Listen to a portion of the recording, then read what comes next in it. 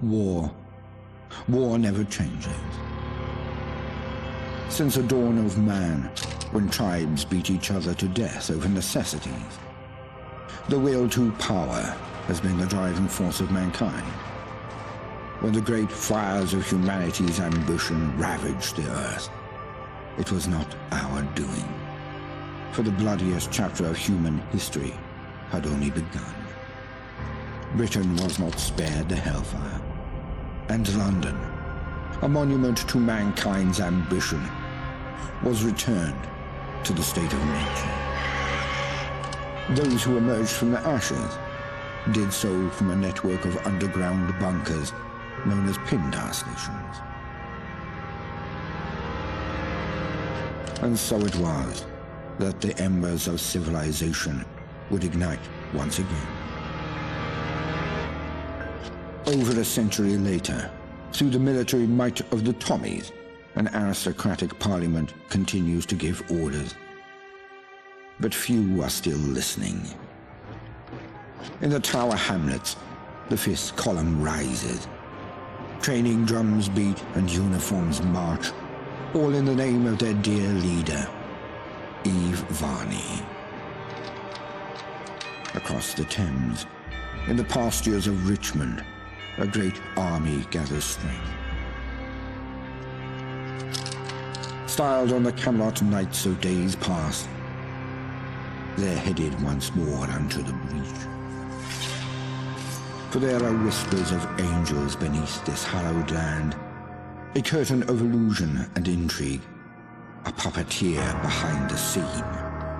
Only one thing is certain. Those who take the road to Westminster will be forever changed.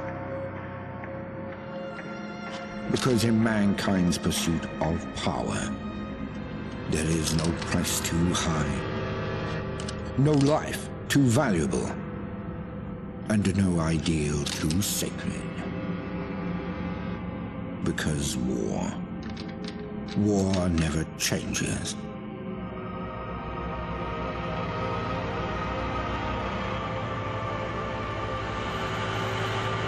Mind the gap. Mind the gap. Stand clear of the doors, please.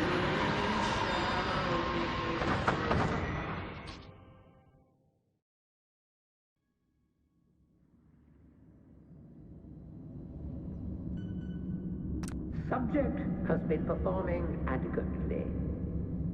No spikes and visuals. Nothing unusual. Perfectly usual. Quite. Smythe will be pleased. How are they in appearance? Uncertain. Perhaps we should take a closer examination.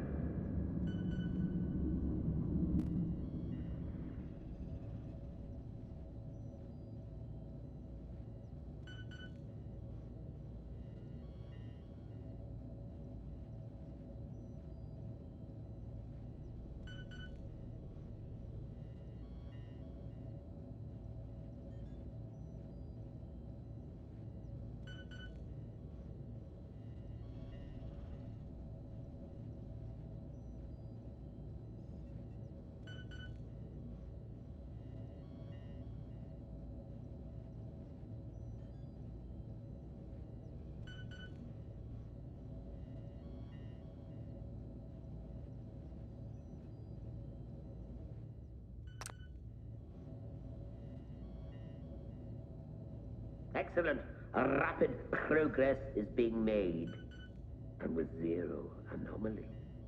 Of course. Now, what about their physical and mental development?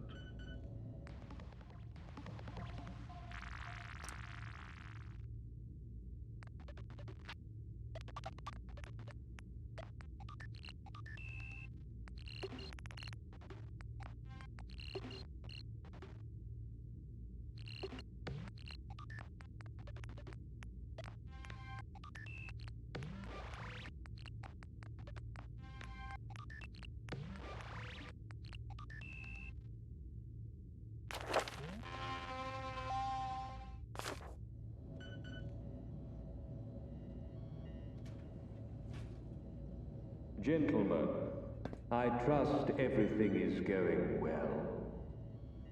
Tremendously so. In fact, it may be our best work yet. Good. The subject looks ready for conditioning. Within a week or so, we can wrap up Phase 1. Thank you, sir.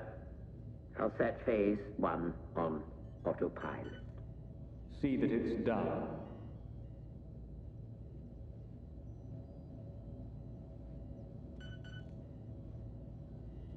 Seems to be rousing a bit. Not to worry. Let's put them back under.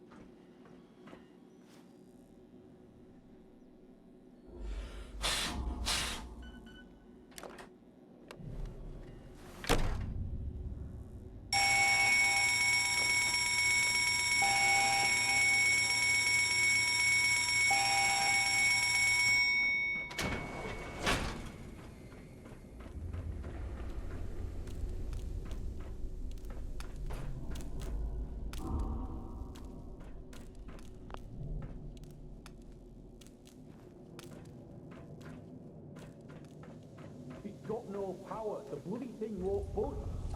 You ain't nothing, Johnny. You won't use it like a fucking clock. Winston, you have a go. You got it, boss. Uh-huh. Yeah, no power. I can be routed from the main network. But... What the fuck's that on the camera? Right outside, look. Ain't they one of the floaters? I don't give a fuck. Just get us out of here. They'll have to find their own way. Rerouting to emergency power.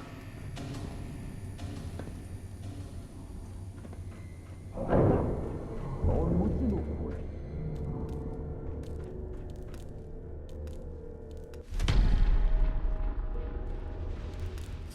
Power restored.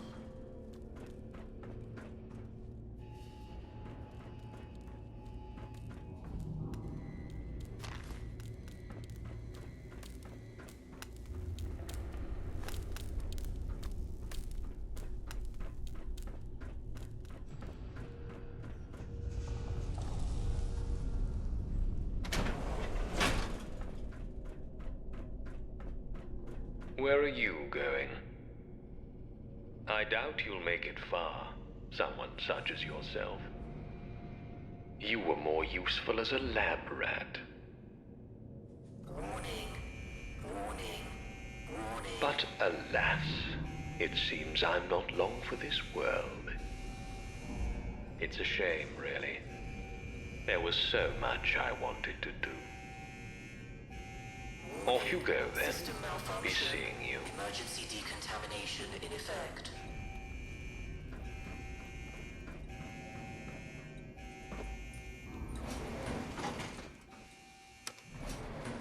Going up.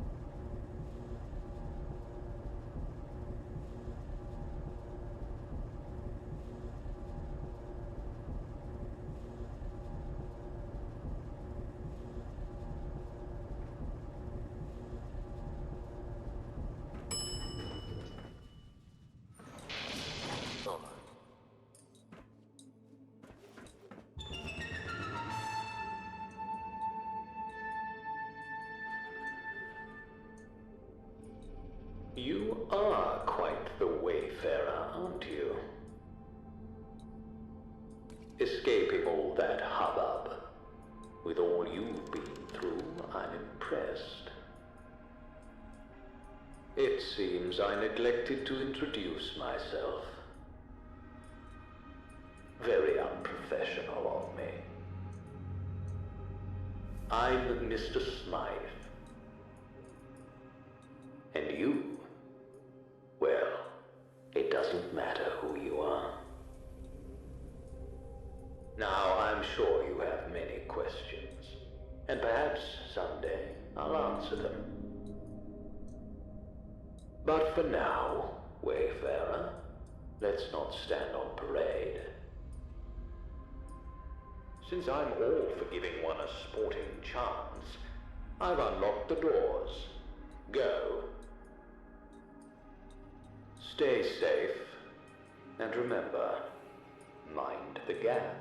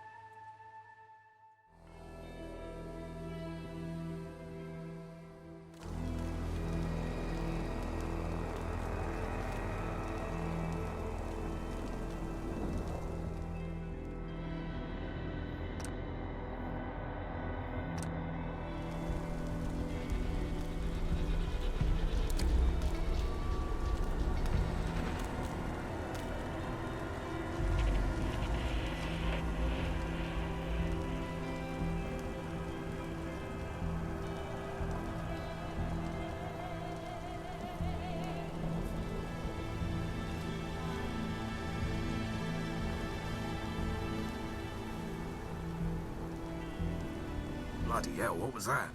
Sounded painful if you ask me. Better not be those dogs up to something. I swear if it is. Not everything's the dogs, Johnny. You look like shit, mate. You alright? This one just came off the train, boss. Quiet, the both of you. Well, well, well. If it isn't the lab rat. You made it out. You're in the right state, ain't you? Never had a crash round here before. Name's Gaunt. Sebastian Gaunt. And these dredges are Chill Winston and Johnny Shrapnel. But you can ignore Johnny. We're the Vagabonds. We're the roughest, toughest, sharpest gang round these parts. Not like the dogs. Snuff it, Johnny. Don't scare away our new acquaintance. So, who are you exactly?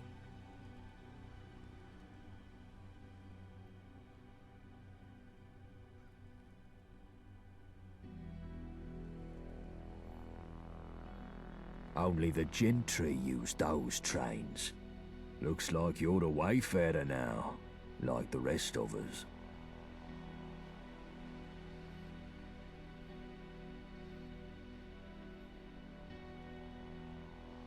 Yeah, it was supposed to be a supply run. We bought the location off someone in Thameshaven. Some old construction papers. Lewisham, or what's left of it. The Isle of Dogs Syndicate.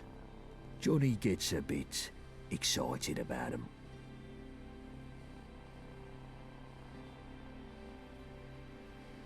Well then, Wayfarer. Seems like you got two choices. You could head down that way to the Thames folk. Ain't exactly pleasant to look at, but appearances can be deceiving. They may even know a thing or two about that lab, seeing as they sold us the location. Otherwise, you can stick it out with me and my mates. We help you out, you help us out.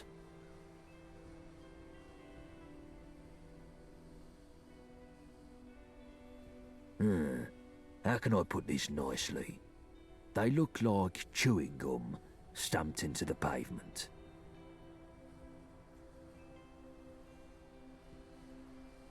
Let's just say that we're not the only gang sniffing around London, and we need help dealing with the competition.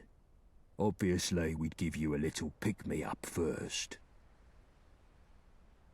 Well, suppose I'll just bandage me feelings. But I wish you luck with the Thames folk, Wayfarer. Head north to the Prologue food factory.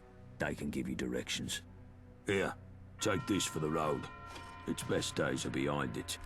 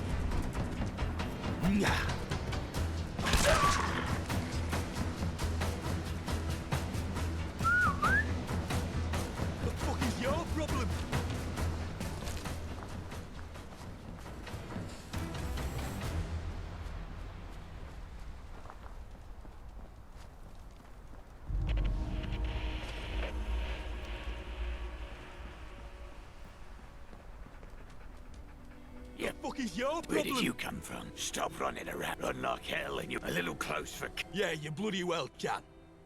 Me bloody dogs are dead because of you. They were mine. Churchill and the others. Some were strays, maybe. But mine, I fed them every day. Oh, I guess you couldn't have known. Oh, forgive me. I'm an animal lover. To be honest, he's always getting picked on by the other strays. He really needs a home. With me work and all, I don't really have time to take care of the little guy properly. Why not make amends for everything? Think you could adopt him? Churchill's his name. Great. He's a real good boy. You do right by him, he'll do right by you. Just give him a little pat on the head if you want to take him with you. He's smart enough to work out the rest. Anyway, enough about the dog talk. Why are you here? Thameshaven. Don't know why you'd want to go there. But if you insist, keep following the road, past the bunker, past Fesco, then turn right. Keep going, and you'll reach the old tube station. It's down there. This here is the Prologue Chum Factory. We're the #1 canned goods supplier in London. I don't know. Talk to the owner. He's inside. Doctor, here, you're having a... I'm not supposed to talk about our health and safety practices. It's in me contract. Sure. Rule Britannia, Britannia rule the waves. Britons never shall be slaves. It's no longer just a matter of principle. It's a matter of health and safety, of our rights. We demand machine maintenance, no more weekly amputations. We demand time off, at least 1 day a week. We demand fair wages, 3 tickets an hour. And other stuff too. We demand to be treated like real people. We're not just Mr. Handy's mindlessly stuffing tins of chum. We're flesh and blood and irradiated spirit stuffing tins of chum. But we're still real people with real needs. Like bathroom breaks. We demand those too. And if we don't get them, we'll strike. We'll throw down our tools and stuff tins no more. Fair treatment for fair work. Fair treatment for fair work. Unless you want fair unemployment, get back to work.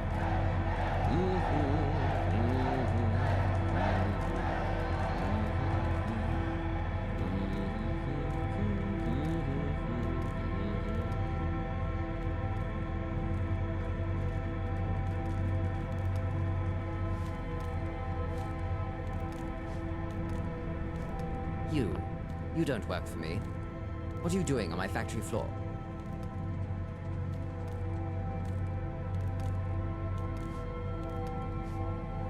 So you're the type to stick their nose in other people's business, huh? You could be just what I've been looking for. Speak to me in my office. I have a business proposal for you.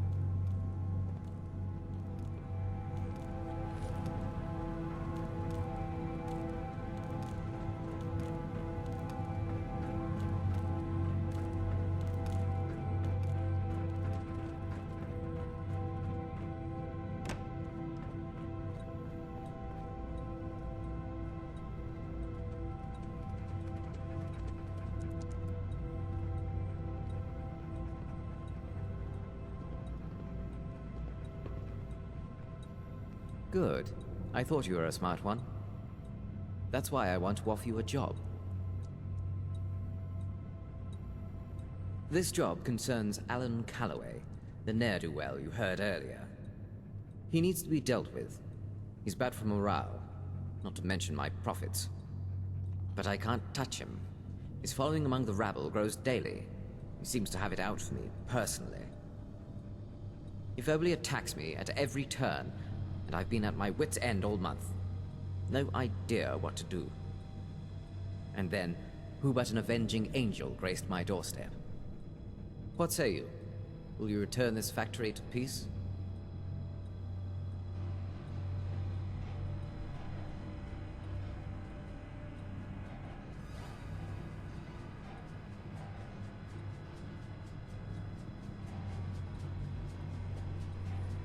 He takes his unauthorized break right about now. Meet me in the break room for a chat with Alan.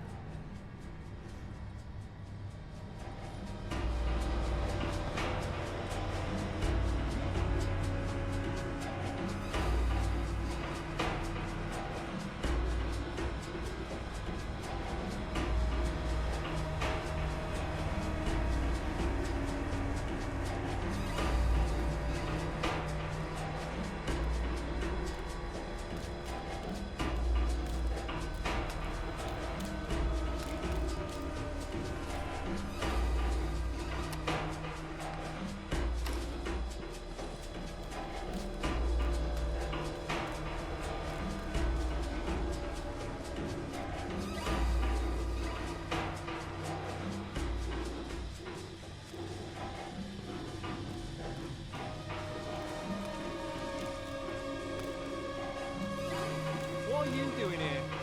Yet another unauthorized break. Do you think I care? You can't touch me, and you know it. Everyone out there loves me, or at least hates me less than you. Pretty soon, I'll be sitting behind your desk and making a difference. Nice dream. Too bad it's time to wake up. Meet your alarm clock. Who are you?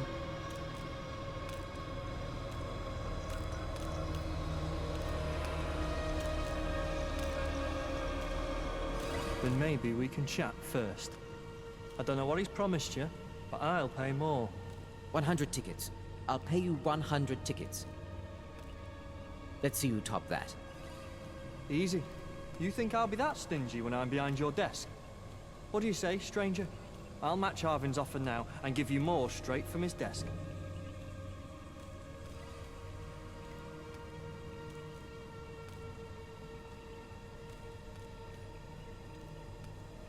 Backstabbing bastard. Yeah.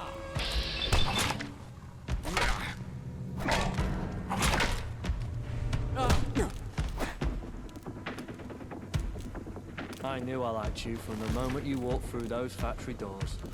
As promised, a bundle of tickets with your name on them. And don't worry about the body. The strays outside can have him for tea. Right then, for that bit extra I promised. Take every tin of Prologue chum in this room. Now get out of here, so I can get to work.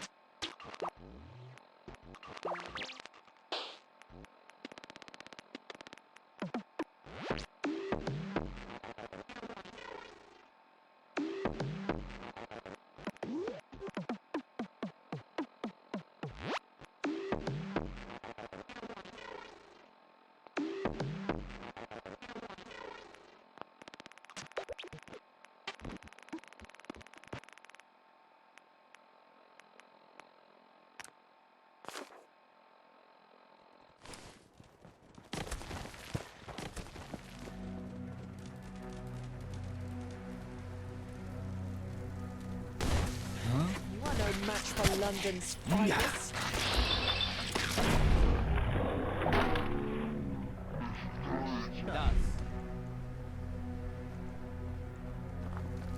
State your business, civilian. Really? Not many go looking for it, but each to their own, I guess. Thameshaven is under lockdown, from what we've been able to gather. They've barricaded themselves in. No one goes in or out.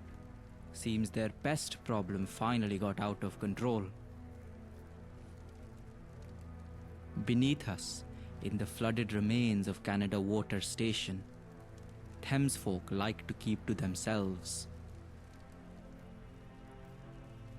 Personally, I wouldn't mind helping them. Thames folk are folk just like you and me, but we just don't have the authorization. The orders from up top are clear.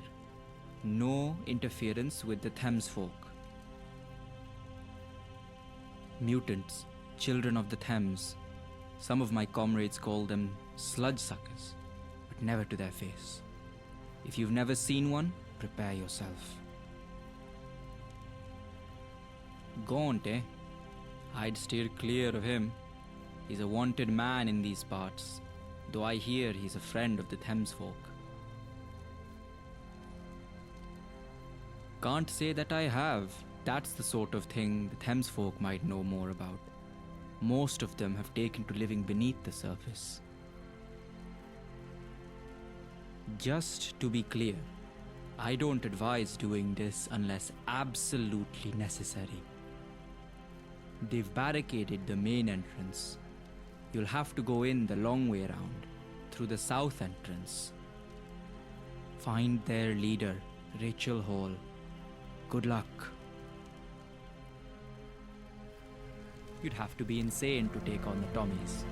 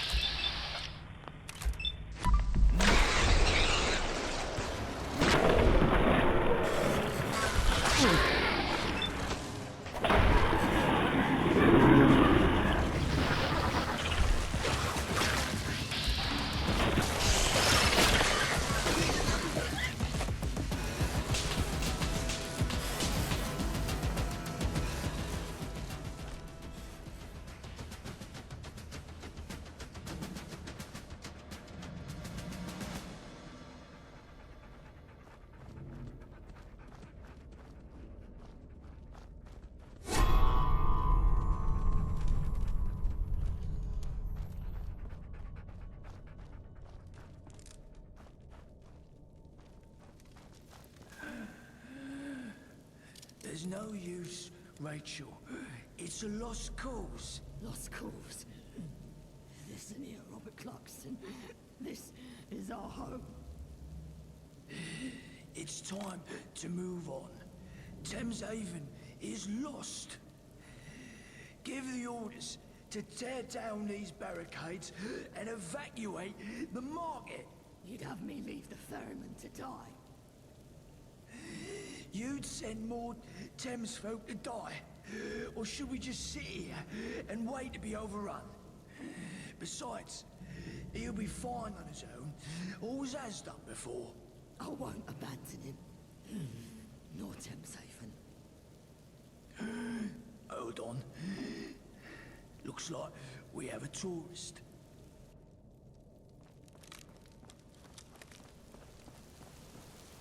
Who are you? How do you get in here? I see. We didn't expect anyone to come through that way. Most of the station back there is caved in on itself. What brought you to Thames Haven, outsider? I've heard of such places. We were given some old construction papers a while back. Sold them to Sebastian Gaunt. They documented the construction of a laboratory beneath the Shard. I suppose that's where you woke up. And I suppose you'll want to know where we got those papers. I hate to hold this information ransom, but we're desperate.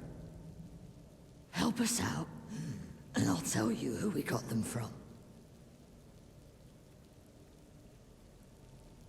We've had to abandon the main residential district. It became infested with all manner of horrible creatures. The market's secure, but we have to take control of the situation. Otherwise, we'll have to abandon Thames Haven entirely. The ferryman's still down there, continuing the fight.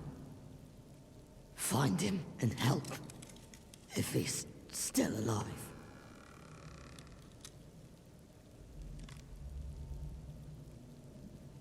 He doesn't spend much time here in Thames Haven. Considers himself some sort of shaman. He looks out for us. Brings us supplies and the like. He doesn't have the, pacifist instinct.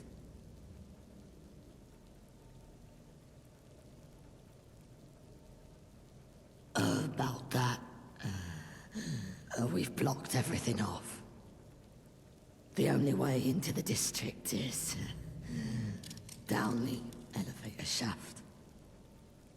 Here, you'll want to take some Radex first. Good luck. One day, I'll take my family to see the surface. One day.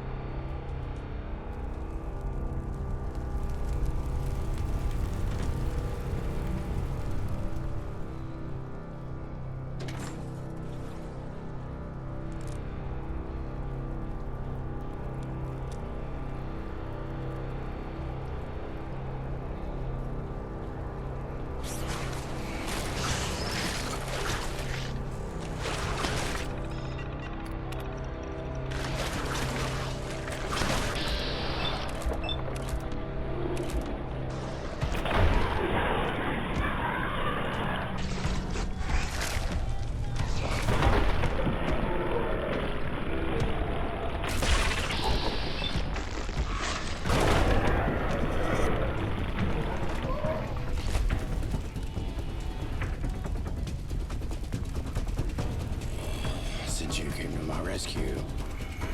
I'm guessing you're a friend.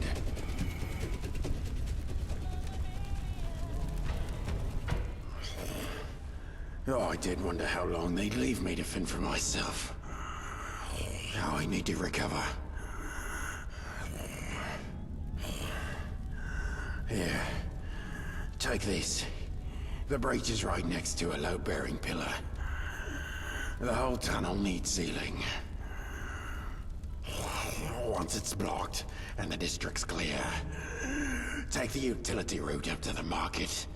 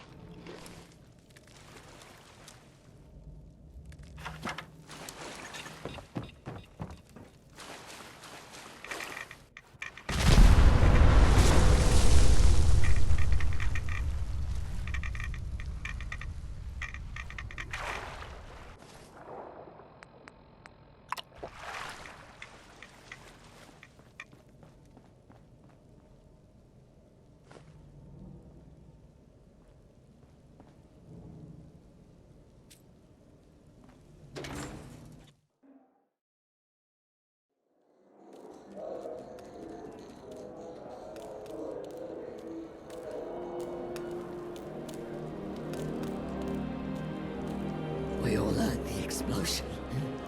Since you're alive, I'm guessing thanks are in order. The Thames folk are grateful. Thank you. Now, about this underground lab. We had a human boy, Archie, living here for a time. He gave me those construction papers as a gift. Before you ask, he's already moved on. You see, some of the townsfolk... No, that's a lie. Most weren't happy with a human living down here. Archie left before there was too much bad blood. The ferryman should know where he went. He was the one that brought the boy here in the first place. Dr. Webb's with him in the infirmary. He sends his regards. You should stop by. Thanks, again. Tell Archie I said hello, if you find him. Tell him I'm sorry things didn't work out. Is there anything else you needed? Stay safe up there.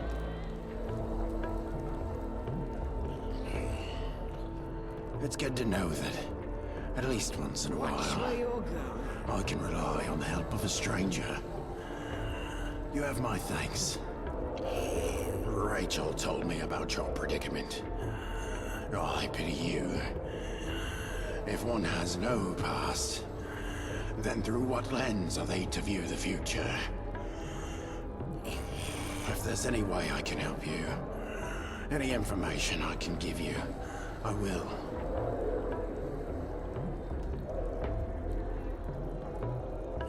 Not much. Only what the boy told me. He woke up in another lab, like you. Except he remembers how he got there. I didn't press him for details. He seemed shook up about it. Understandable.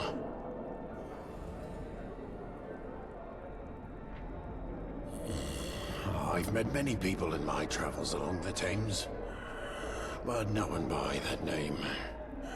I know quite a few Smyths, though.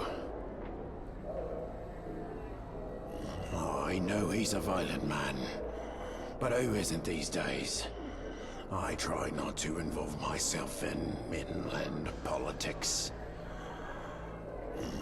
To me, the Isle of Dogs Syndicate and the Vagabonds are one and the same.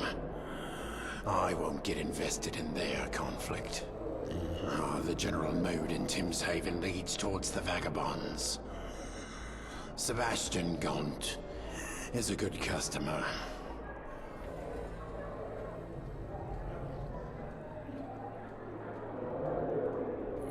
I didn't know where else to take him. I thought he'd be safe down here. I was fishing one night on the north side of the Thames.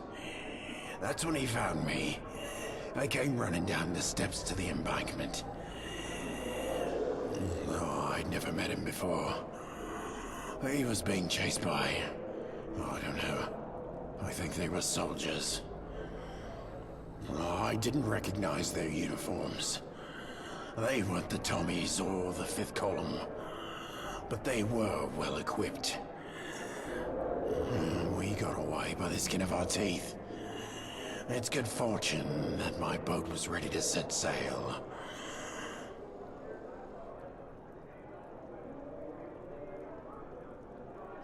I saw them all right. I just didn't recognize them. If there was one thing that stood out, it would be their faces. They seemed bored, as if they didn't care about catching him. Their bodies told a different story. I've never seen anyone run that fast before.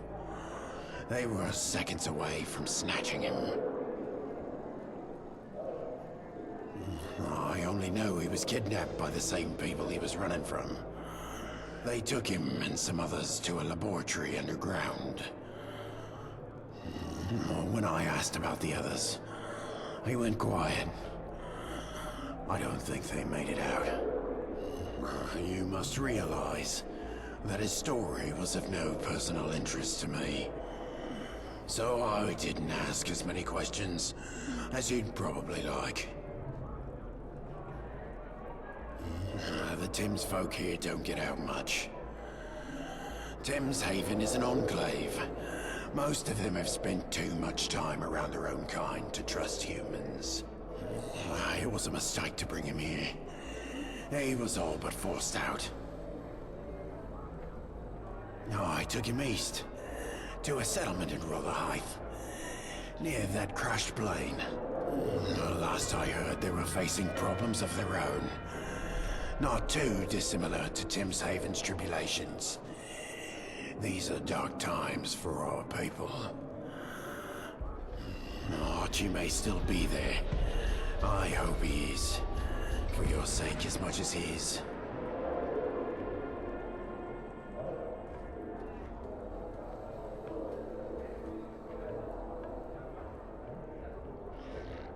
You'd be hard-pressed these days to find someone willing to burden themselves with another mouth to feed.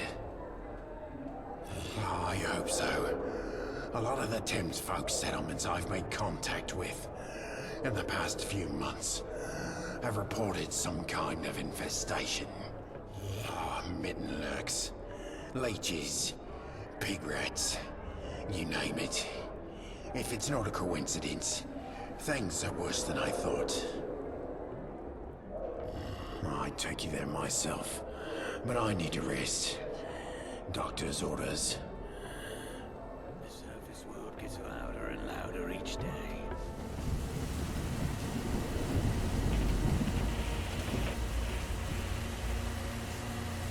Watch yourself. Yeah, I'm working on my turn. You want to catch some rays. Tough luck. My uncle and up in there until it's safe to come out. And since I need to be here to make sure no harm befalls it, I can't exactly go around smashing up Marlowe's nests, can I? Name's Morgan. I'm in the security business. I'm a gun for hire. The fine people in that plane back there have paid for my protection, so don't go causing any trouble. Good. See ya.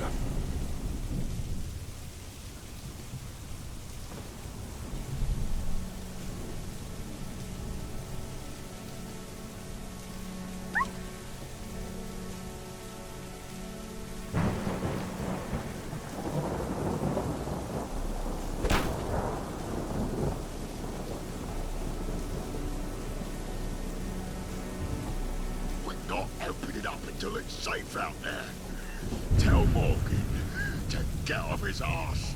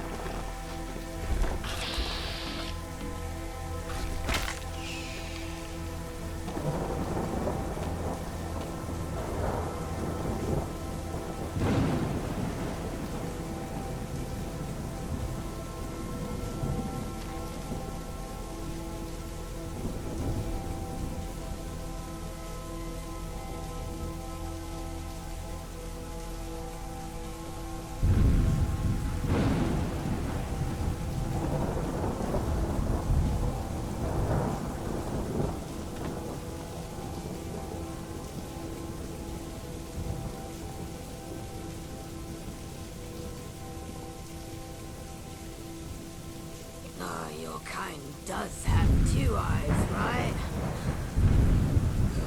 Watch where you're going.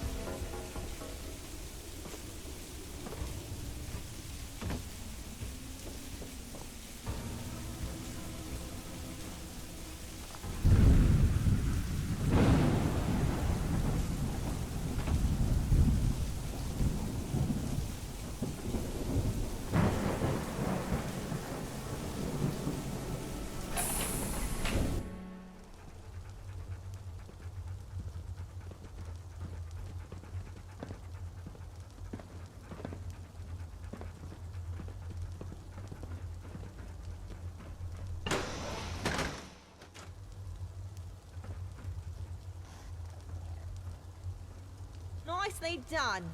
Those people needed some hope. Who are you, anyway?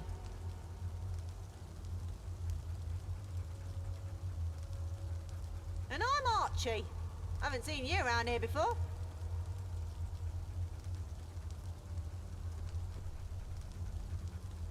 Not her fault. She's not like the others. Kicked me out of Thameshaven, they did. Couldn't stand a human living with them.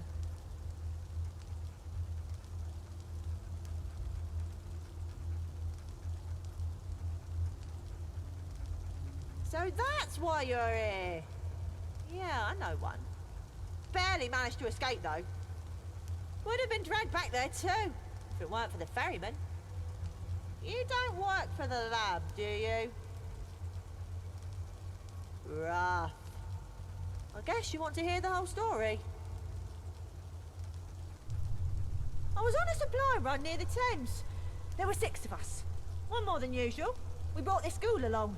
Lazarus. He was supposed to be an expert. Said he knew the location of underground bunkers. Had all these construction papers. Ripe for the taking, he promised. Turns out, they aren't as abandoned as he let on. We were searching for the entrance when they ambushed. They used some kind of gas. Everything went dark. Later on, I woke up in a cell with that girl. We managed to pick the lock and escape, but we couldn't help the others. The scientists were too busy to notice us. I nabbed a guard's keys and we walked right out the entrance. The guards noticed, though. Chased me all the way to the Thames. Luckily, the ferryman was about to make a crossing. Saved my life. I don't know, but they were bloody strong. A month ago, I'd say. Maybe 2.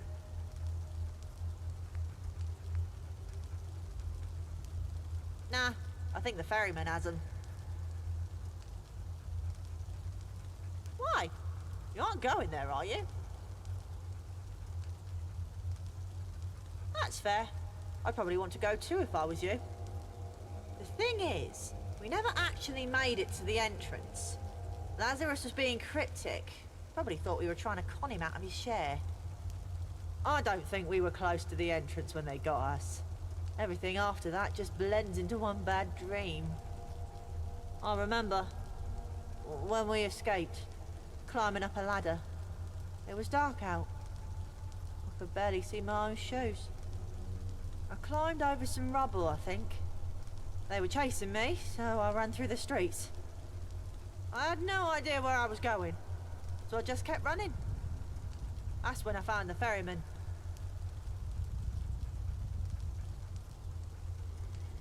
Not really. It was dark and I was running for my life. And the gas. I only get confused when I try to remember that night. We got separated, ran in different directions. Maybe. It's been so long.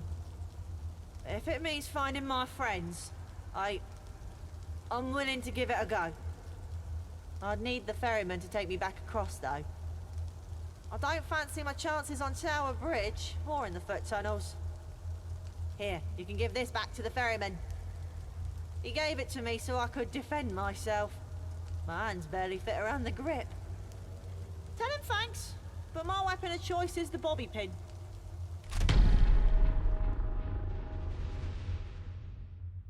Mind where your foot falls. You might not.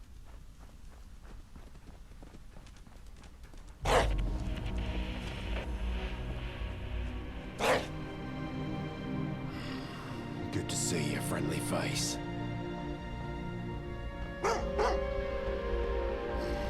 Not entirely. But I'm sick of that infirmary. Now I need to get out on the open sea. Feel the wind on my face. Well, then I'll get better.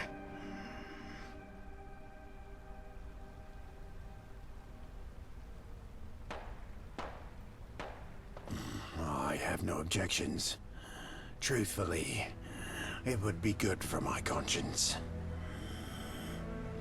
There are places north of the Thames where a boy could live a normal life. The sanctuary at St. Paul's would take him. Though I'm not sure why you need him to cross.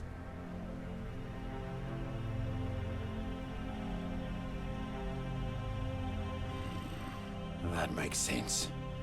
I'll take him back there. But I'll need your help. While I was lying in my sickbed, a group of hooligans marched into Bermondsey and shut the gate. Getting through won't be easy, but it's the only route out onto the Thames. I suspect they're using it as a staging ground for raids. Bold of them to set up shop so close to a Tommy outpost.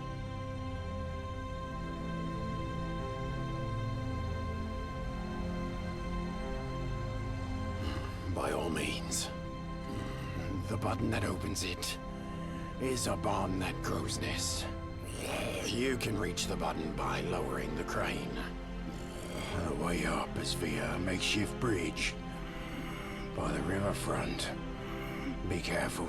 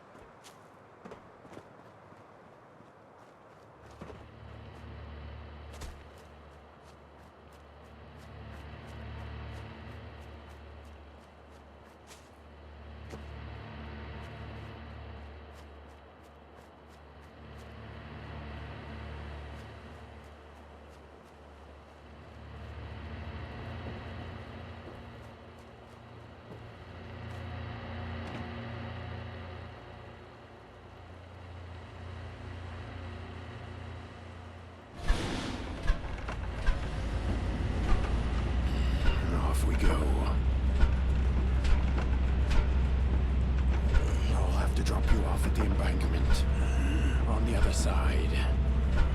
There's a storm coming. With the hole in the Thames barrier, it's too risky to transport the three of us across such choppy waters. pack up, Archie, and we'll meet you at the dock.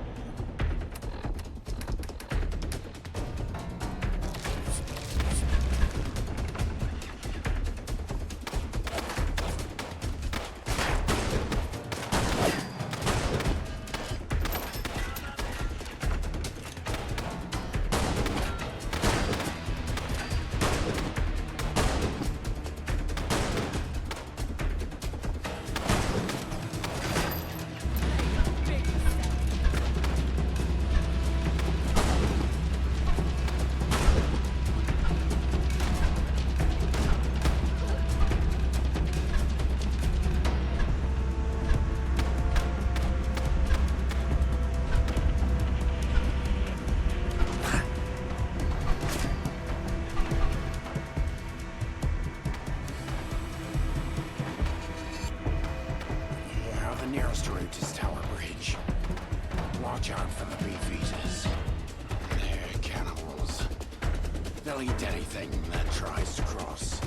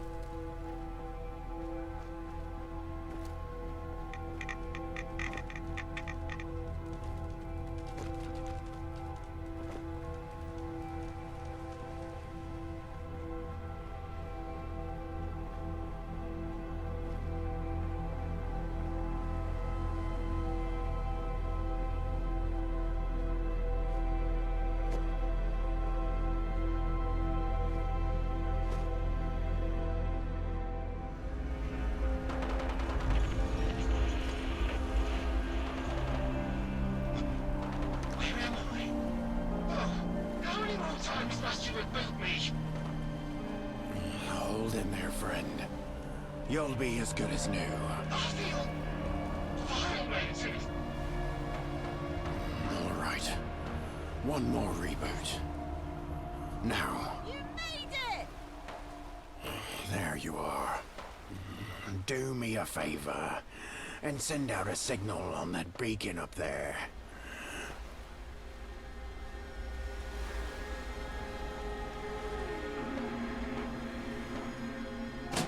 There you go. Try switching on your navigation system. Navigation systems online. Did it work? Yes. Well, don't sound too enthused.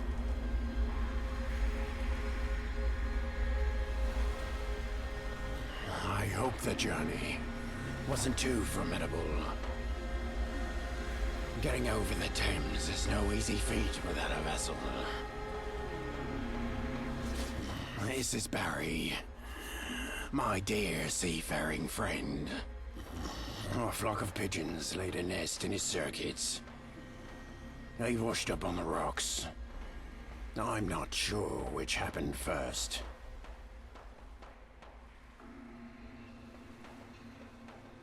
Barry's navigation data corrupted. Had to be wiped.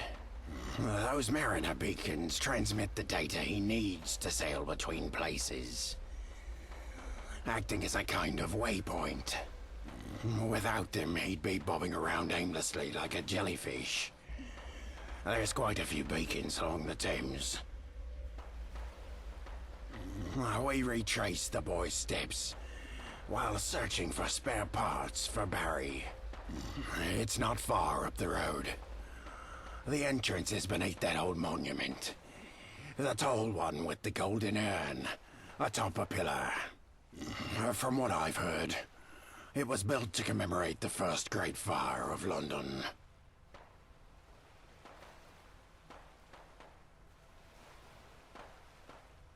Three. There was the original. That was before the war. Then there was the war. That was the second one. Then we had another one 50 years ago. And that's it for now. The boy knows his history.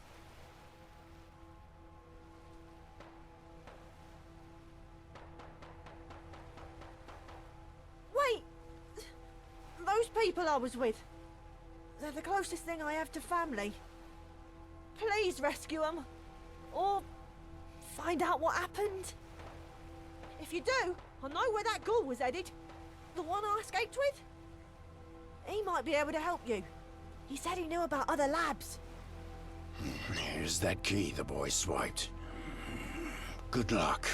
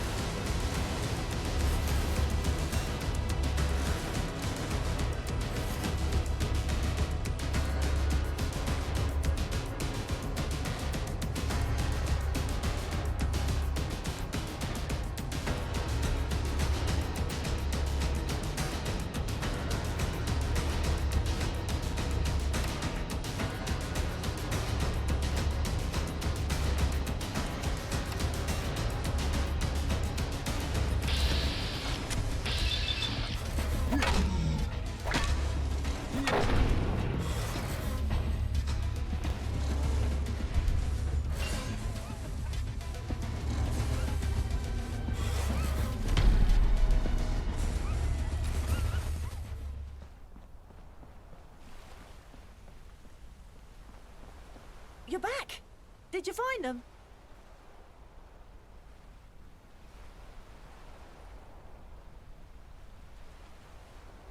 I see. Thanks for trying, and for letting me know. Do you know what happened?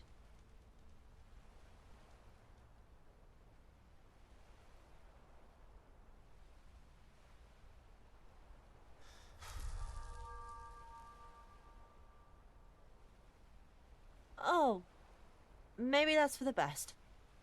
Thank you. Not sure what to do now. I can't stay here forever, I know that. Oh yeah, the ghoul. He went west, I think. Said he was going to St. Paul's Sanctuary. That's where I was going to take you. Unless you want to save me the journey, Wayfarer. Since you're headed that way. I ain't much in a fight, but I'm good with locks. Terminals too.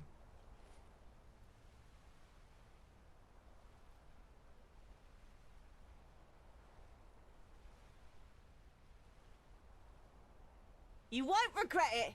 Let's get out of here. Farewell, boy. Don't let this city change you. Wayfarer, if you're ever in Thameshaven again, pay me a visit. We have some important work for you.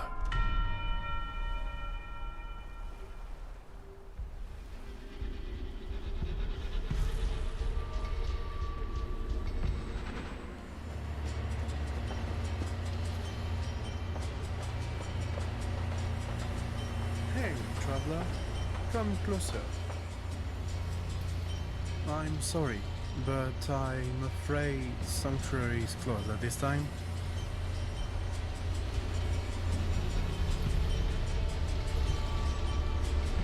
I'm afraid no one can enter Sanctuary at the moment. Once this is all over, we'll let you inside. Usually we'll welcome anyone in, but we're expecting an attack. The gate behind me is to remain closed. Bishop's order. A band of thugs, hooligans. They have no morals, no principles, nothing. Hedonists who'll do anything to get their hands on cannons. I don't know, maybe. I will have to check the records. You expect me to remember?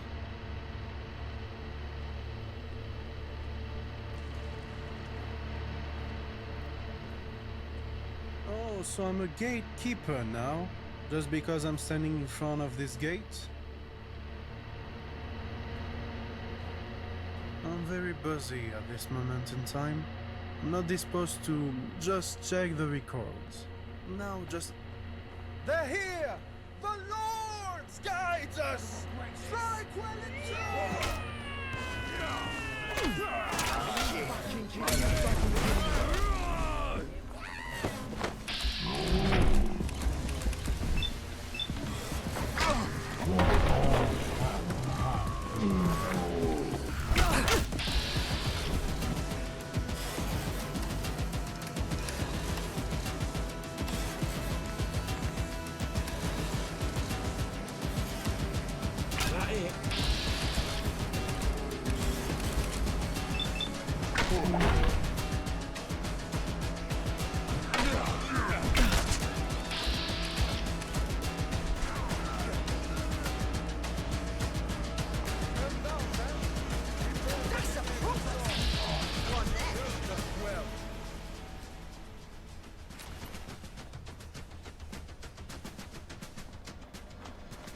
And you have my gratitude. You can certainly carry yourself in battle.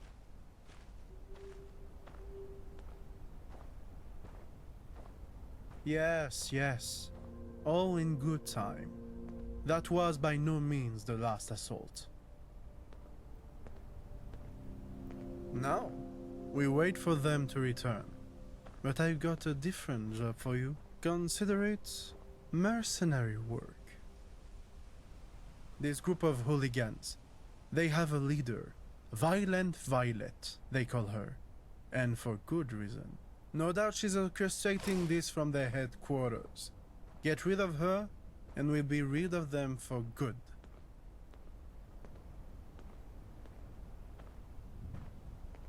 Not if we both succeed. We'll defend against the main forces, while you perform a counterattack on that headquarters. With any luck, their organization will crumble, and Sanctuary will be free of this raid.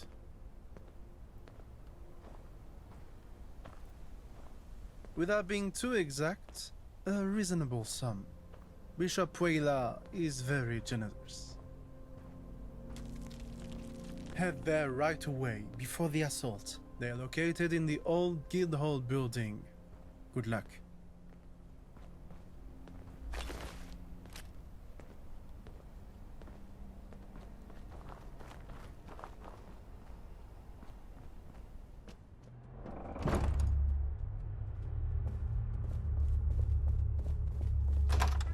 Someone there?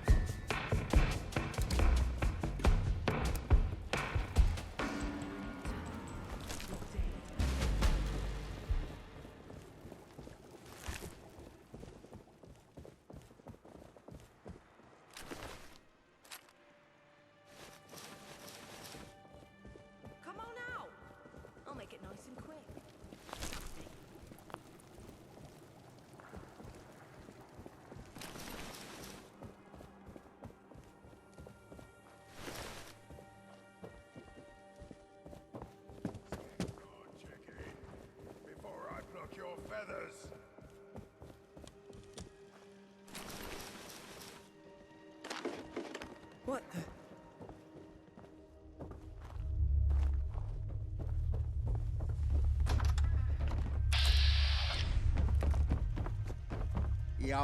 Yeah.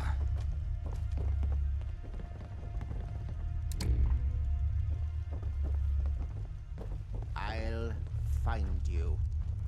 Don't they ever...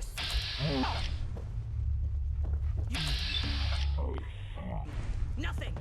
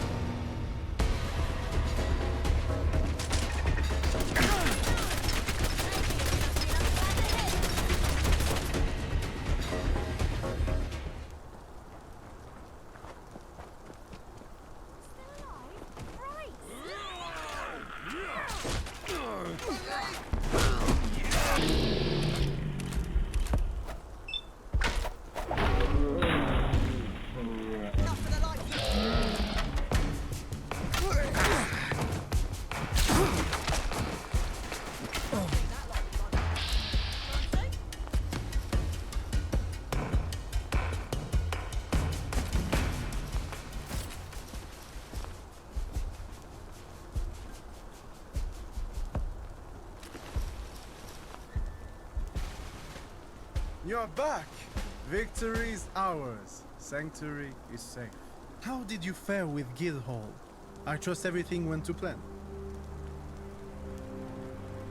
Excellent. I knew you were reliable. On the subject of your payment, you'll have to speak to the bishop. You found him inside.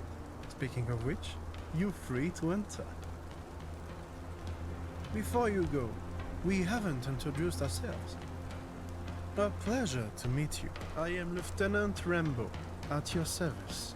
Though most people call me the Frenchman, for obvious reasons. Stop by again sometime. I hope you find who you're looking for.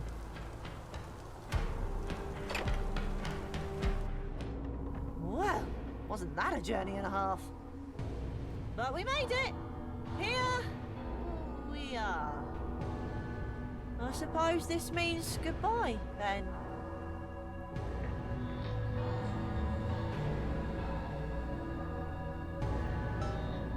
Hey, if you ever need someone to break into things or carry your stuff, well, I'm not going anywhere.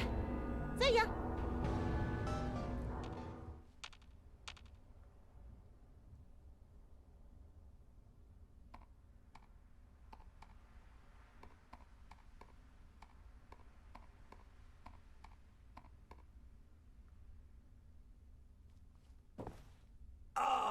A defender of the downtrodden. Greetings. I was told you were helping Rambo and the guards defeat those hooligans. Indeed, your talents have been noted. Anyhow, I heard you were looking for someone. He did. Lazarus came back from some expedition recently. I heard he was quite shook up about it. Something must have gone wrong. You see, for a long time he was a devoted friend of Sanctuary. Since its very foundation, Lazarus was by my side. In recent years, I don't know. Something must have happened. Disillusioned, perhaps. He disappeared again a few days ago. Only the Lord knows where.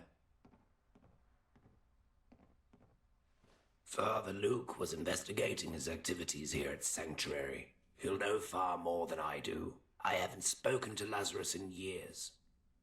Even so, I'll pray for his well-being. Now, the matter of your pay. Let's say 200 tickets. Here you go. If you have any questions about Sanctuary, feel free to ask them. If not, know that we are grateful.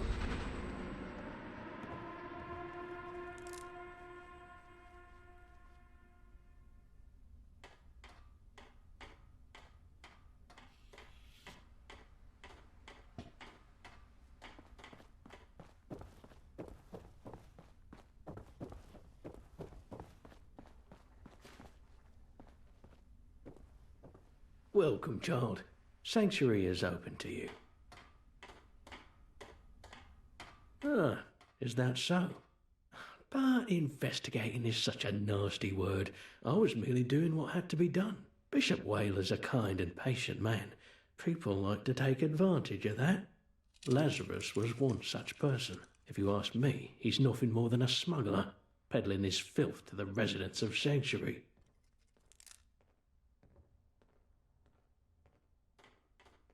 Lazarus had only one thing on his mind, his never-ending greed. Cigarettes, chems, hollow nasties. He had no boundaries. I, for one, am glad he's gone.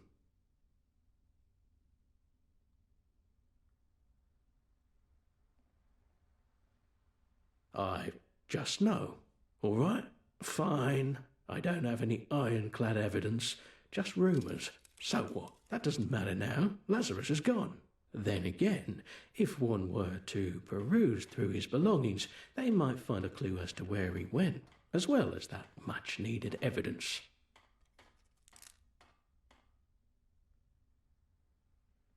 Who? Me?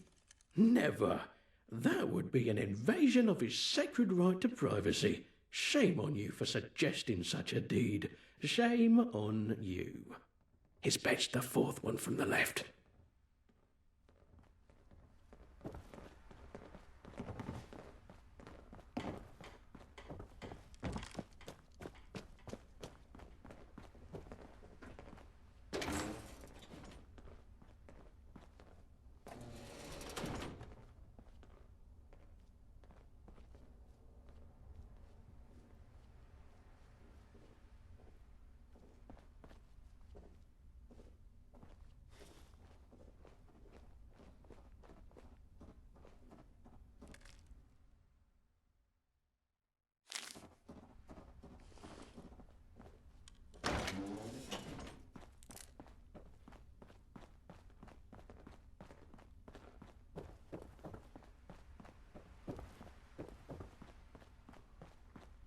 You look like you have good news. What have you found? Aha! I knew he was selling chems. The good Lord always provides. With this, Lazarus will be banished for certain. I only wish I knew the true names of these clients. These poor people need help.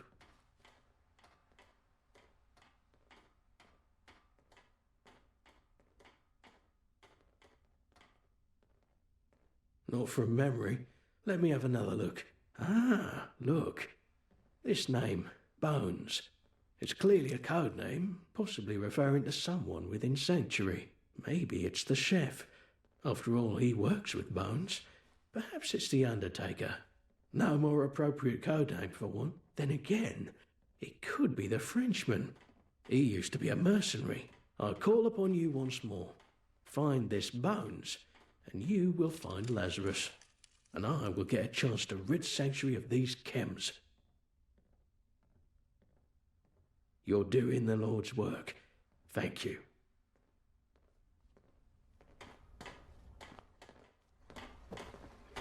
What do you want?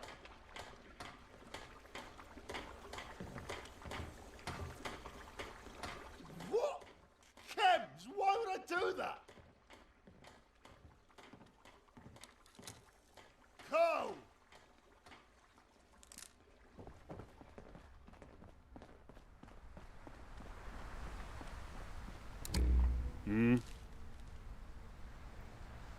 Not me, the boy. Boy's got problems. Buys a lot of those. Can't say more. He's near. You guess.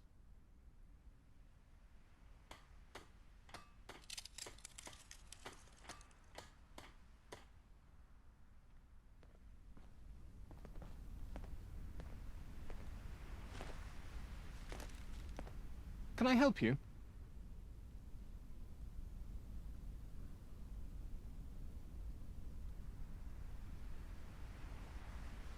I don't know what you're talking about.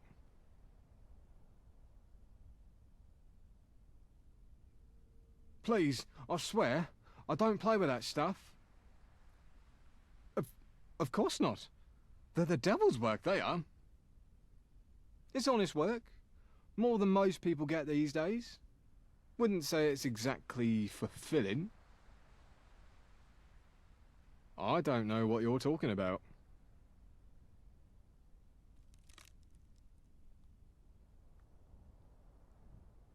Oh, that was a joke. Just a little joke between us. I have no problems. None. For now.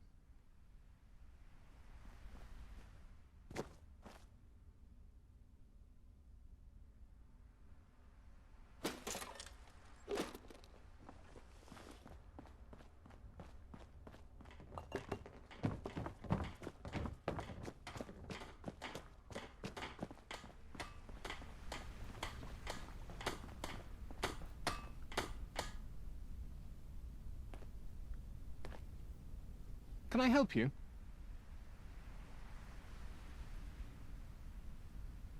I don't know what you're talking about. How did you... Oh, God. Oh, God. I didn't mean to buy so many. I just couldn't sleep. Kept seeing the corpses. Those eyes. watching me. I prayed, but the eyes didn't go away. Lazarus saw me. He knew I was suffering. Offered me some to help, and I couldn't stop. It's the only way I could sleep. I don't know where he is. He disappeared again. And pretty soon I'll be out of Wonderland. You know what? It's for the best. Here. My last dose. Take it. Please. Is Wonderland, it's special? Got a weird smell. Reverend Francis might know. He's the resident bookworm.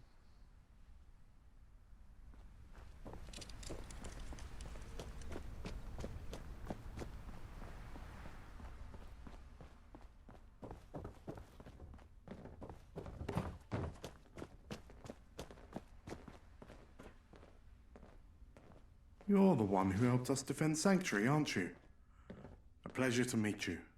I'm Reverend Francis. If you're trying to rid yourself of your addiction, we can help you, child. But until then... strange. This smells of cheeseweed, a very peculiar flower. We have a small patch of them at the back of the Sanctuary Gardens. I'll dispose of this and ask no more. I do not wish to meddle in the lives of my brothers and sisters. Good luck.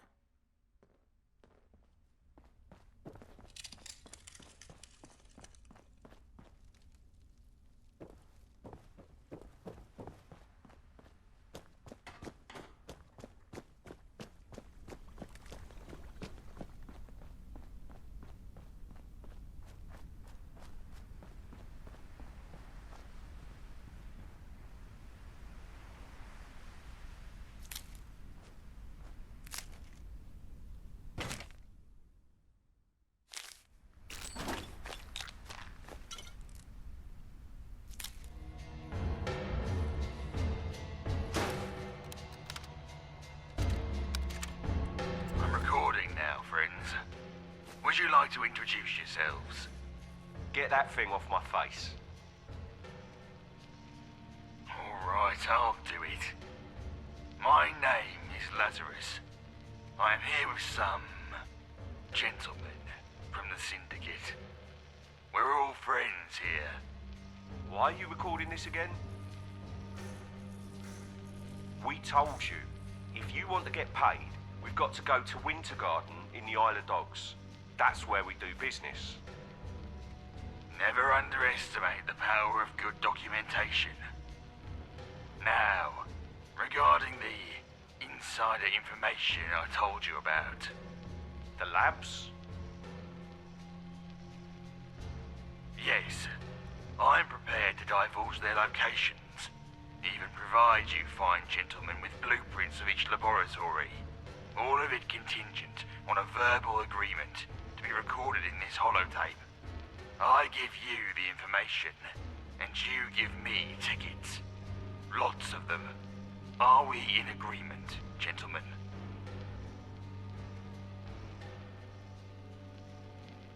Gentlemen, please, speak loudly for the microphone. Do not hold back your words. Alright, here's what we're thinking. Why in the world would I pay a nutter ghoul for information? I assure you, sir, I am no nutter. Then how do you know about all this? Do we have a verbal agreement, sir?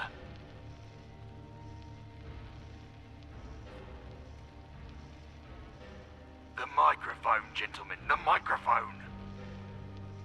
Alright, let me say this real loud for your microphones. Now, either you're playing us for fools, or you've got valuable information. Either way, I don't see why we should pay you when we could just wring that information out of your throat. Was that loud enough for you, sir? Gentlemen, please, you're making a mistake.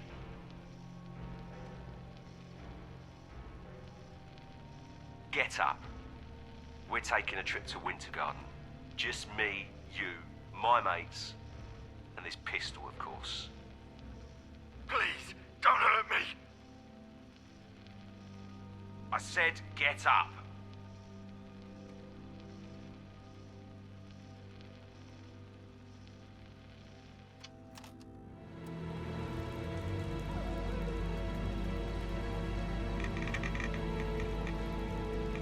Yeah?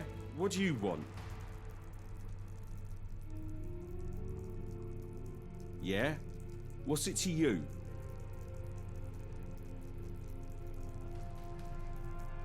No. Hope that pisser gets a front row view of me beating up that ghoul.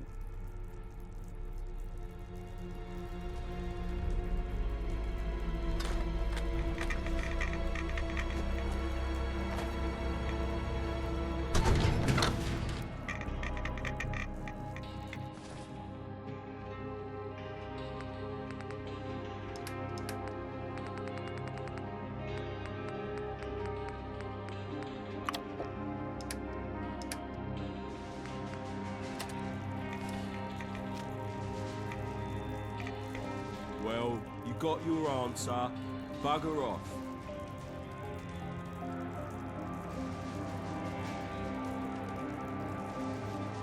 Keep looking, and your face isn't going to stay in one piece for much longer. Watch where you're going, you donuts.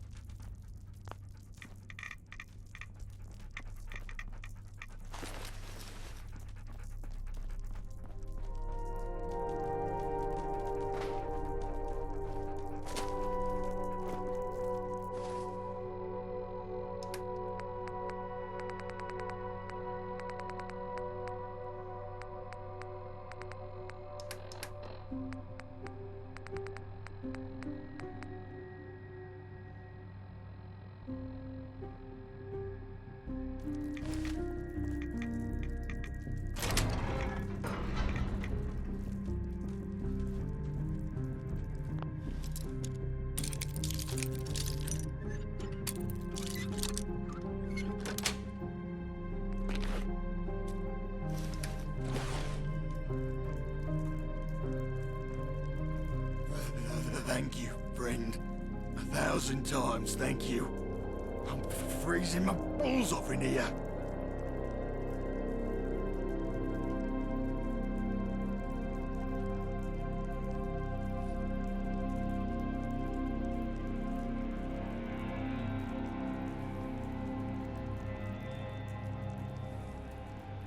So, is that what this is about? Well, my past never ceased to haunt me. Before the war, and the beginning of this corruptible, immortal state, I was an architect. A damn good one. The government hired me to build laboratories all over the city. My magnum opus was beneath the Angel Tube Station in Islington. It was by far the largest. I went to check up on it recently, but the area was filled to bursting with tunnel cough. You'd need a gas mask to get anywhere close to the entrance. Tommy's your best bet of getting one of those, at the Imperial War Museum. Though, I warn you, there's a dark aura around that lab. Even Grunt and his goons wouldn't go near it. Then again, perhaps that's just my guilt, pulling me down to hell. Well, I wouldn't give to go back to St. Paul's.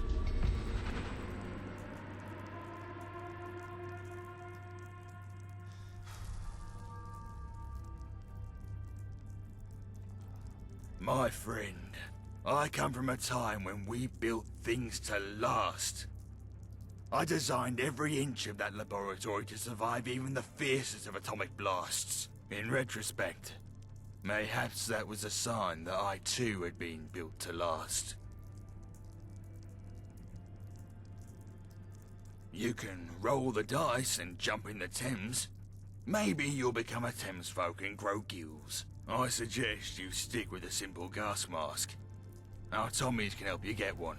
My suggestion, forget about it. There's a reason the government didn't tell me what goes on in those labs. And I'm not interested in finding out. I appreciate the offer. But I left behind my fair share of enemies at St. Paul's. The only one who could let me back in is Whaler. And I fear that bridge is burnt. Thank you for giving me a second chance to live.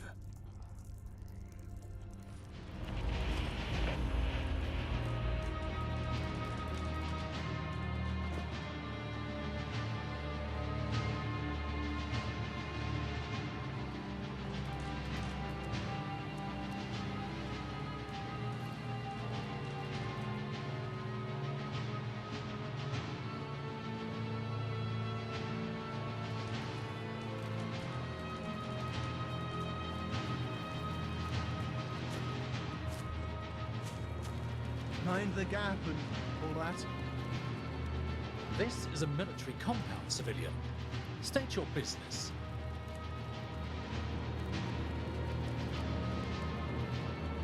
Start talking, then. We have what you're looking for, but they're in high demand. And we don't just hand them out to civilians. Equipment stretched thin as it is, with the hooligans continually kicking us up the arse.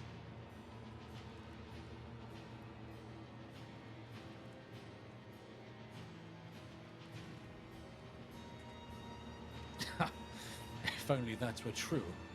The hooligans aren't united under a single banner. They're everywhere, like parasites. Kill one, and two more take their place. But that was you, eh? The John Doe that aided St. Paul's? We heard all about that. Lieutenant Rambeau sends us reports. Follow me. I'll take you to the General.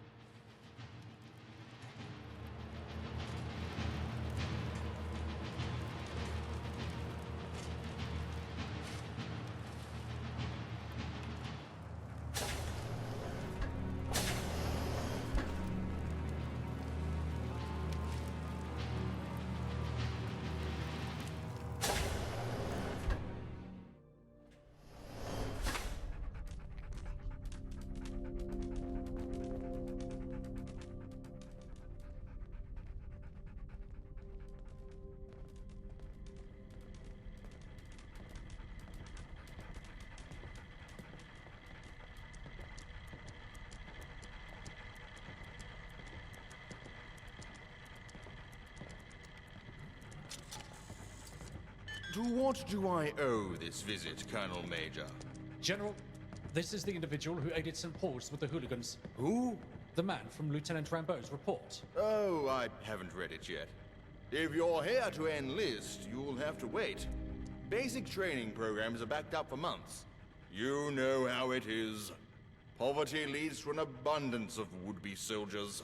They came here looking for a gas mask. Then why are they walking into my office, Colonel, and not halfway out of the compound? I thought perhaps they could earn one, sir. You know, mercenary work. I like your thinking, Colonel. You always win with a mercenary. Either they do the job, or there's no one left to pay. Very well. We have a gas mask with your name on it. Just as long as you... What do we need this so-and-so for, anyway? After the attack on Guildhall, the remnants of that group moved into the Bank of England. Others have joined them. Bank of England? There's a Pindar station in there. My great-grandfather grew up in it. That's very interesting, sir. All right, you have your orders. Deal with those hooligans in the Bank of England.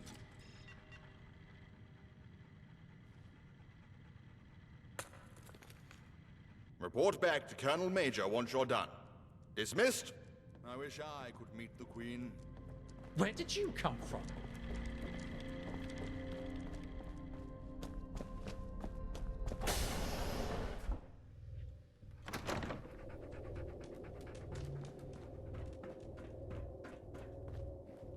Who? Trying to sneak up on me?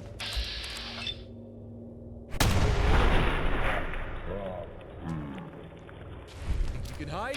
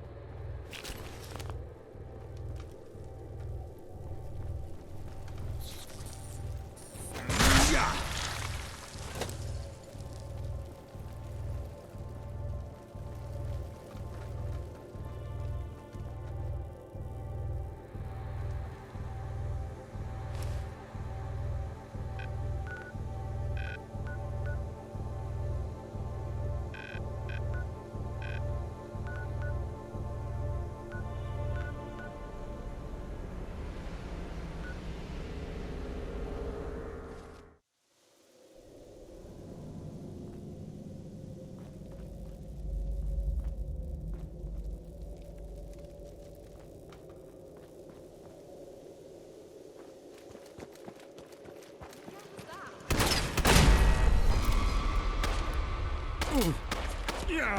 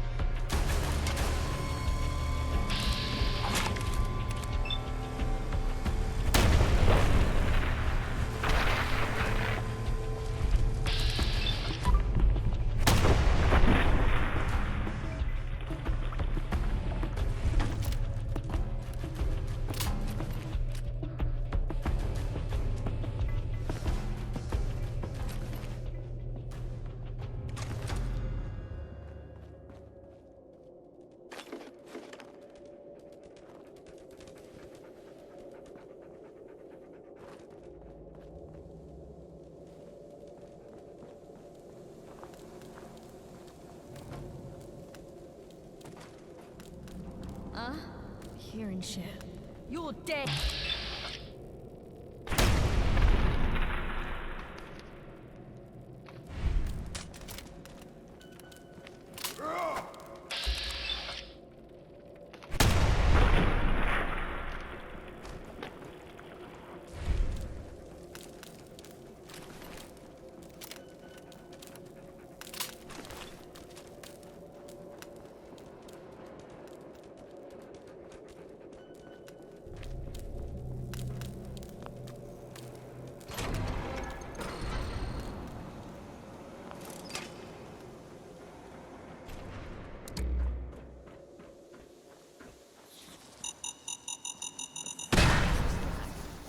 It's gonna be fun!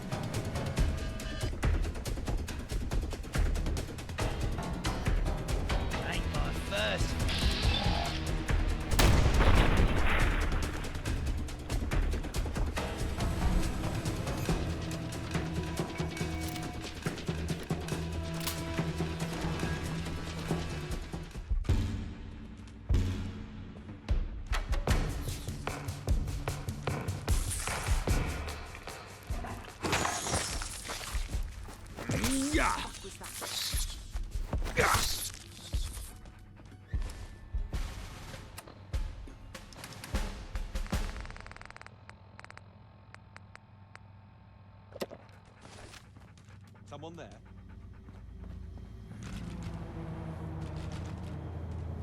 Bloody chems. Can't see straight. There's nothing to see.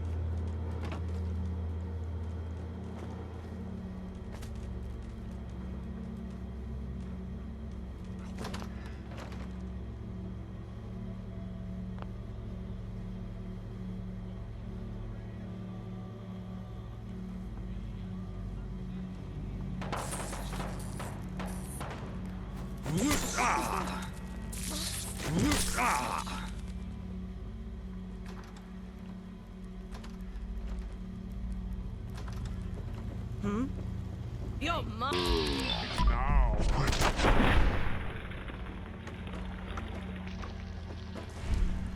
Thought you could hide. Disappearing.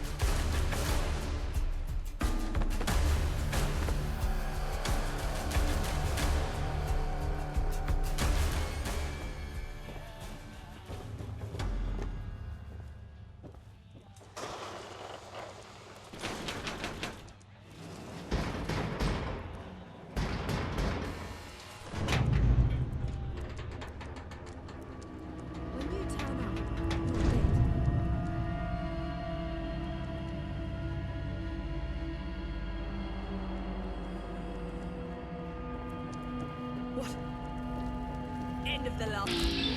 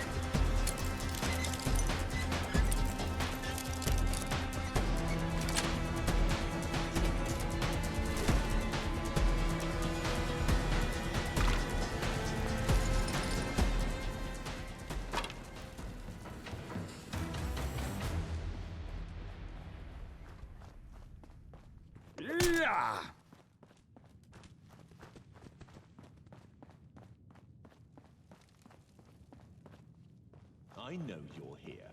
I'll find you.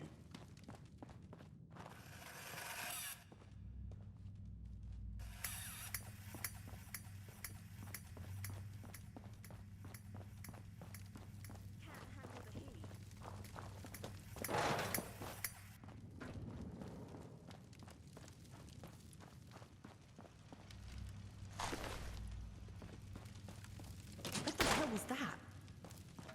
Shut the fuck up a second. I hear something. Nothing there now. It's on.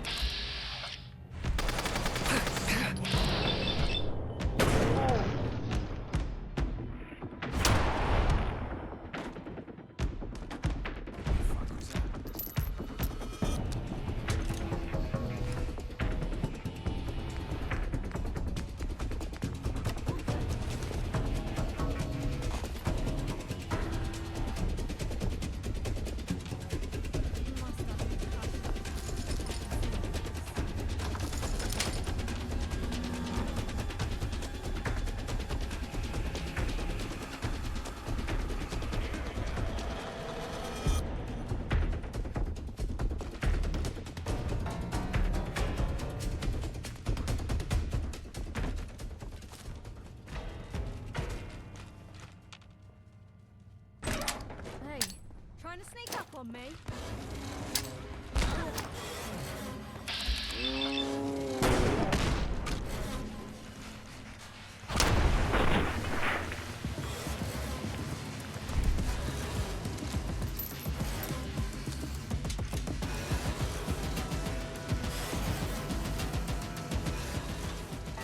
Gotcha. I know You're you're dead. Killer. Should have run. Just getting warmed up. Ready?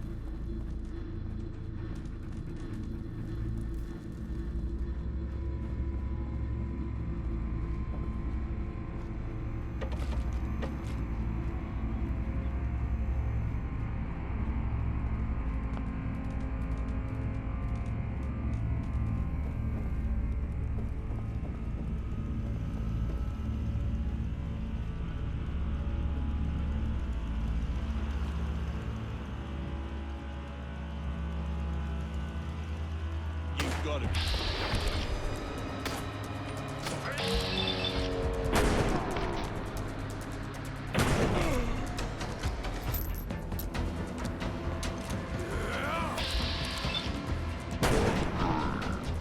Do it again. Hell yeah! Enough to fucking do.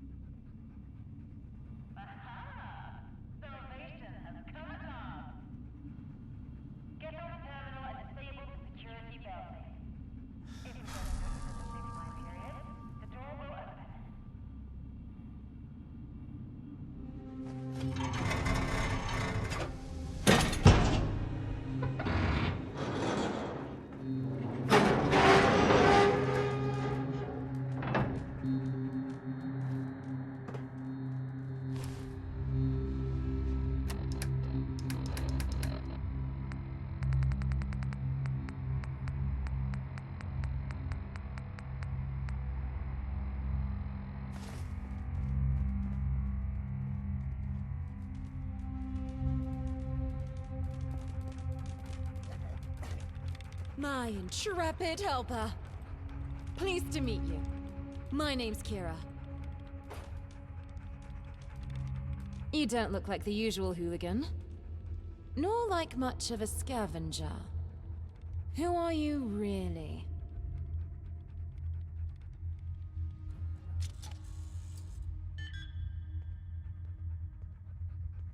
Twaddle. Don't play games with me. There's something weird about you. I can just feel it. But let me introduce you to my friends here. Dickie, Bill, Maisie, Laura, and Chucks.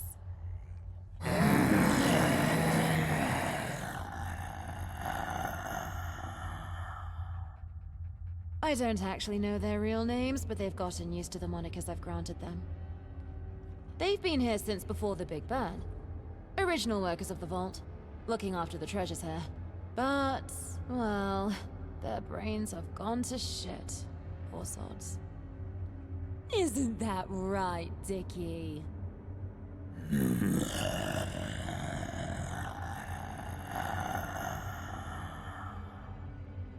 Yeah. Thankfully, you got here before I ended up like them.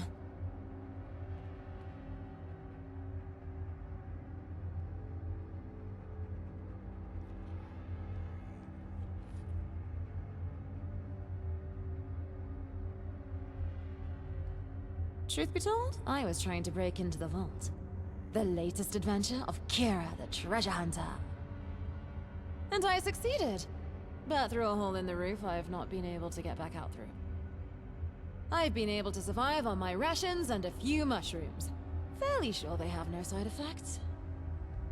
But getting back to the outside world would be nice. I'm a treasure hunter by profession, you see. I came seeking the Bank of England's legendary store of gold. And look around you. Seems like the ultimate hoard, right? But it's a trick! A ruse! A deceit! They're all fake. Plated tungsten as far as I can tell. Fucking crazy, right?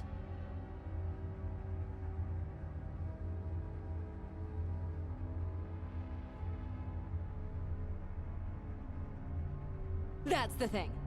There used to be gold here. I managed to hack into the terminal there, and recovered ancient access records. Someone tried erasing them, but I've managed to recover the data. The gold was switched out, replaced in a secretive overnight operation, and it was done exactly 3 days before the outbreak of the war. You know what that means?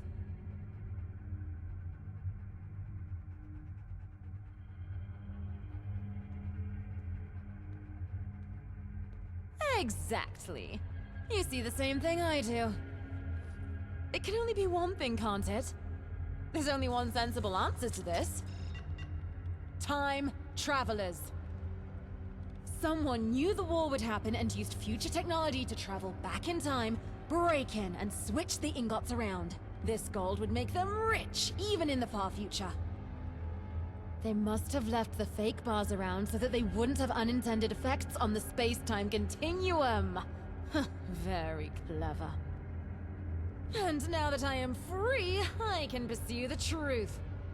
It's time for Kira the Treasure Hunter to embark on her next mission.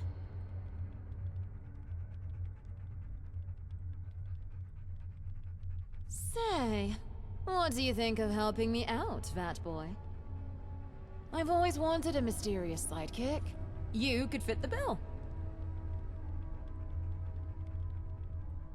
Suit yourself. I'm going to gather some more clues here for now. Look out for me around Camden if you want a second chance at greatness.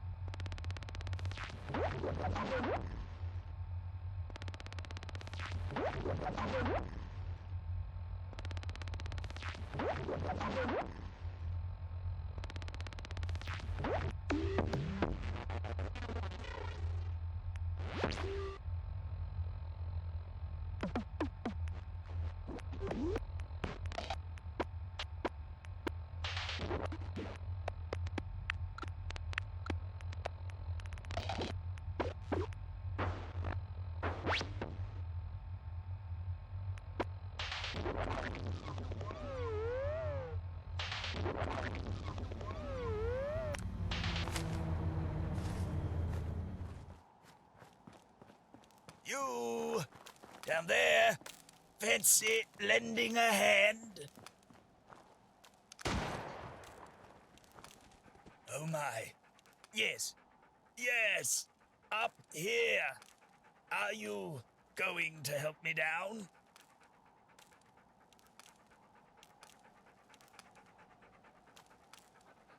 Wonderful, wonderful.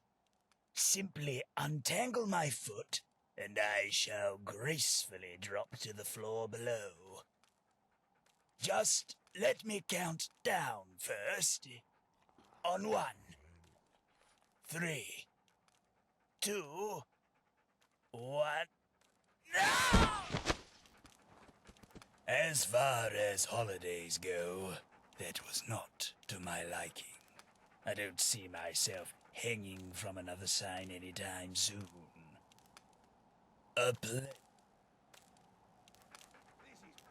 How odd. Did you pick that one yourself?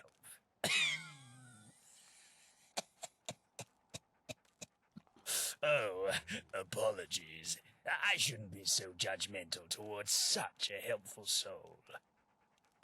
Now, I assume you must be curious as to why you found me in such a quaint predicament as this one. You see, I am a tithe collector for the government in Westminster. It is a title and a position that was foisted upon me against my will. I was tasked with telling the Roundels that their tax had been retroactively increased by 5%, and that they were to promptly pay me the difference. Unfortunately, my visible distaste for the work and my repeated pleas for empathy didn't stop the Roundels from stringing me up on their side.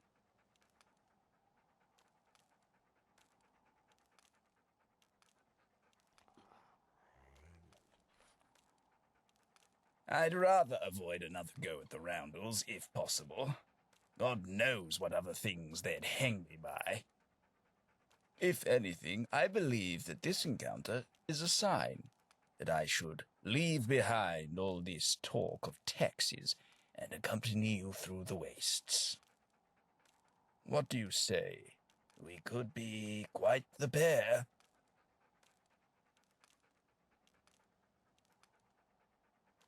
I just heard a noise. A very bad noise.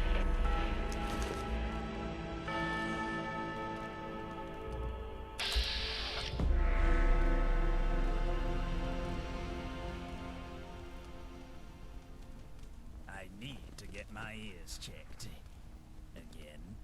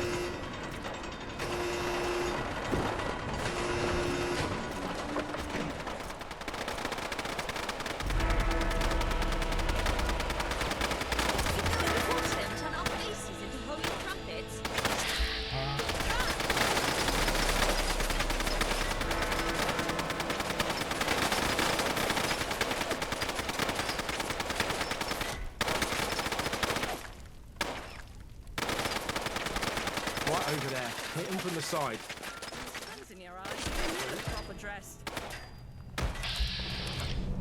This won't stop me.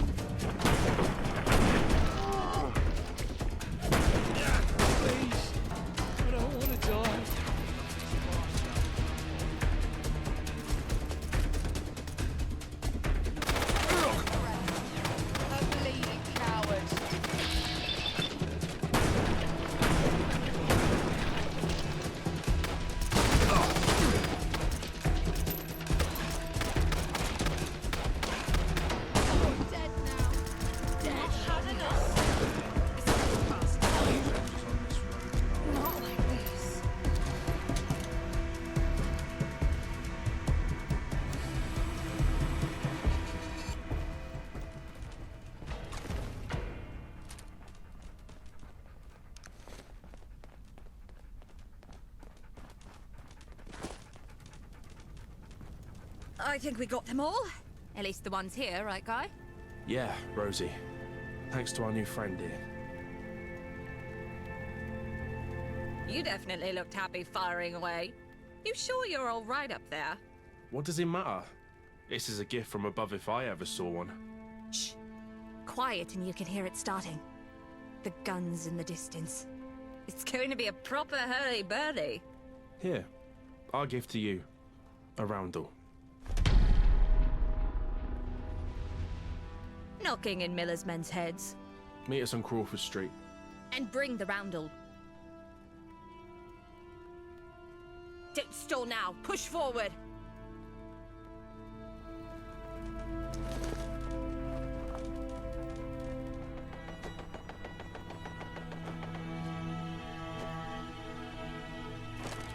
What the hell was that?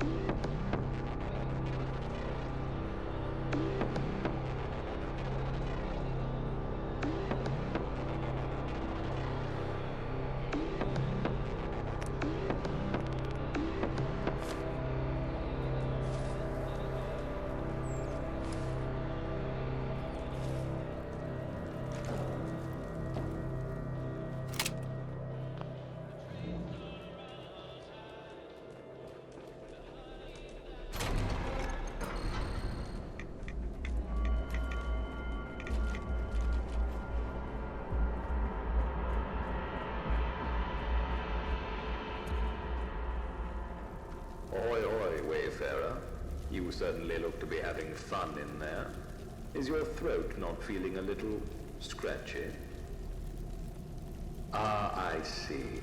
You've got yourself a gas mask. Very innovative. Though I shouldn't be so surprised. It is you, after all.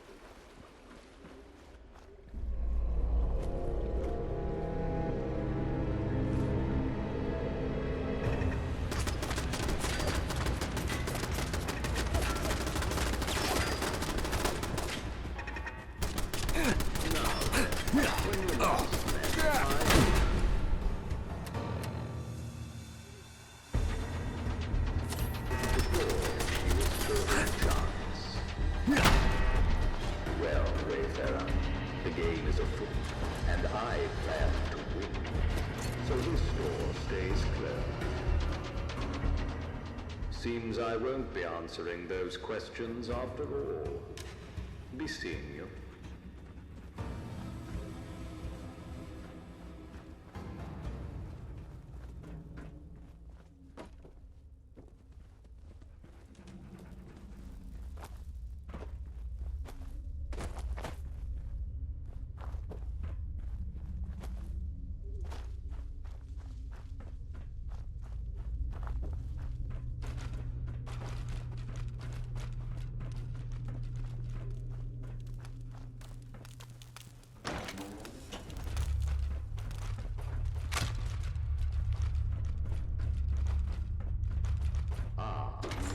You're not supposed to be in there.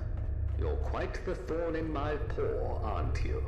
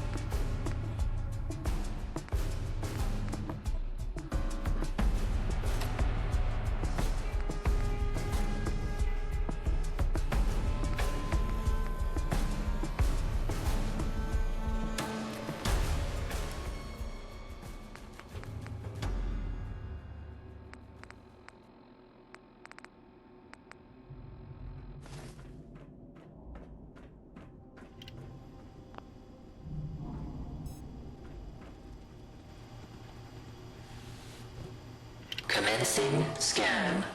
Welcome back, Agent. Scanning complete.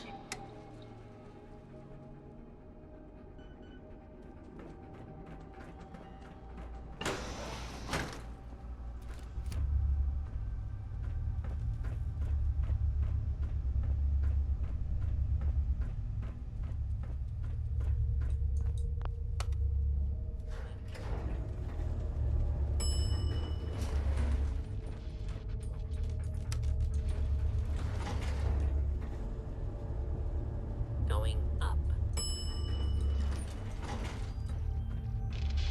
Oh.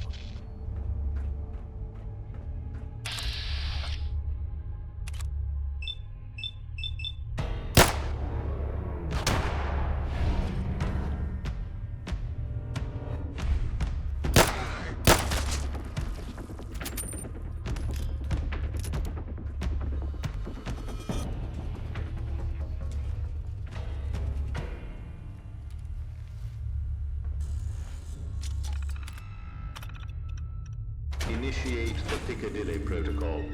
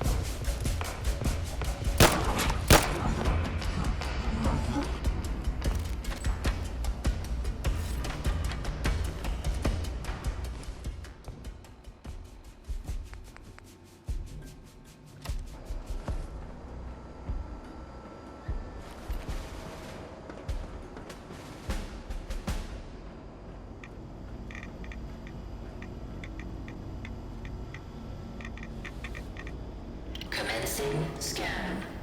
Welcome back, Agent.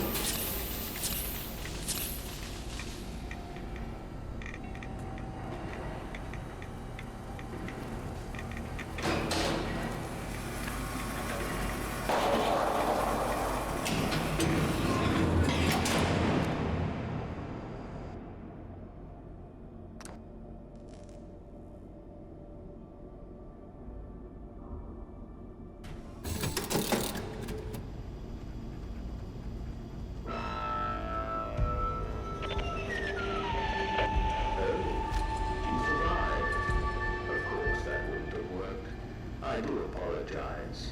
You aren't the average adversary. Fate is inescapable, isn't it? I must admit, I didn't quite think that plan through. It seems our fates are somewhat aligned. I'll never be rid of you. And that's just something I'll have to come to terms with. You want answers. I know you do. And you will get them. Let it be known, when we meet at the Palace of Westminster, all will be revealed. But I'm afraid I'll have to leave you once again. In my stead, have London. Explore her. Get a feel for her. And most importantly, be kind to her. It's yours, if you're willing to pay the price.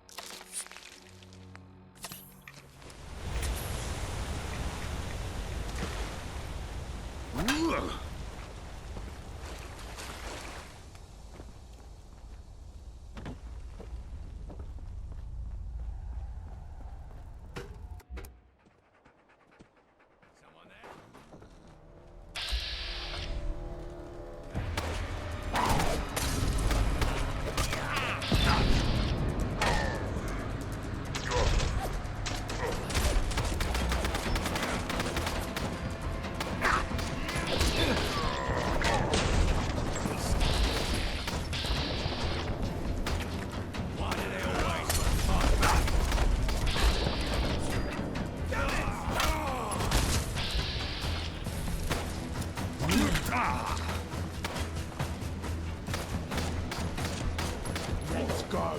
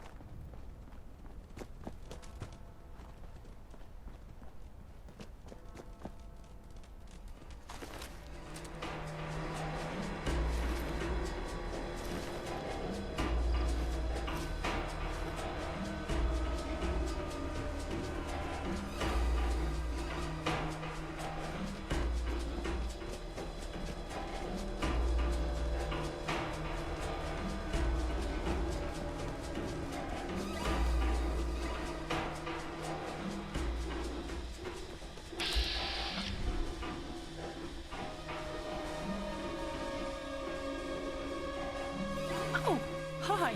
Sorry. I was just admiring this obelisk, and I didn't see you there. It's a nice obelisk, yeah?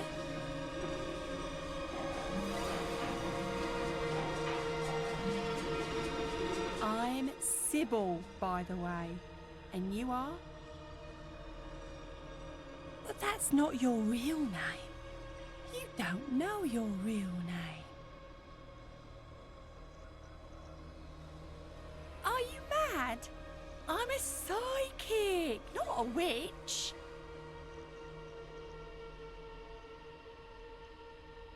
And you look like someone who has no idea who they really are. But me, they say I have the gift of sight, and I see darkness in you. Great darkness. You have questions about your past. I may have answers. As I had foreseen.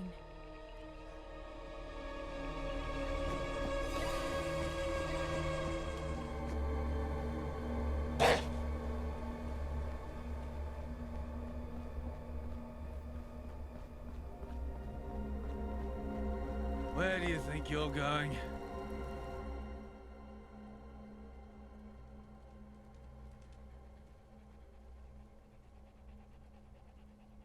It doesn't matter what you say. If your name's not on my list, you're not getting through my gate. I will bet my last ticket that it's... Wait. You're not... Oh, yes, I do remember something about a last-minute name being added. My sincerest apologies. Right this way. Come on, chop chop! I'd avoid Piccadilly Street if I were you. A train derailed. From Islington of all places. Took the whole street with it. You'd have to be insane to take on the Tommies.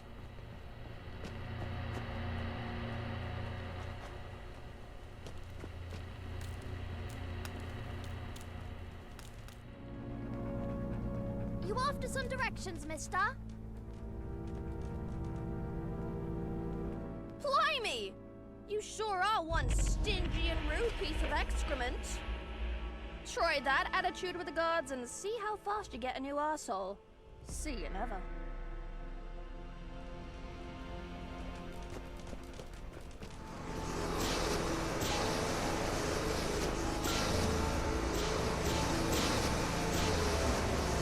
I do hope Father is proud.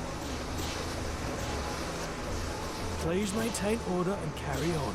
Questions will be answered at a much later time and date. There will be a press release for all gentry.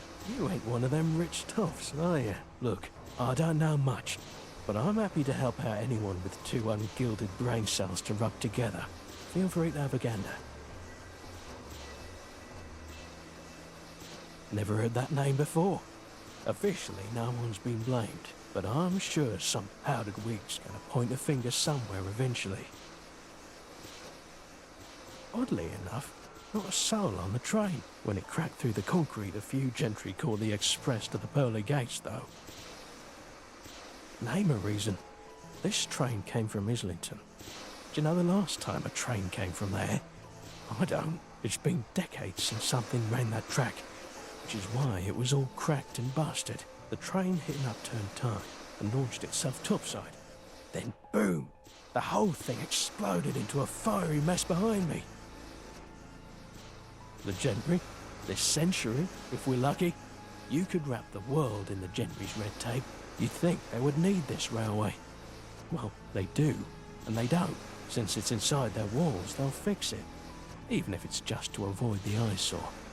But they don't need it. That track was abandoned, and this lot's got a fully working train line right beneath Westminster. Even you could probably catch a ride.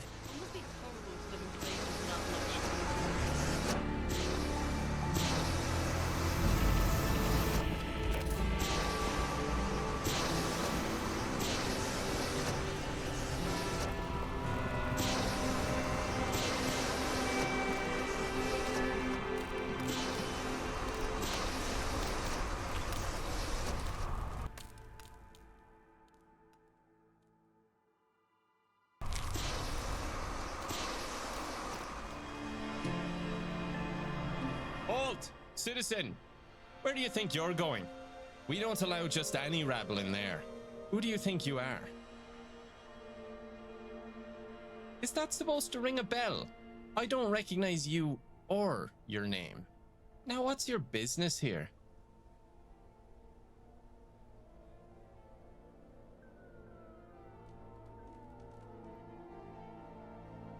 You want me, a loyal subject of the realm, to give up information like that? How dare you?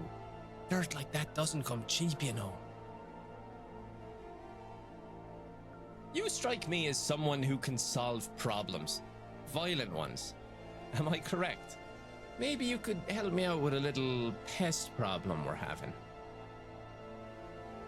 A gentleman who owns a house in the area would very much like to sell it.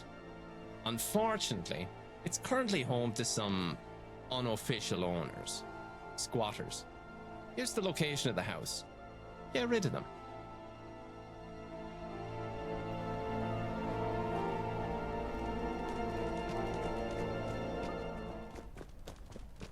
Is someone present? You must die now, human.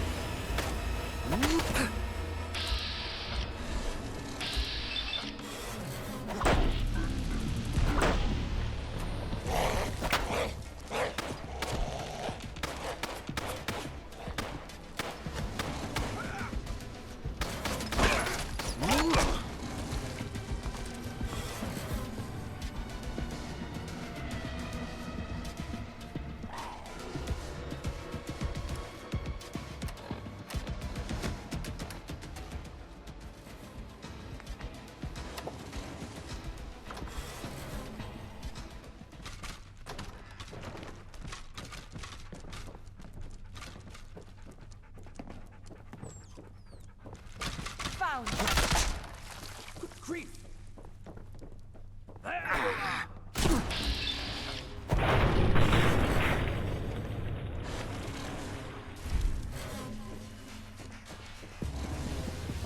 Who's that?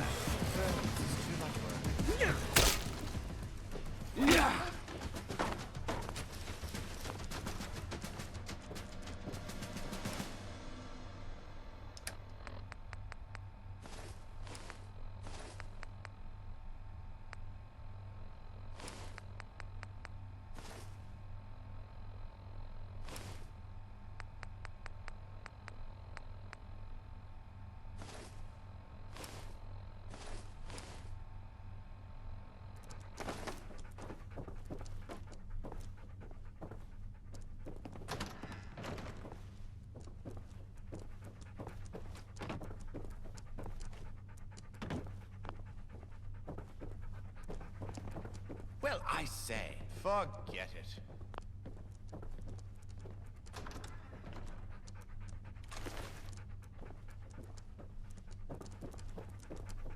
Who?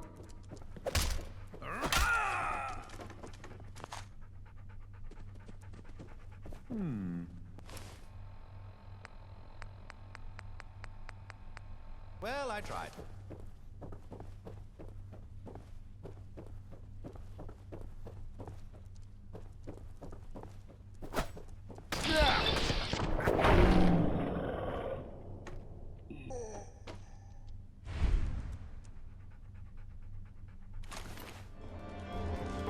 You're back. I trust the house is ready for its new owner. Good, good. Anyway, someone called Smythe has been putting a lot of pressure on Parliament. They want to round up the Cavaliers and Roundheads against the wall, clean the streets, reclaim the city for the good folk, and so forth.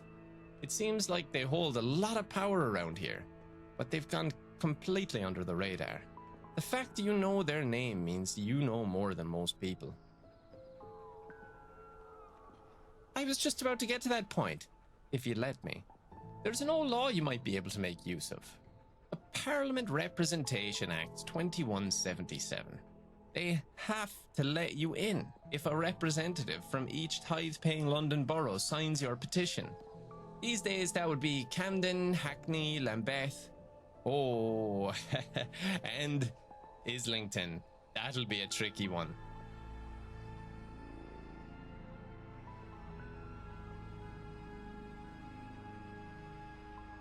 Trust me, there isn't. To tell you the truth, I've never even been inside.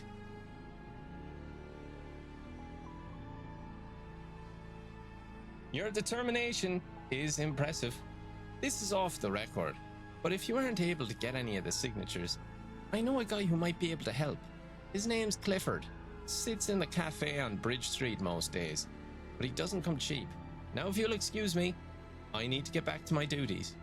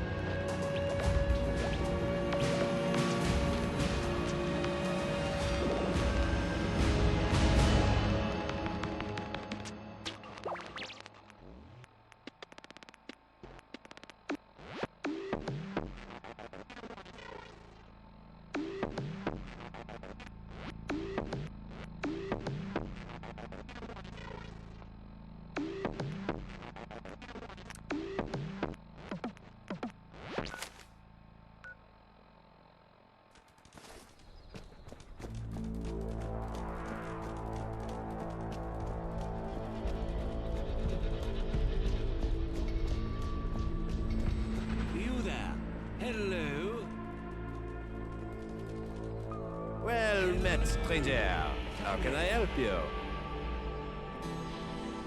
You there? I don't know where you held such lies. I'm an upstanding artiste. Ah, then why didn't you bloody say so before? Nice to work with you. I should say, I don't do marriage certificates. Not since the incident. Don't ask. Let me see. Yep. Yeah. Oh yeah, I can forge you those signatures. All I need is some handwriting references. Letters work best. Don't care how you get them. The least I know, the better. First one will be about 100 tickets. The next ones will cost you more. The more I write, the more you pay. So, bring me those references and I'll get to work. All right, Poppet? And I'll be, well, right here.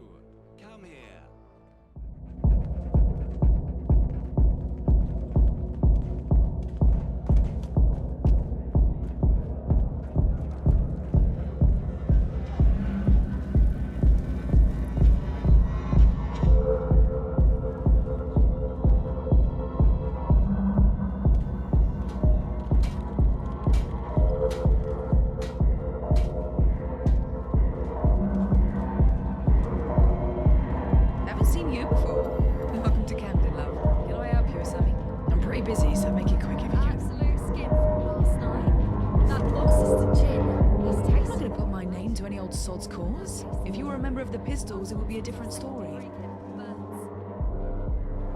Before you go, maybe you can help with something. The pistols are anything but weak. Our security forces may not be as large as others, but they're well trained and well equipped. Unfortunately, most of them are currently dealing with an influx of commuters in Camden Town Station. Meanwhile, a group of hooligans made it past our defences and have taken up residence in the Camden School courtyard. The council was hoping to renovate the place, get some classes going for our young citizens. There's a fat chance of that happening now with them in the way. If you could find a way to take care of the hooligan situation, I might be willing to chat Pistols membership. I appreciate it. Thank you.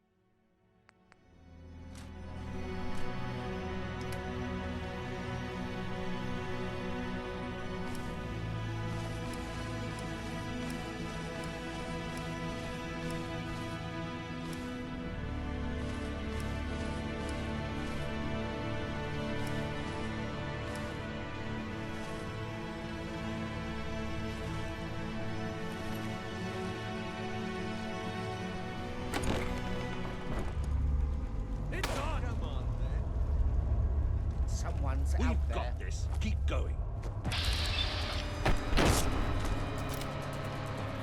Line 'em up, boys.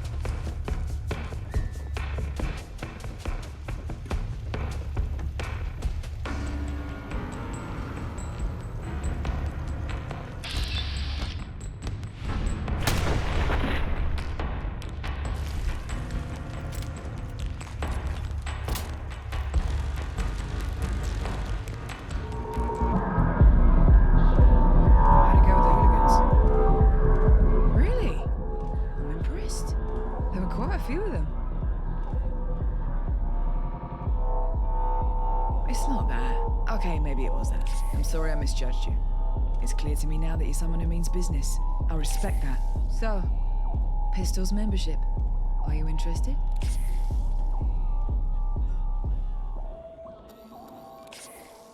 Splendid. Each potential member is required to obtain sponsorship from 3 members of the council. To start, I'd like you to speak to Palmyra Romero and Captain Reasonable. They've both been having issues. Maybe you can help them? It's as much for you as it is for us. Think of this as a trial run. You don't need to agree with all of us, ideologically, on everything. Blimey, that would be impossible. However, there are some fundamentals we do need to agree on. Good. So, what do Palmyra and the captain have to say?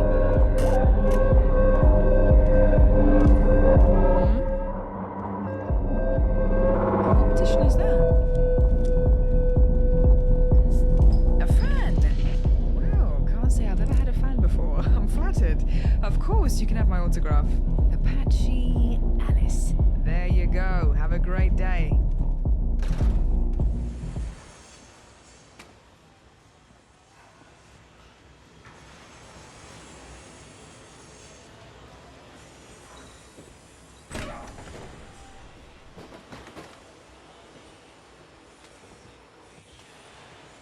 Hello?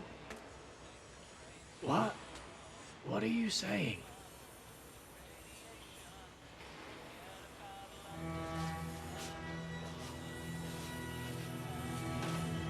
I'm not signing nothing until my brain is completely fried. Your clothes don't say something. You might as well not exist. Hello? I told you, I'm not signing it.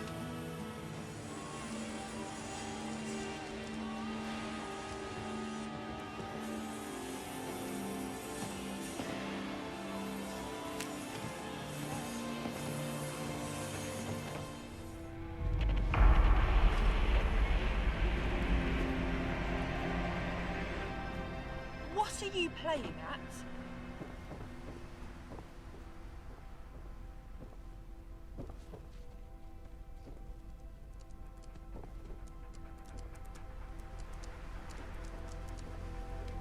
Took a step back and I shot him. Right there.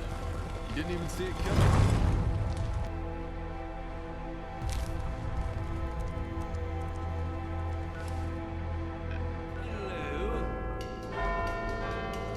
If it isn't my favorite client, ready to do business. You there? Hello? And whomst do I have the honor of impersonating? Ah, let me see this letter. Perfect. And now to get in character. We are the mods, we are the mods, we are the mods. Done. I got the signature. As it's the first one, it'll cost you 100 tickets. Brilliant. Here's your signature. Pleasure to make business with you.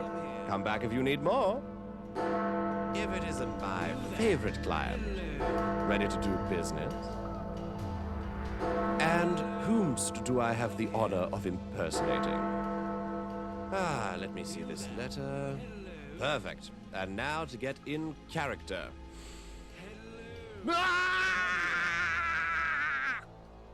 Done. I got the signature. As it's your second one, it'll cost you 250 tickets. Brilliant. Here's your signature. Pleasure to make business with you. Come back if you need more.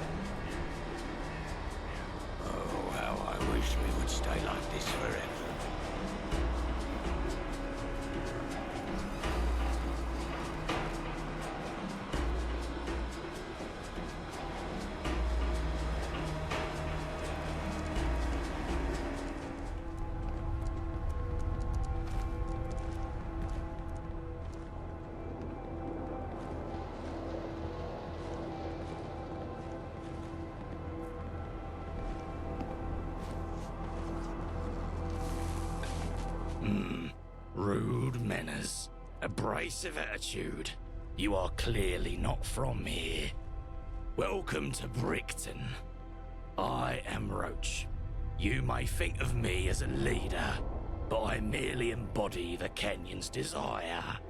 Before we begin, I must ask, why is a raven like a writing desk?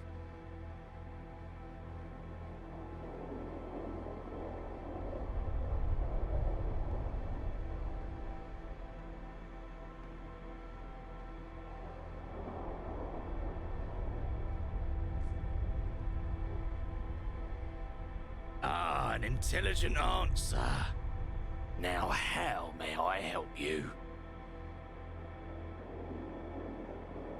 I've never signed a petition in my life. Don't believe in signatures. What is it for?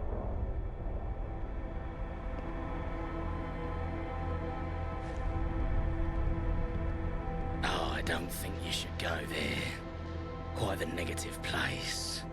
I could be persuaded, however, if you were to assist us in our altercations with the Tommies. Apologies. The Kenyon calls me aside.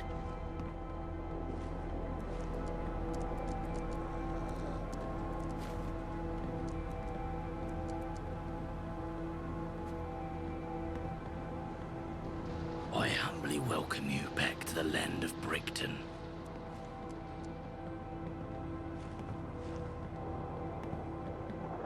You're perfect.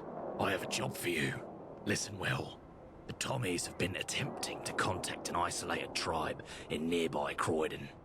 We hoped they'd abandon the idea once they realised the path was blocked by 2 large gaps. But no. Instead, they were emboldened, and their mighty Lieutenant Doyle sent an expeditionary force. 2 soldiers, 1 second lieutenant and a few Bricktonians, who were there to build bridges, literally and metaphysically. Except those plans failed when the half-built bridges collapsed, plunging all but 2 of my tribe's people into the river of lava. You can see where this is going, right?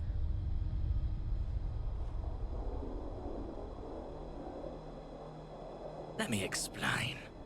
Lieutenant Doyle blames Brickton for the incident and has vowed to raise our taxes to make up for this incident. Taxes we never agreed to pay. We seek nothing but peace, and so we beseech you, go to Lieutenant Doyle and convince him to choose peace.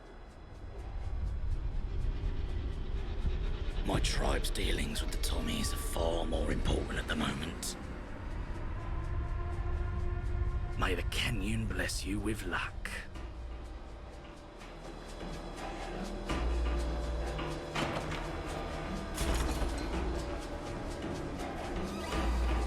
Stand down. Wait, you're not one of us. Who are you? Ah, Roach. I knew you seemed like a tree hugger to me.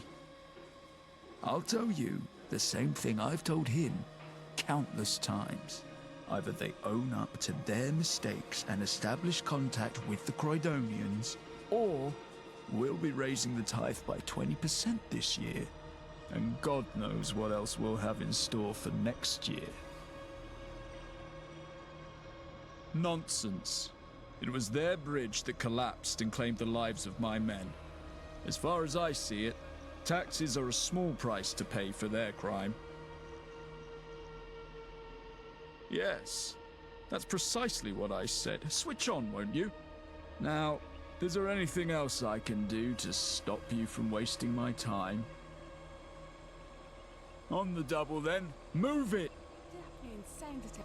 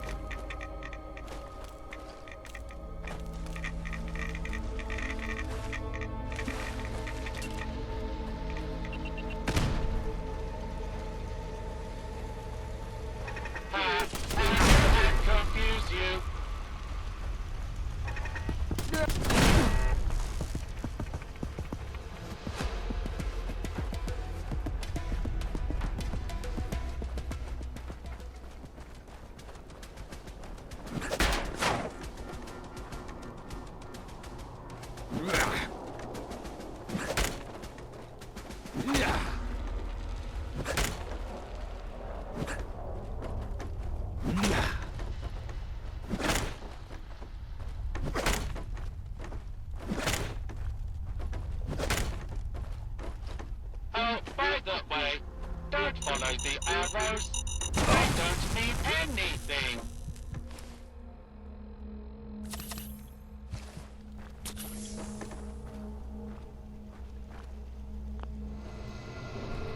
You need a key, my friend. And the key is hidden under a box. But which box?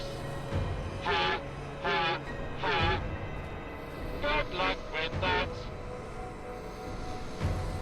Oh, and there are also keys hidden in telephone boxes. So many keys, so little time. Ha, ha, ha.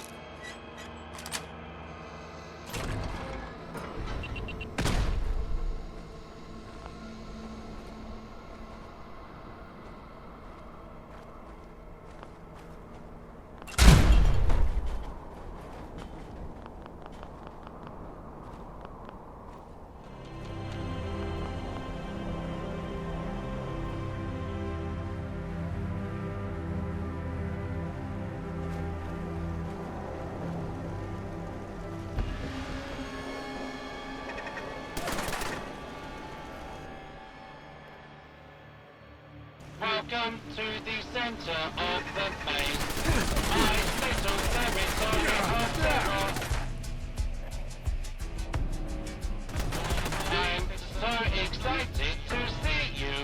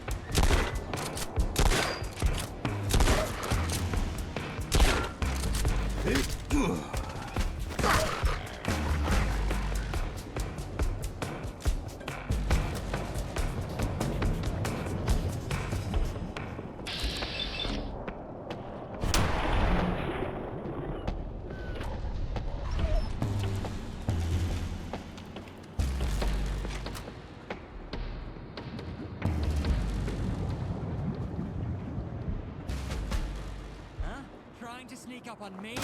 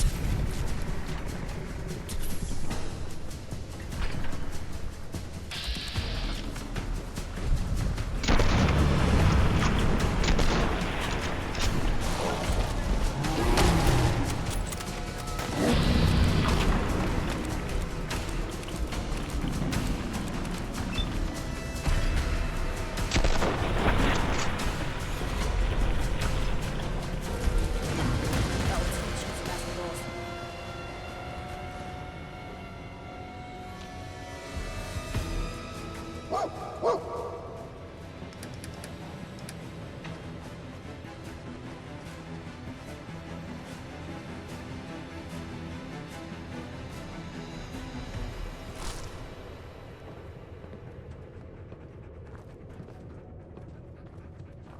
God, another person. Are you friend, or are you foe? Thank you, God. Thank you for your providence.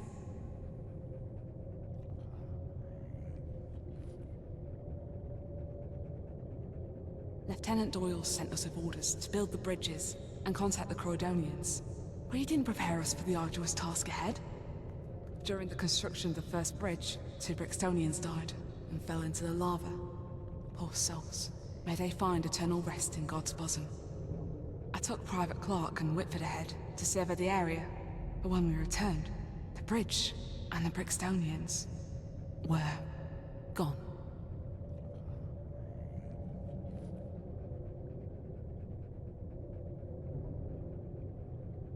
That makes sense.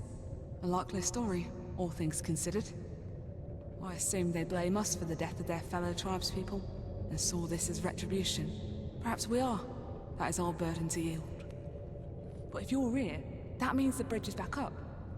I'll send Clark back to Doyle, and I'll wait for you to build that second bridge. Thank you. From the bottom of my heart, God's light shines through you. Go with God, my friend.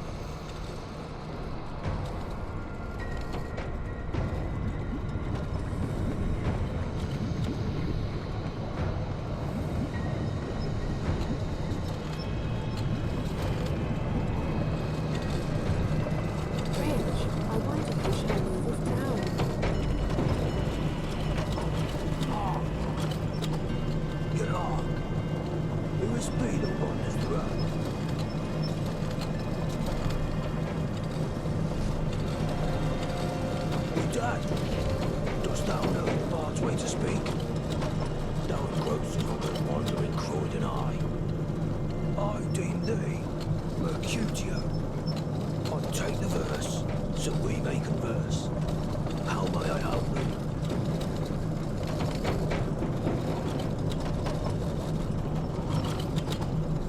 As a foreigner, thou hast the power to reach places our hands cannot. Hark. Our ancient books describe a magical artifact known as Prospero's Book.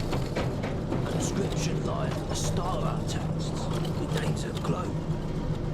Haply the book be there. To think, perchance to dream. But you, Mercutio, keep offence. Strangers knoweth the word of Shakespeare. Hi. How very clean.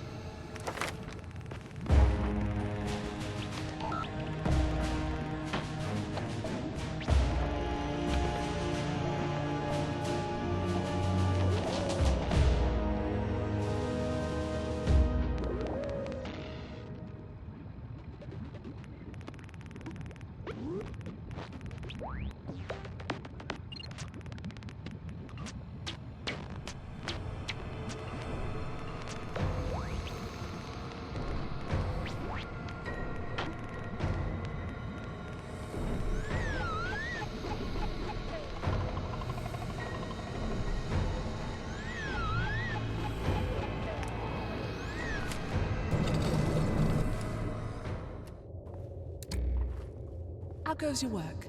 Has a second bridge been built?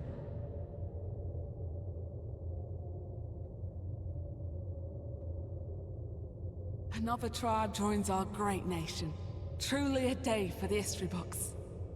You've not only done a good job, but also serviced the Tommies dutifully. For this, I'm giving you this written commendation. It's a fun prize. For a fun man. The Tommies will be proud to have you. Not just that. I'm also giving you the stim packs we brought along with us, just before the bridge collapsed. I believe you need them more than us. We'll head back to Brixton now. May God guide your path, my friend. We won't go quietly. You can count on that. There you are. The Great Builder. Don't rest on your laurels. We have no time to celebrate. Private Clark told me the truth. I put out a quick warrant for those 2 lying Brixtonians, and they disappeared. Do these people think I'm a fool? I'll tax them into hell. See if they're still laughing then.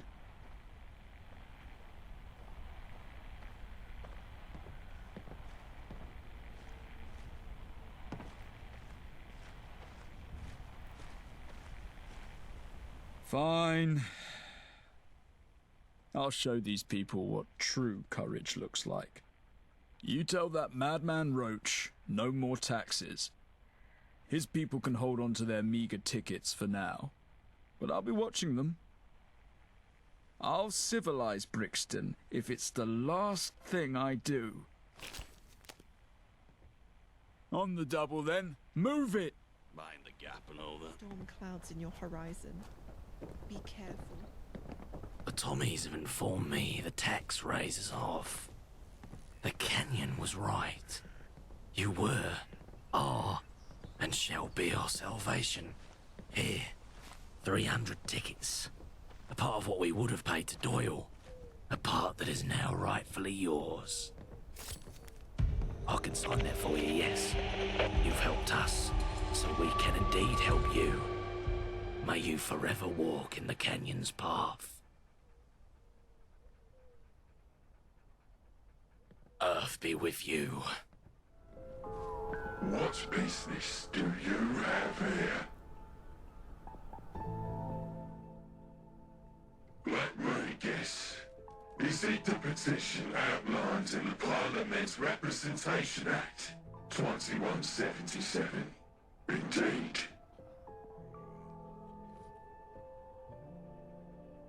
That means congratulations, daughter.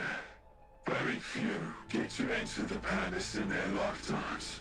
The main entrance is just for show. You'll have to take the discreet entrance. It's the red telephone box on Bridge Street. It'll be ringing. Go without delay. They are waiting for you.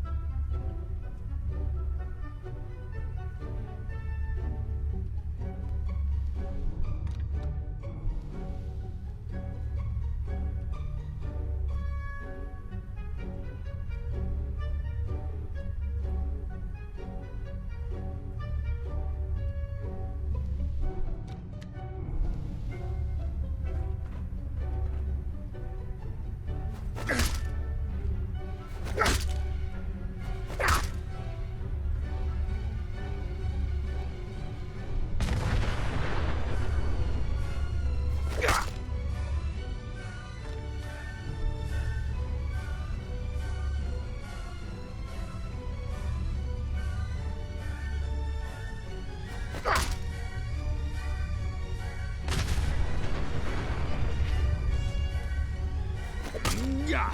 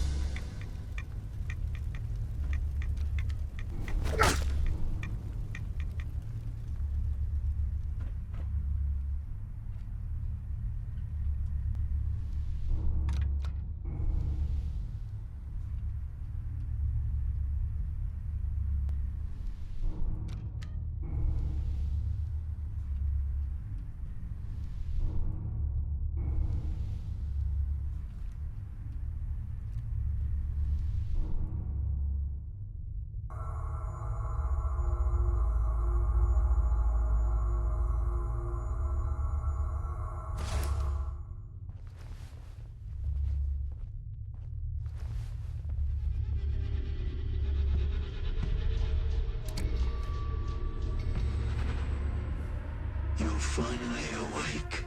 Your determination is impressive. All those signatures, so little time. You certainly earned the moniker of Wayfarer.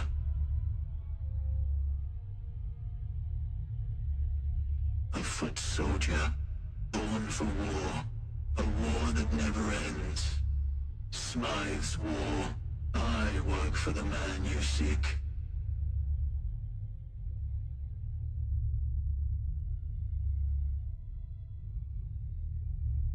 Which brought you to Westminster Palace, which brought you here. He's a liar, and he deserves to die for the lies he's told. I wasn't given a choice in my occupation. As I said, I was born for this. There are others who would see him dead, others who work for him. You can help achieve this. That guard over there, I'd need to kill him to set you free. Then, as we make our way to the surface, I'd kill every last person we encountered. Then, Smythe would want to find out who did it. Then, I'm a dead man.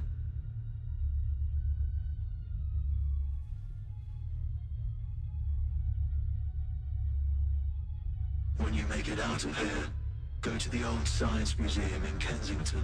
The director there, Mr. X, has been imprisoned by his own operatives. Find him. Speak to him.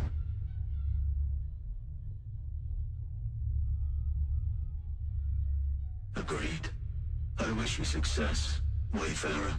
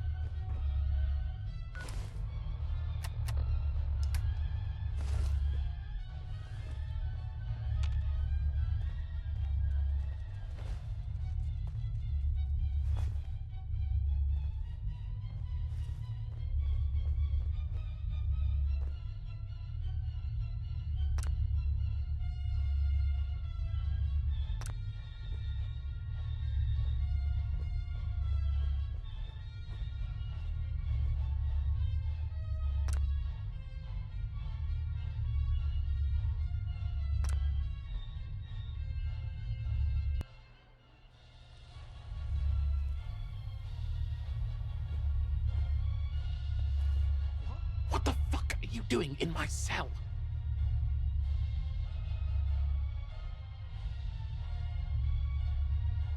I see. Do you even have a plan?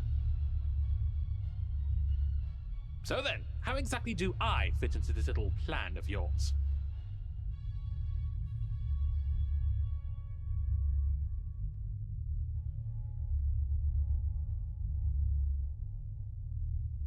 Am I any good at opening doors? I'm the Jesus fucking Christ of opening doors. Give me a bobby pin, and I'll perform a fucking miracle. Here and now. Yeah, just come and go as you please. Don't worry about it.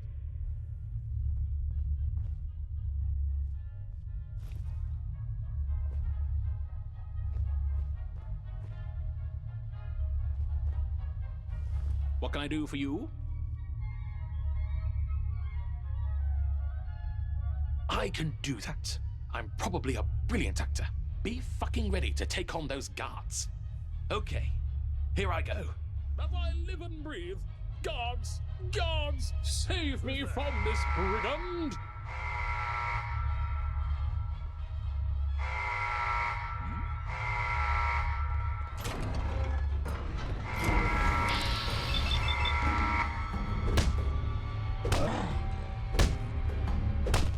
Yeah!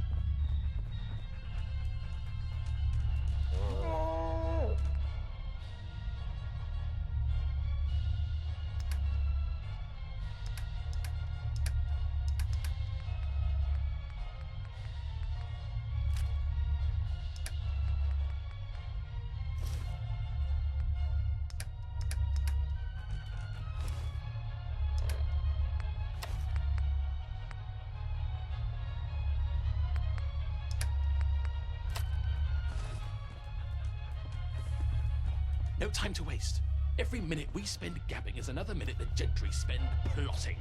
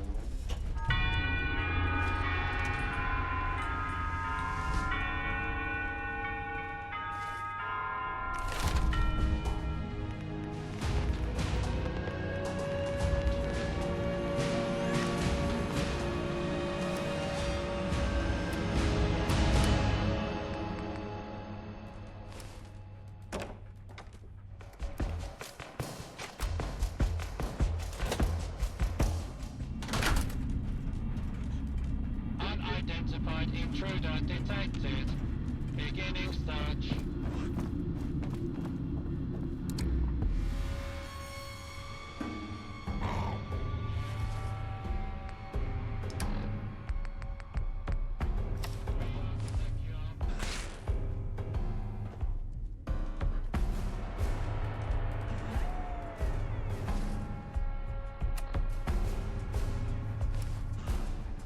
Intruder. Hostile target identified.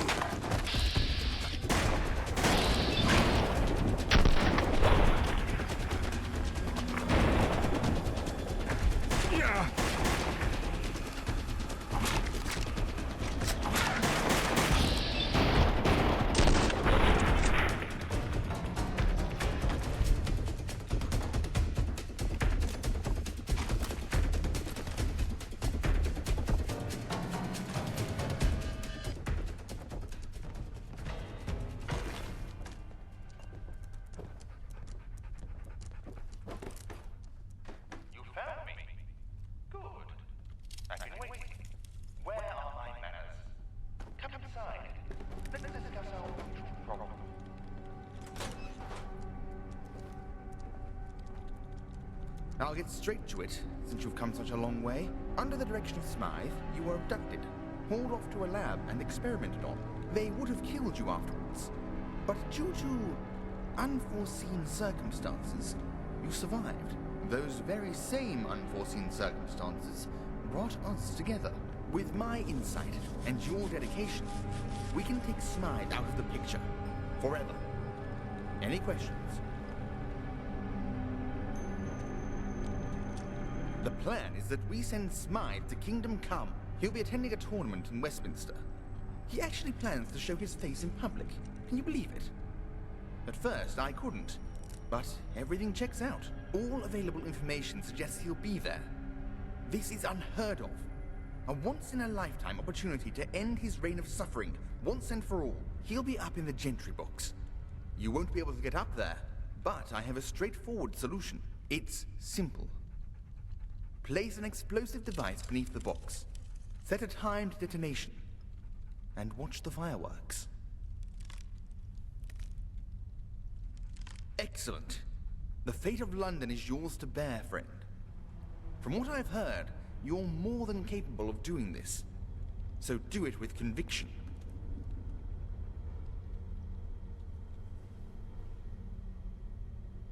Good.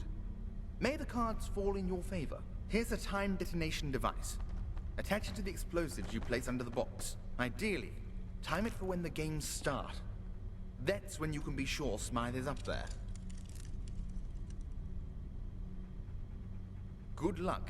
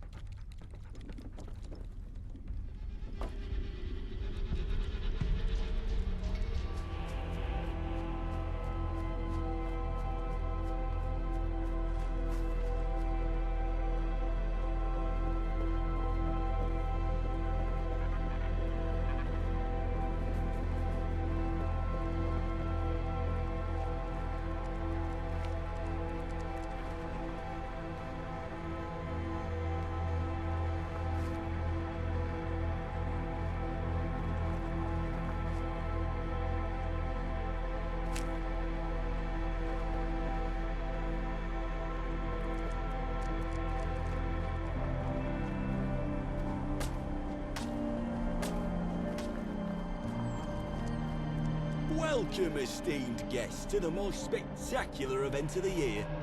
Jousts, duels, and archery. The finest of old world entertainments. I didn't quite see it. Hold it out for me.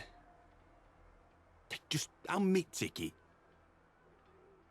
You are hereby invited to the 2076 Annual Socialist Conference. Blah, blah, blah. Bring your own refreshments. I take it you don't have a ticket? Then I'm under no obligation to let you in, I'm afraid. All spectators must purchase tickets in advance. It's within my powers to make the occasional exception, yes. Though, of course, you'd have to do something for me first. Well, unfortunately for you, I hold the bargaining power. That robot, Guido, they call him. Protectron model. He is the bane of my existence. Really is. I've had enough of his pamphleteering. Make some of the guests uncomfortable. Convince him to leave.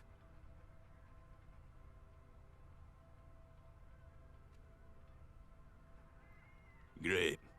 I'll let you through when the job's done. I do hope Father is proud of me. Greetings. I hope you're enjoying your evening. Please read this material when you have the time. A better future is possible, comrade. Back the 5th column.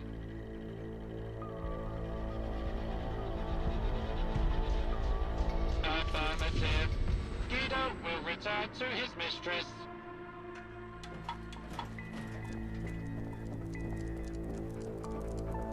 I can't believe you actually did it. Thank the Lord. As promised, you're free to go through. Oh, and watch out for those Camelot knights.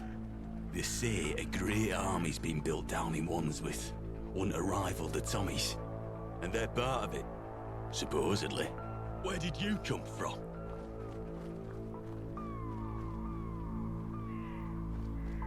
Before you ask, I've never even heard of Camelot. I'm really bad at this. Just talk to a soul. Yeah? Tristan? Of course he did. He's never been very subtle. Bless him. Yeah, we're involved. We're always looking for recruits. Go to the fort in Richmond Park. You can't miss it.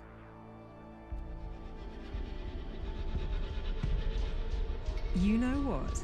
I happened to find something of that nature in my locker. Beats me how it got there. Wouldn't it be a shame if someone were to use it on these gentry folk? A crying shame.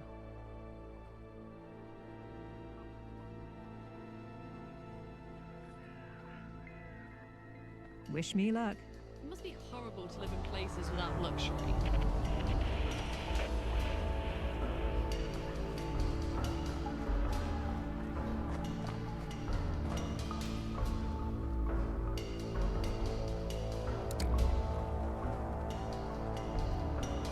Greetings.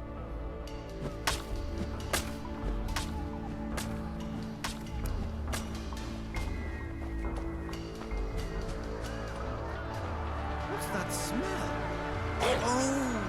By the way, no CG will be used by the Camelot smithies. Absolutely.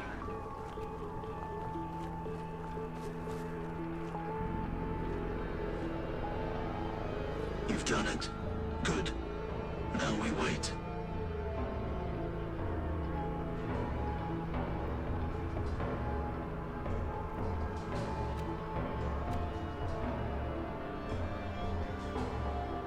As I said, we wait.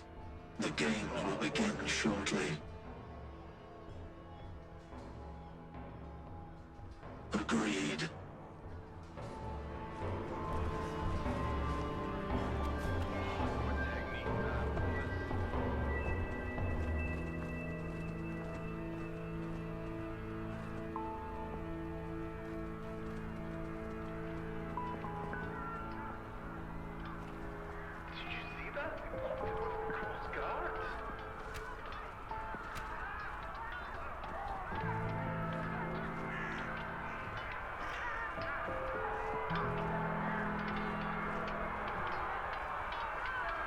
People have a negative attitude.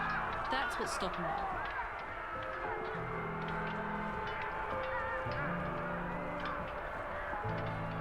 What a spectacle.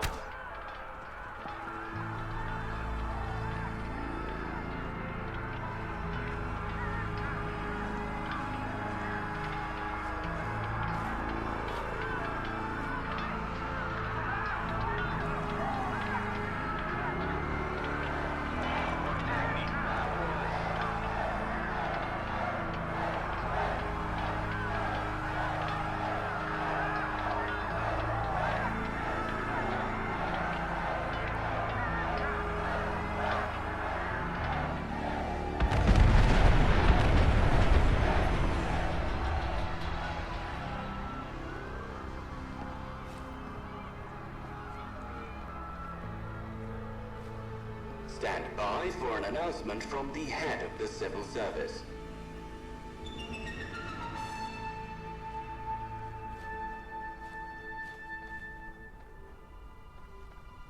Salutations.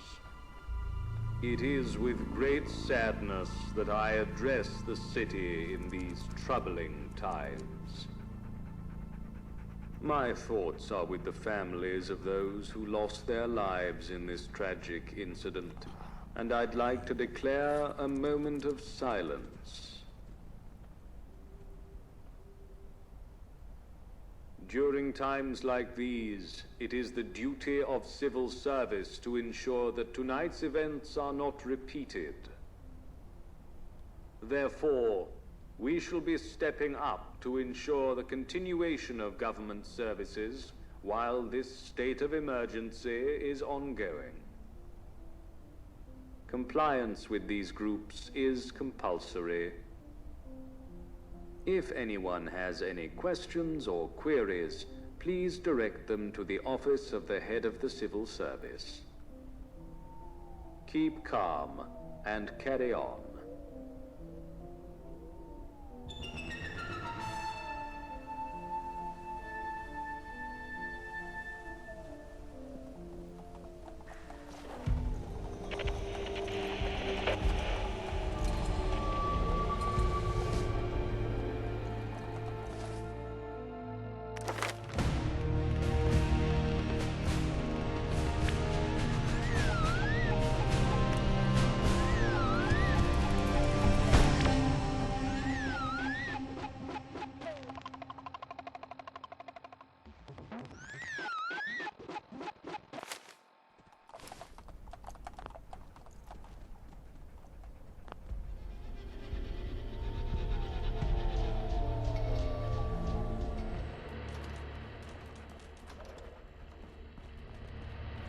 One moment, please.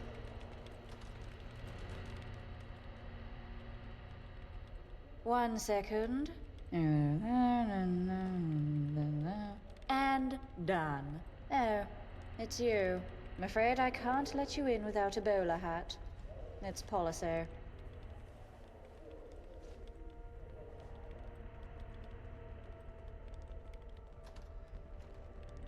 Let me check.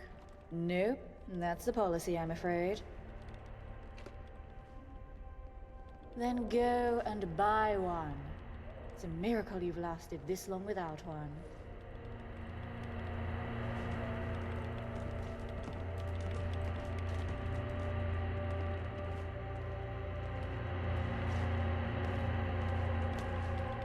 In a hurry?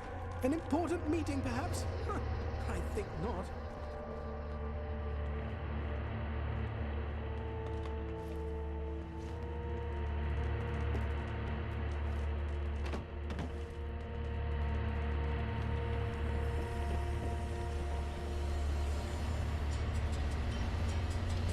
I do hope Father is proud of me. I live in fear knowing you keep the honey juice.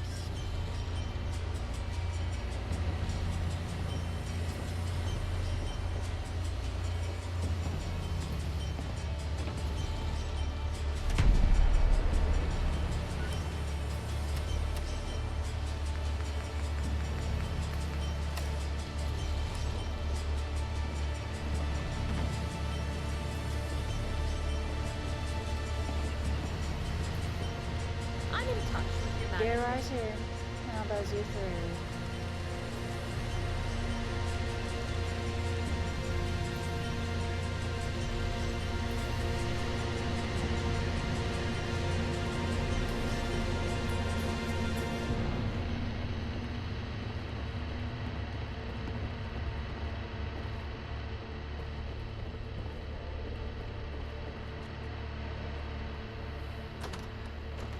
Maybe I'll visit outside the walls sometime. See how the other half live. Ahoy, hoy, wayfarer.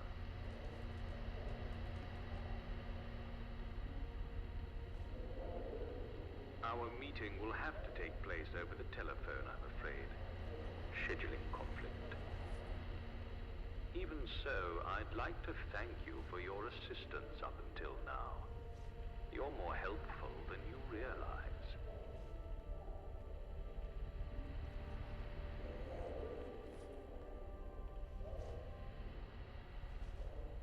All in good time, there's an important matter I wish to discuss first. At any rate, congratulations on moving up in the world.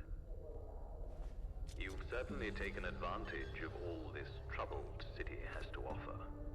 Your diligence is almost impressive.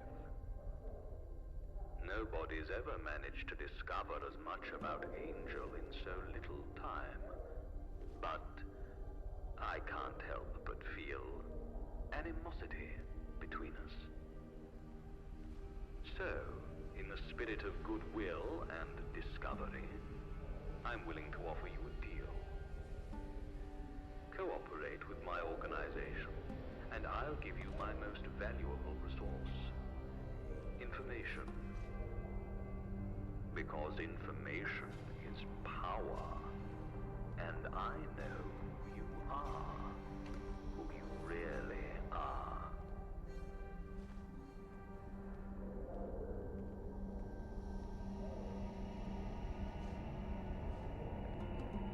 Cooperation with Angel can be summed up in an utterance. Do as you are told. Follow that simple rule and you get everything you've ever wanted.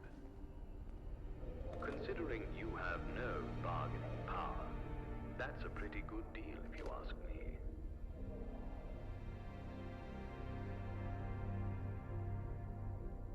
Go on.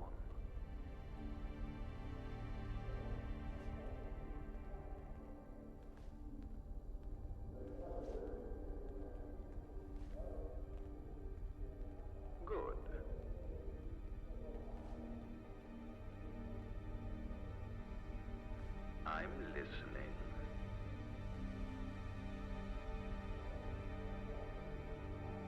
Good. You'd be a fool not to. We'll arrange a meeting when this is all over and settle things between us. For now, there's a card on my desk. Go to the address on it. That is your first initiative. Be seeing you.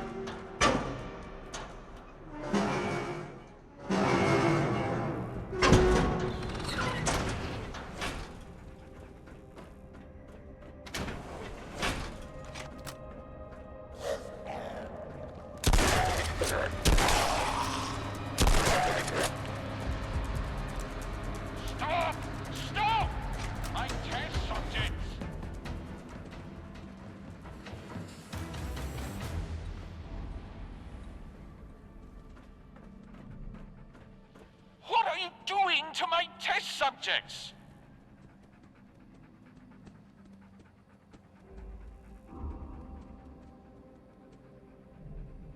Is this what passes for human intelligence nowadays?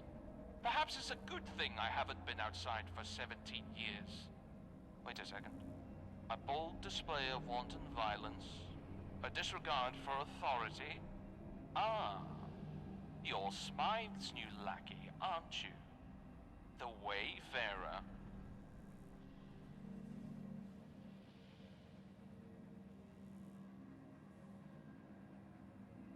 Yes, and who do you think asked him to do that? Next time, try not to destroy my experiments.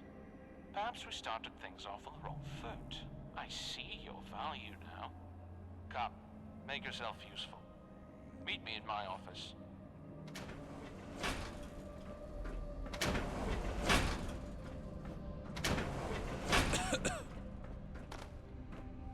Welcome, Wayfarer. I am Director Wesley Herbertson, and you are now in my employ.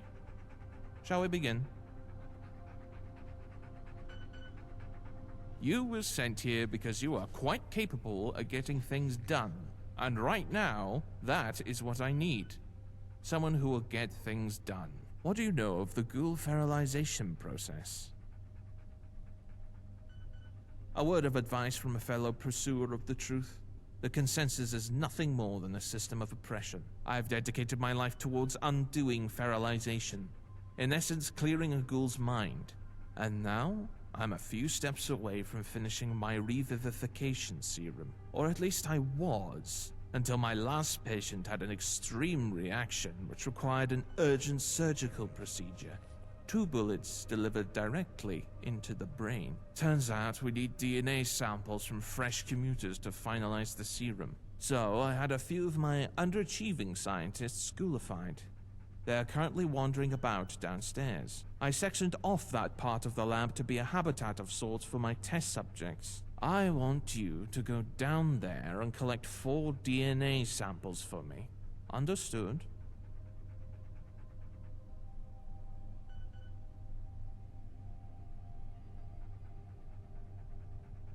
Good.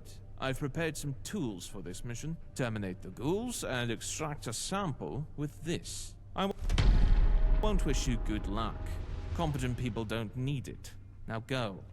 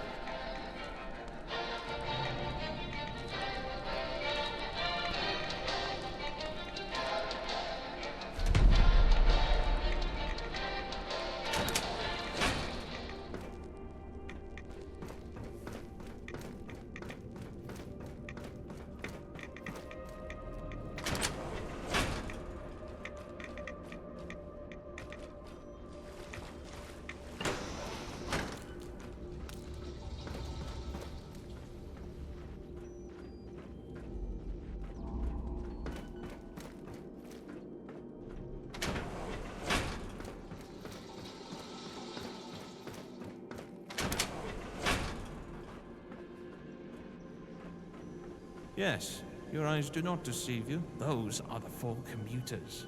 All over 100 years old, all waiting to be liberated. My assistant will take those samples. Now that I've seen what you can do, I believe you have an extra part to play in this experiment of mine.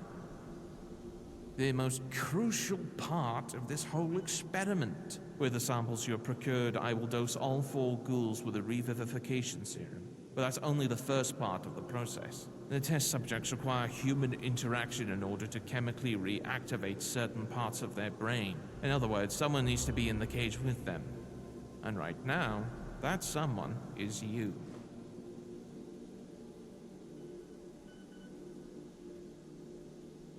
Wonderful. Step into the cage.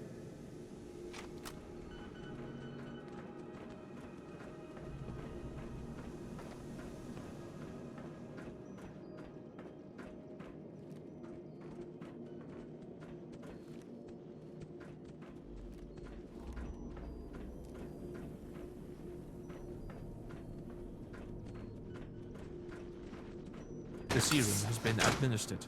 I'm releasing the first commuter.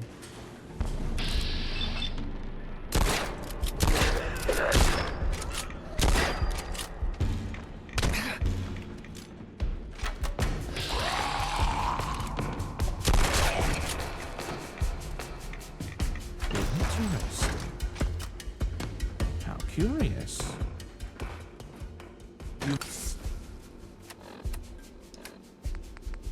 You may have noticed that ghoul was particularly tough to deal with.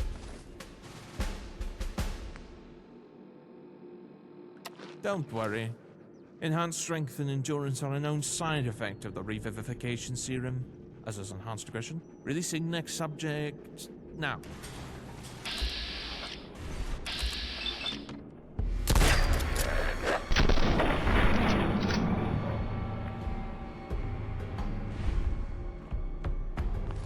Similar reaction. Make a note.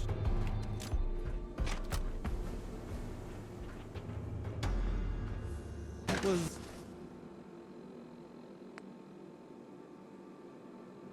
unexpected. Are you holding up, Wayfarer? I genuinely do not know how this next specimen will react, which makes it all the more fascinating. Releasing next subject now. Try engaging it in conversation.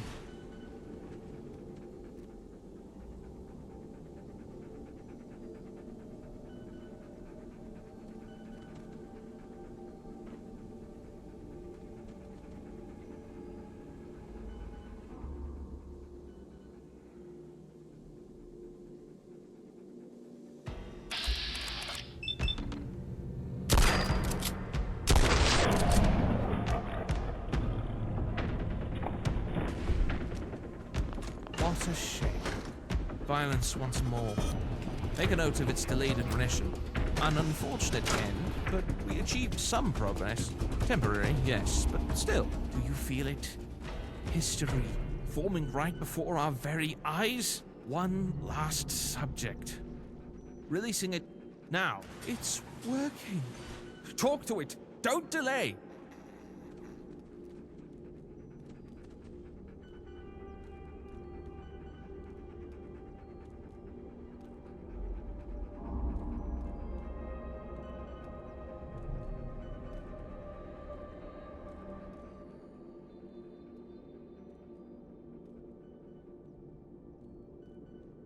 Did you see that? It understood you. It communicated. It's a success. No, it's more than a success. It's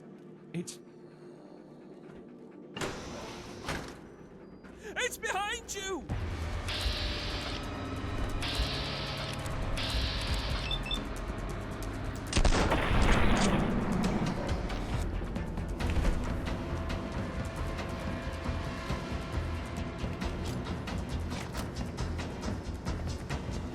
Thank you, Wayfarer. You have done a true service to science today.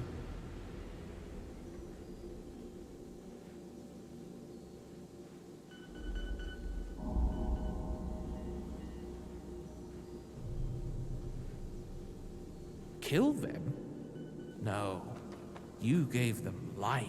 For precious seconds, They became sentient and useful once more. You saved them from a legacy of chaos. With all that said, I believe your effort should be rewarded. And I know just what to give you. Tickets, of course. And these powerful grenades. They are guaranteed to get you out of any trouble. Now, Smythe will be in contact with you shortly. So, leave.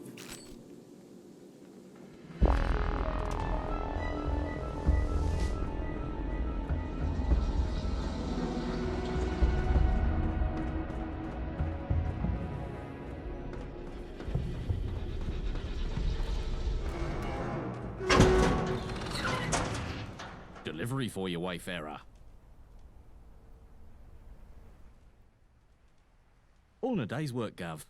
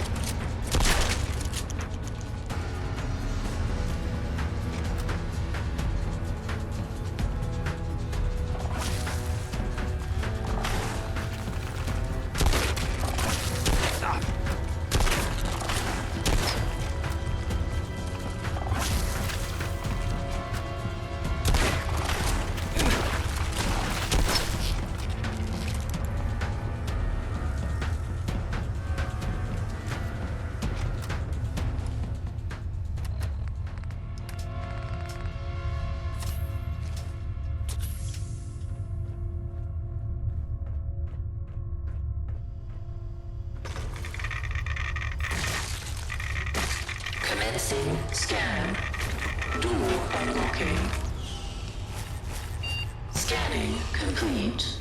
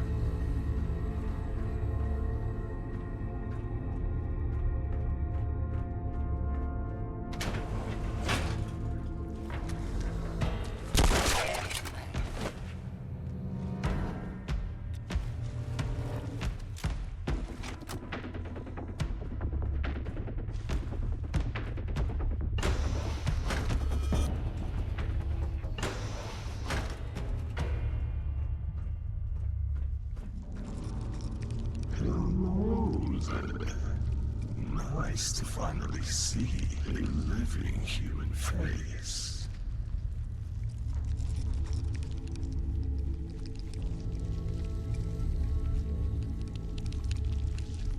A riveting conversation partner you will be.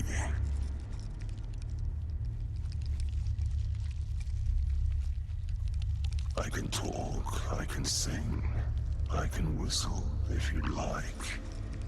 Just because you've got lips doesn't make you special. Anyway, my name's Reggie, or Subject 822 if you've read my files. What's your name?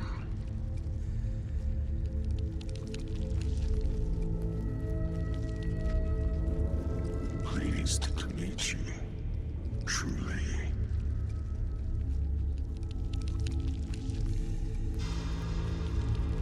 Yep. See that panel over there? It links up to the central computers. I was able to figure out how to get it to send out a signal to the outside world.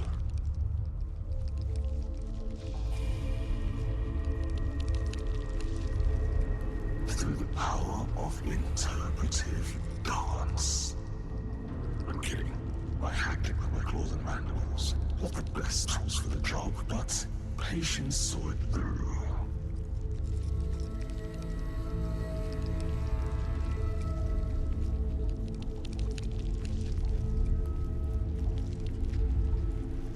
I'm glad you asked. See that corpse over there? Yeah, the one that looks like flayed giblets. That's Professor Mina Carpenter, or what's left of her. She's the one who made me like this. After a few hundred casualties.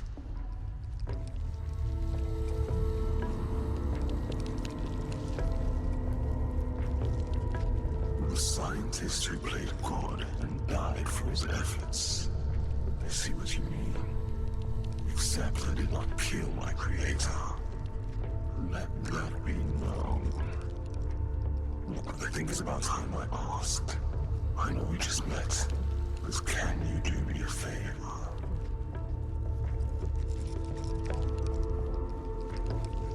Ever since I watched Professor Carpenter die, I've been stuck in this tank. And it's fine. I get my food automatically, and this little robot fellow cleans up my leavings. But it's so boring. I want to go outside, swim in the Thames, feel the sun on my shell, see the world in all its irradiated beauty. Will you help me?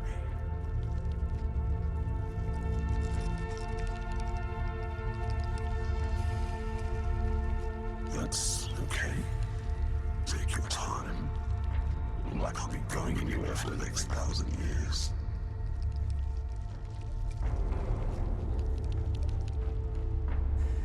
Ahoy hoy, Wayfarer.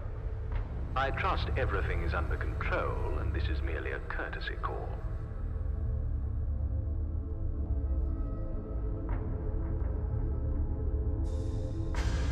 I see. So one of the good professor's pets survived. Euthanize it.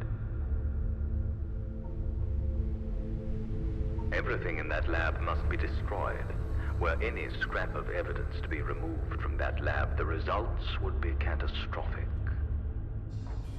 It is for this reason every Angel lab is equipped with a self-destruct mechanism.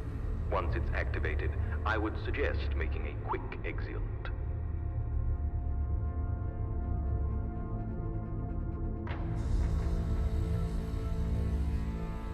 I would be concerned if I did.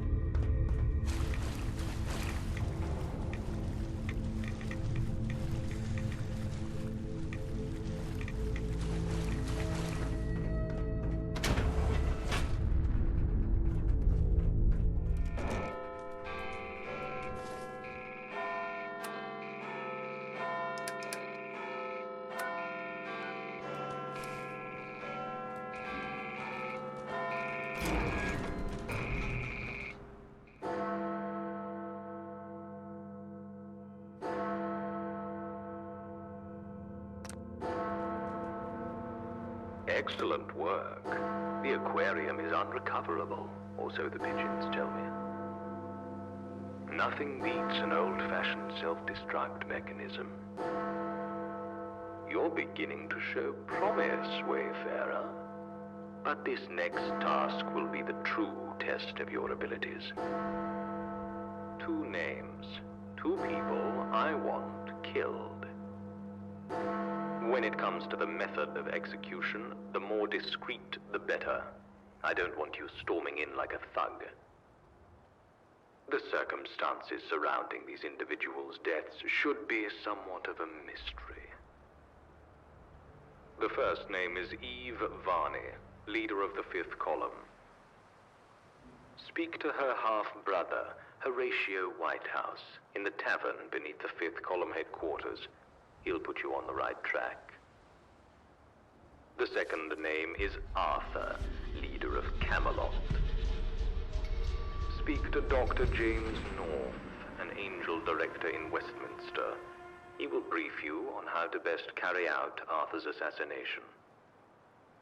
Meet him at the pub on Victoria Street. He'll no doubt be giving one of his lectures. Do you have any queries? It will be a while before we speak again.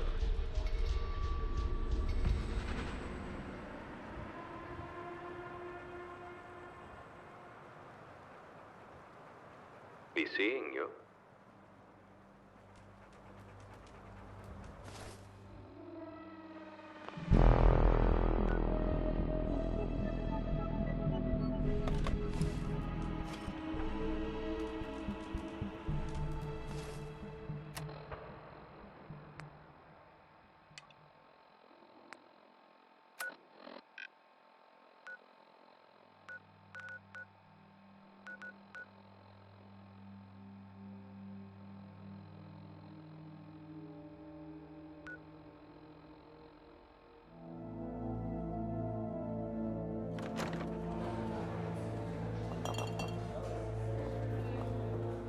What can you do? What can you do? You can do the bloody job I've hired you to do. Don't you dare show your Brings me face around to here my again. final concluding argument. For you see, it is not the radiation that has brought upon the changes we see. The answer is simple, or rather rendered simple through a certain lens. Hydrophilic epigenetics. You see, the radiation doesn't affect material DNA. No, this is a child's understanding of biology. The radiation was the catalyst. Ladies and gentlemen, what I am proposing is a longitudinal study into the origins of the Thames folk.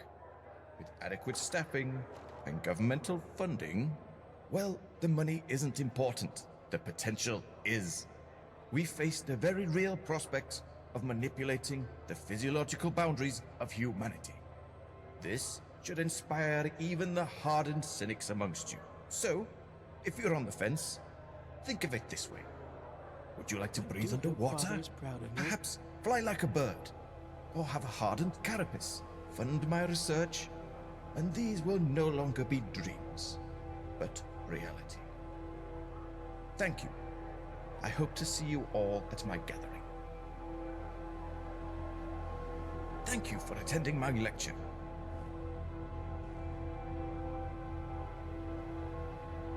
Business? Regarding my research?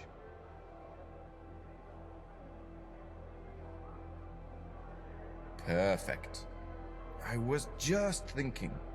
You know who was leaving it rather late. You know who I'm talking about. Our neurotic superior. Look, I can't really go into detail here. Meet me in my lab.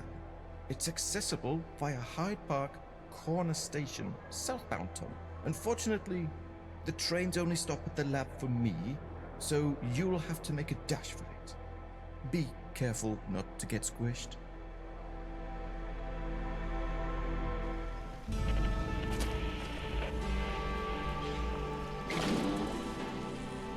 Look where you're going.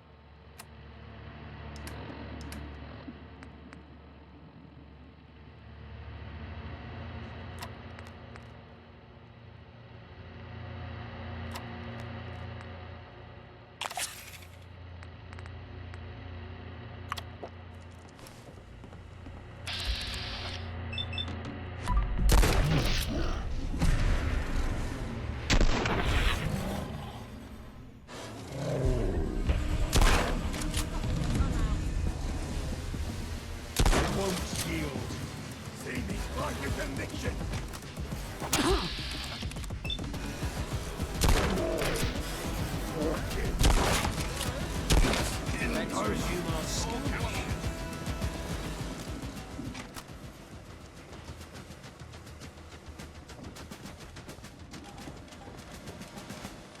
I must be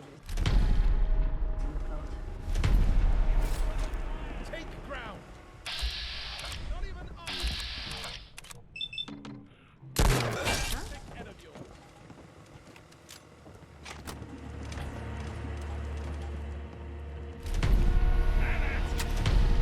You awful beast. Organized. Put that weapon down. Look for it.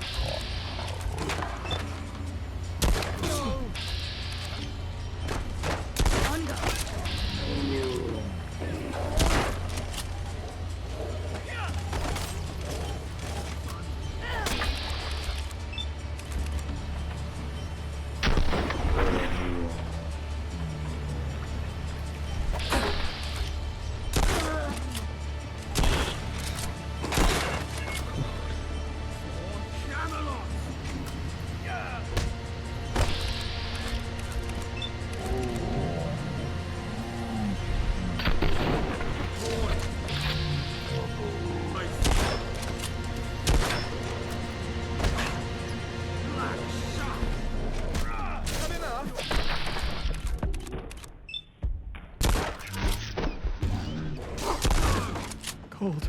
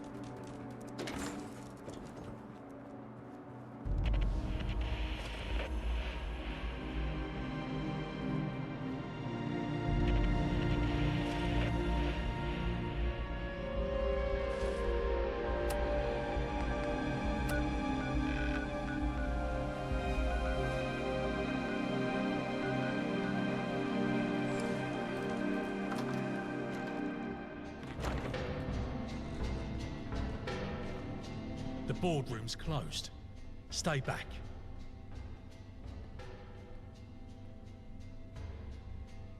Good one. You're lucky I have a sense of humor.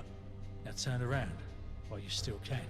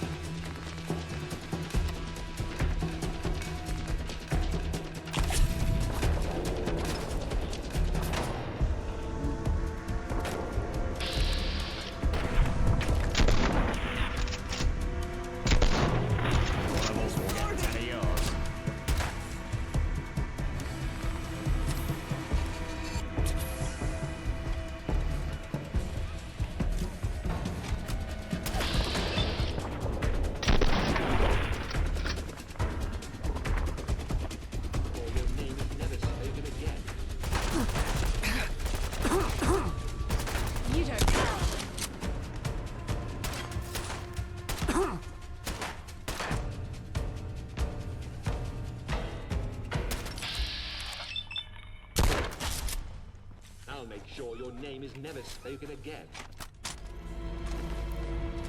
You dare edify me? I'll have you erased.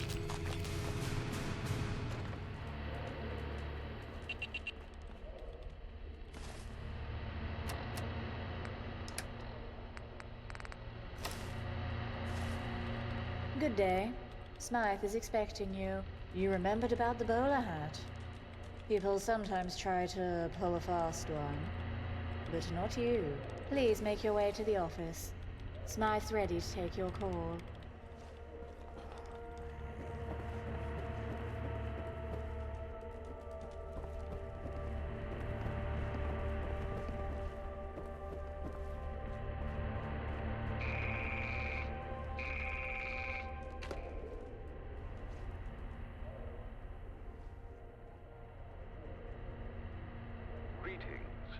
I trust you're well rested.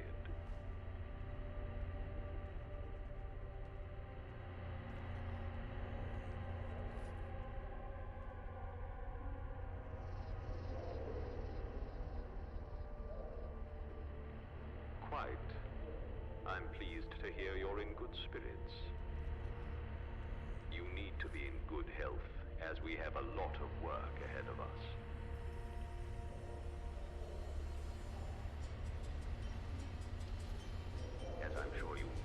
Firsthand, the situation out there has changed. There's a feverish tension, an emergent frenzy. Decisive action is imperative.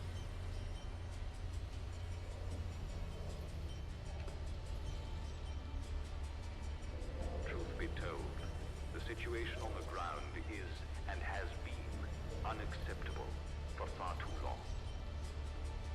My proximity to such savagery has been a constant, personal source of frustration. Simply put, there are extensive belligerent parties that have been distastefully ignored, tolerated for expediency. No more. Circumstances have evolved, and so should we. This compromise was the result of pragmatism, not will. The time has come for a transition towards a permanent arrangement.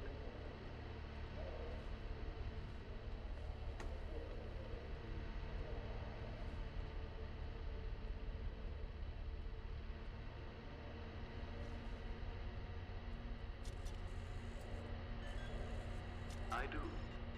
Several, in fact. I am to take direct control of the Lord Chancellorship. For that, I need a royal decree. We want the transfer of power to look legitimate. The salient details are in the dossier on my desk. Call if you have any questions. Be seeing you.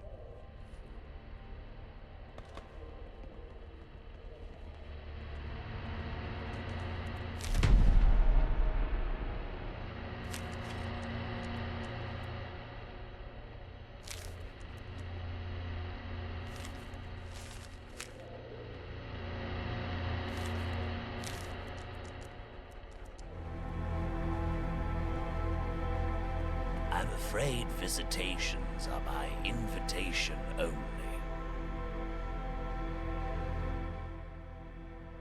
Yes, all this seems to be in order. Come right through and follow me.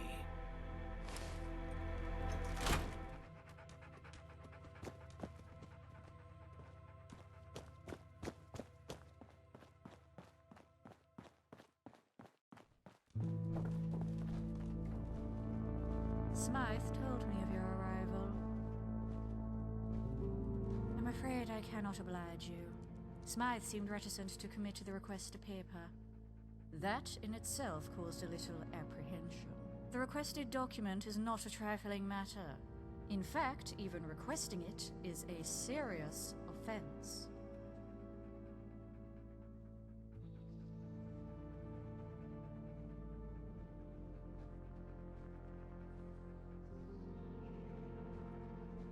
I don't think you quite understand the impropriety of what you just said. As such, I'll take pity on you and pretend you didn't say it.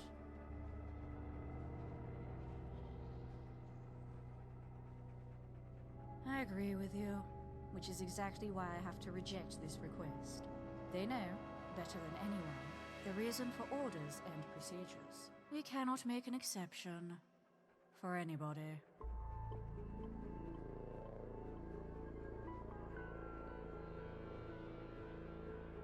You awful bastard. Guards!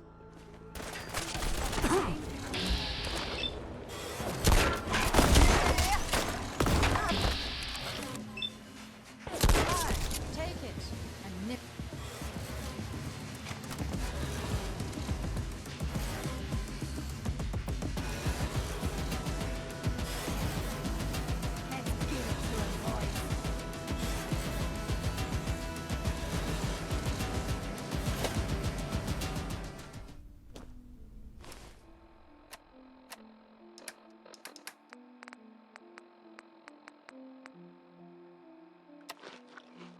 Life at the top is immensely satisfying.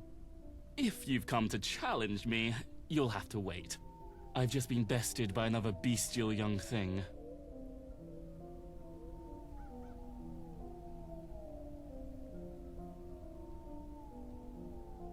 Oh, you flatterer! I tell you, I'm spent. Now leave off. You've made me blush. I must admit, it's not done easily. How rude. What an odious little oik you are. I thought myself gracious enough to entertain your company, but you've revealed yourself to be very, very boring.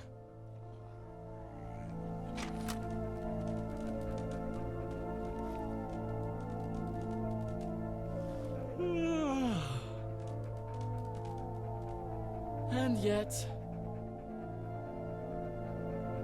Where on earth did you come from? I'll do as you say. No need to be a brute. What do you want from me? Yes, the seal. If you could just... let me just... Good. That should work. Now, you've caused my disposition to become quite unstable with your harsh words and hard fists.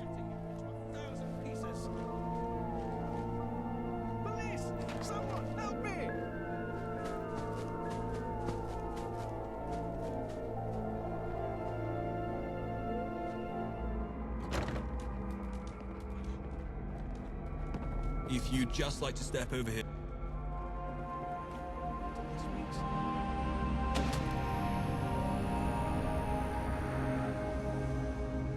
As you can see, we're having some technical difficulties. The show will begin in due course.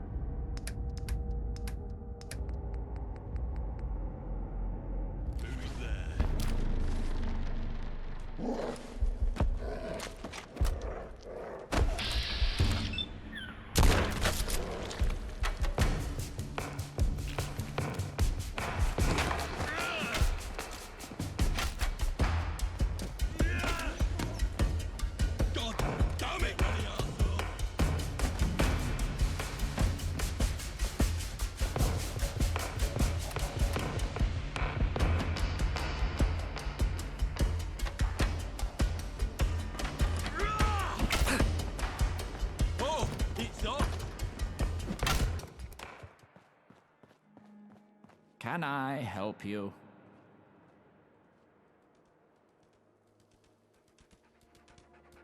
What's this about? Smythe? The civil servant?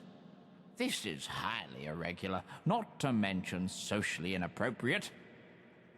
Can't you see I'm mourning the death of a close colleague and dear friend? Meaningless slaughter.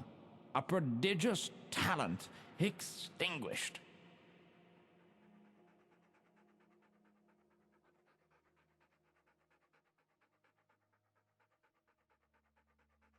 You're implying you did this?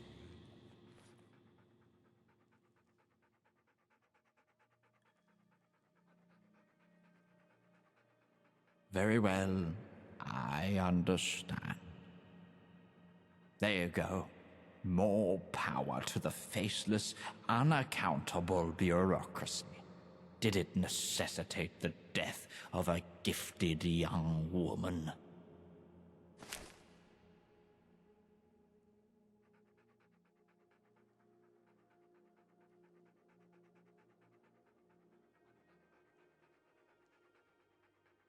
I hope you're correct. Now, let me return to mourning. God save us.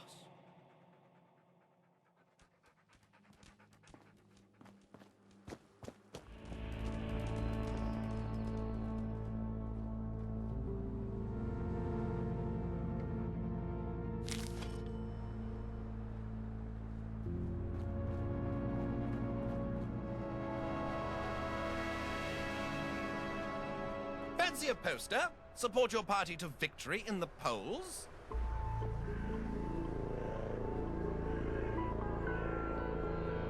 Oh, we've got all sorts. We've got blue for the traditionalists, led by Freddie Newell. Bit daft, but they keep a steady hand on the rudder and all that. We've got yellow for the pragmatists, if you fancy a bit of change. Lynn Moores is the leader, and she's committed. Or she should be, at any rate. To an asylum. And finally, we've got red for the Reformist Party. Stark raving mad, the lot of them. They never win, but they try, bless them. So, who'll it be? And?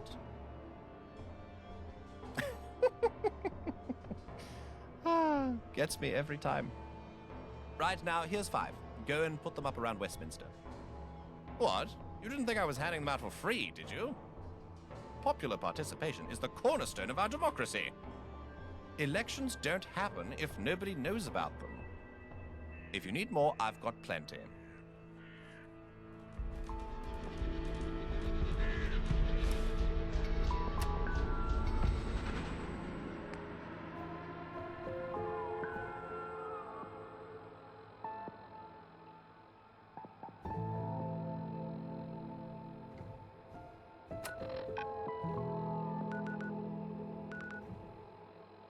People, still not finished? Don't you care about democracy?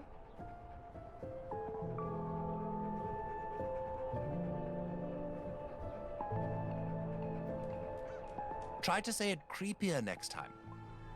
Anyway, get back out there and...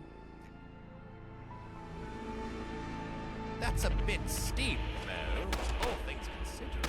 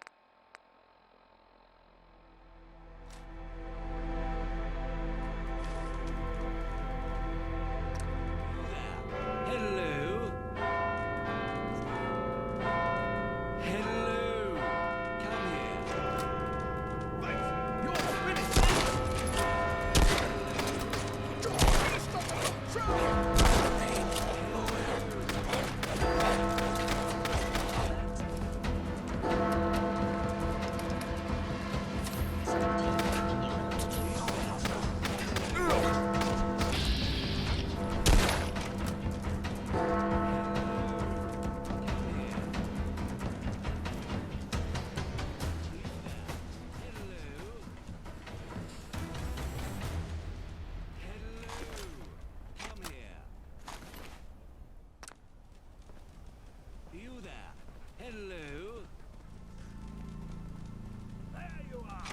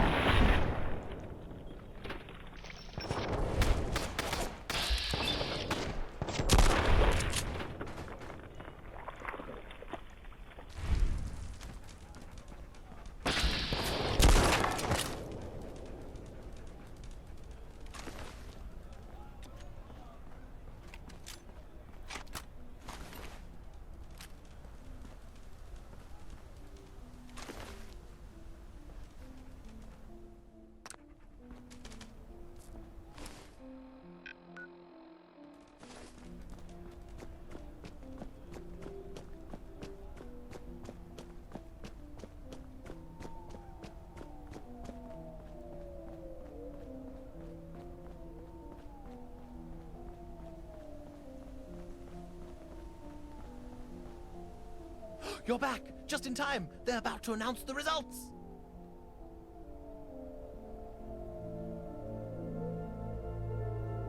The wonders of modern technological efficiency. Now hush! Thank you for tuning in to tonight's Election Night special. We've just got the result from St. James Park. And the Reformist Party has won St. James Park. This can't be right. The Reformist Party has somehow won a majority of seats in Parliament, just when I thought I'd seen it all. And Charles Bailey has just burst into the studio and knocked over a security guard to give us his statement. They said I was crazy. They said it would never happen. But I did it. I won. Me, Charles Bailey. The Prime Ministership is finally mine. All mine. Oh, hang on a moment. We interrupt this monologue to bring you a stunning development. The MPs for St. James Park, Victoria and Lambeth have just defected to the Traditionalist Party. The Traditionalist Party now have the majority. What? Impossible! Now, see here, Charlie. Let's be reasonable. You pompous little... We will bring you the full result of this election and the fight between Charles Bailey and Freddie Newell after these messages. Wow! I didn't expect that. I don't fancy Bailey's chances against Newell in fisticuffs. I hope they don't kill each other. Another election so soon would be just silly. Well, that was fun, wasn't it? I suppose campaigning isn't everyone's cup of tea. Still, you helped. Sort of. At least until the next one. Anyway, I'm off. It's been a pleasure.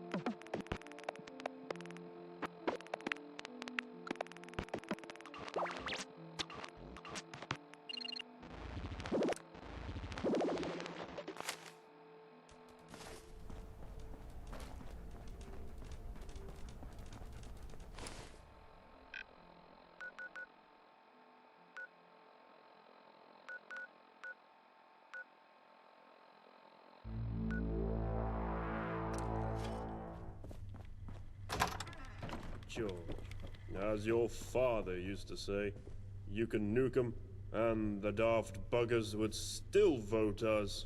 Ha! Listen, I'll have to call you back. I've got some governing to do. Absolutely.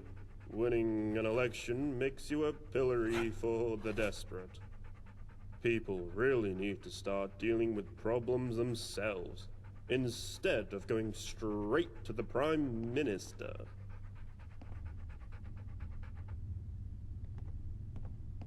Well, that's different.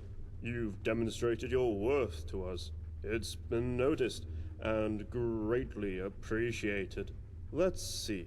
A surprisingly prominent position for Smythe.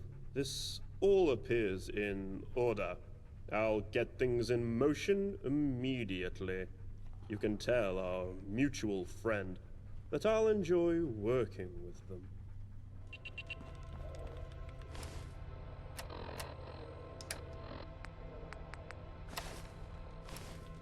Good day. If you're looking for Smythe, I'm afraid they're busy. But again, you already know that, don't you? You take care of yourself. Be seeing you.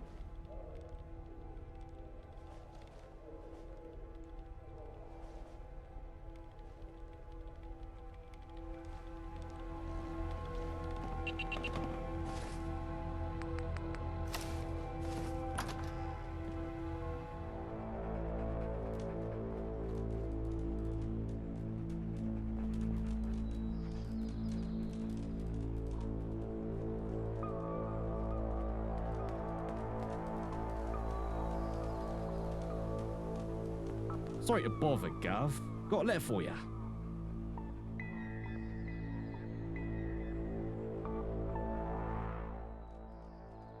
You're very welcome. Have a nice day.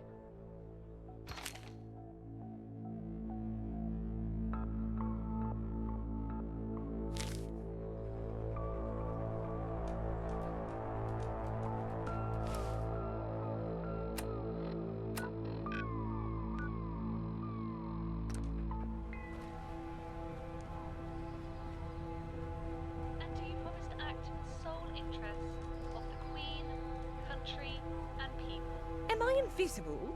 Or are you an invalid? Which is it? Excellent. Now would you If I please see sign these one articles more of office? up-and-comer peasant, I'll go By the power mad. vested in me, by the office of the Lord Speaker, I declare you Lord Chancellor Smythe. I thank you for this great honor, and I look forward to working with you in the future. Current events have forced me to act in the present. Citizens of London, the situation has become Maybe I'll visit outside the walls sometime. violent. See how the other half live. Onto the streets of London. Even inside this sacred borough, armed gangs of hoodlums are murdering each other. This has to stop. This must stop. This will stop. This is my promise. What's that smell? This epic Oh, violence, it's I you. will take direct control of the situation. We cannot afford the chaos of indecision during this emergency. London depends on it. As such, I will be dissolving Parliament immediately. It's absurd to debate laws that you cannot enforce. People have a negative attitude. That's what's stopping them. As it always has in this country, once and only once, order has been restored. London is on the precipice, and we must fight for its survival. We must unite, as we always have countless times past, to defeat this great evil. It must be horrible to live in places without luxury. God bless the people. God bless the Queen. And God bless the United Kingdom.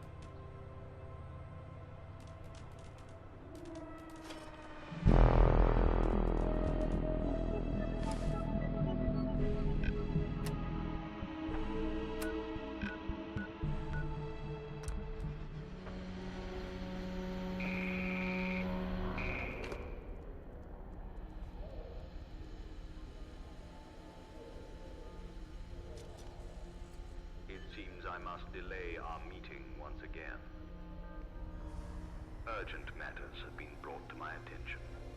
Nothing that can't be handled, especially if you continue your excellent work.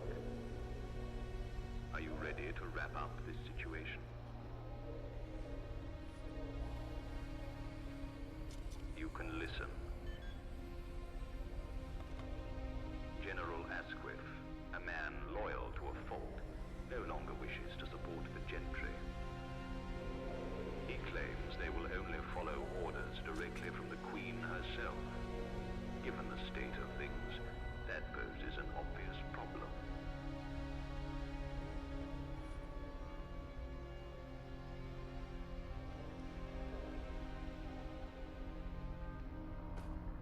Your proclivity toward violence, while appreciated, is premature. Replace him with someone actually reliable. Colonel George Major. Deliver him the appointment papers on my desk, and the bad news to the former general.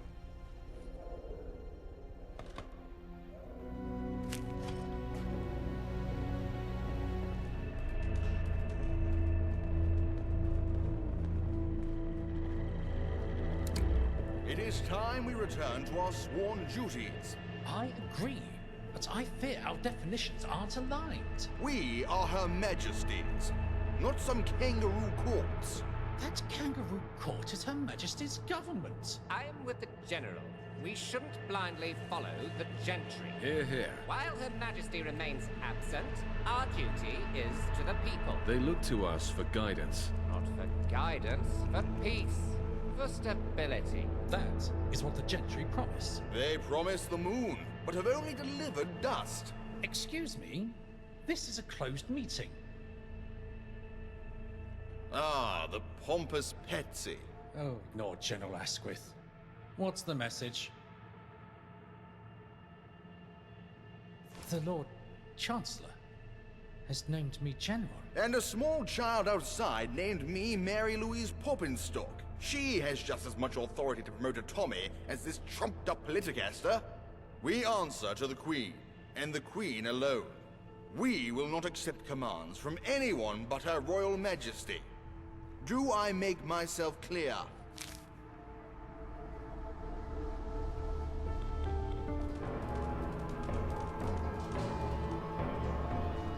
Greetings, salutations, and what. Yes, they sent word ahead. Or did you expect Smythe to be uninformed of your movements? Please enter. The royal party is expecting you.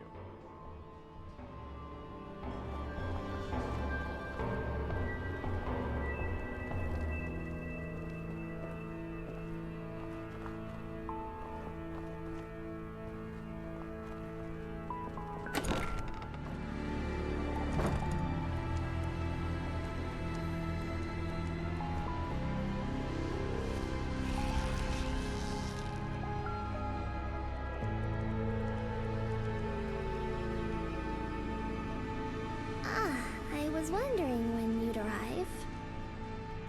Our new Lord Chancellor, appointed without my awareness, I might add, sent word.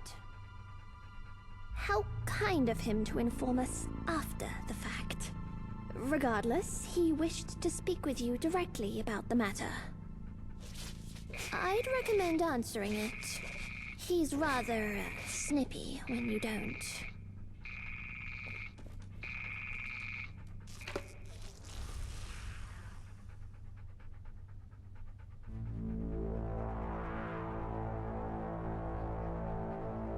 You're about to have an audience with Her Royal Highness. You no doubt heard her screaming with excitement.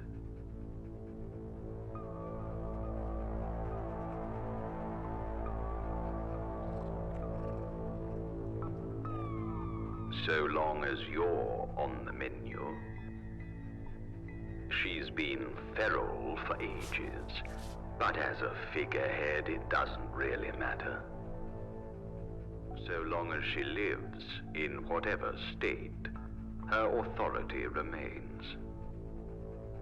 So try not to kill her. It'd put a real damper on our relationship with the Tommies.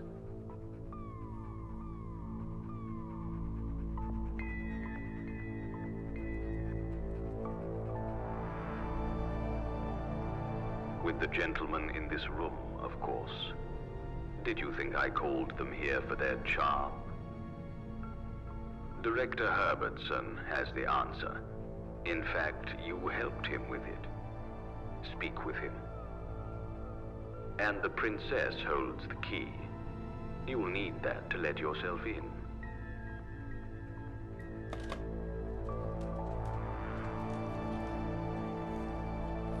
It seems you find yourself in my employ once again. Your previous efforts, while brutish, proved quite fruitful in the long run, and today you'll see exactly how.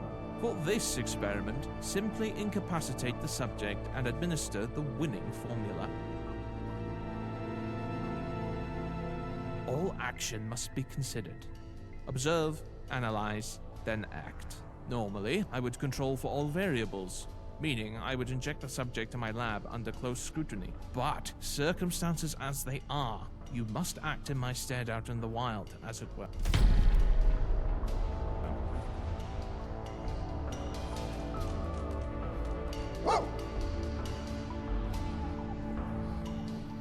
These things, as you know, are so personal.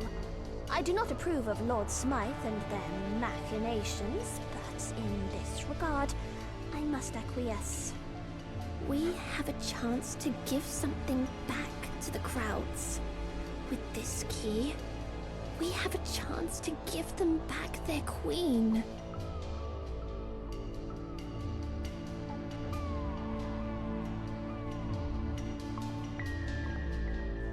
When people break down, awful and miserable as that is, what's left isn't the same. I fear for what's left of Her Majesty.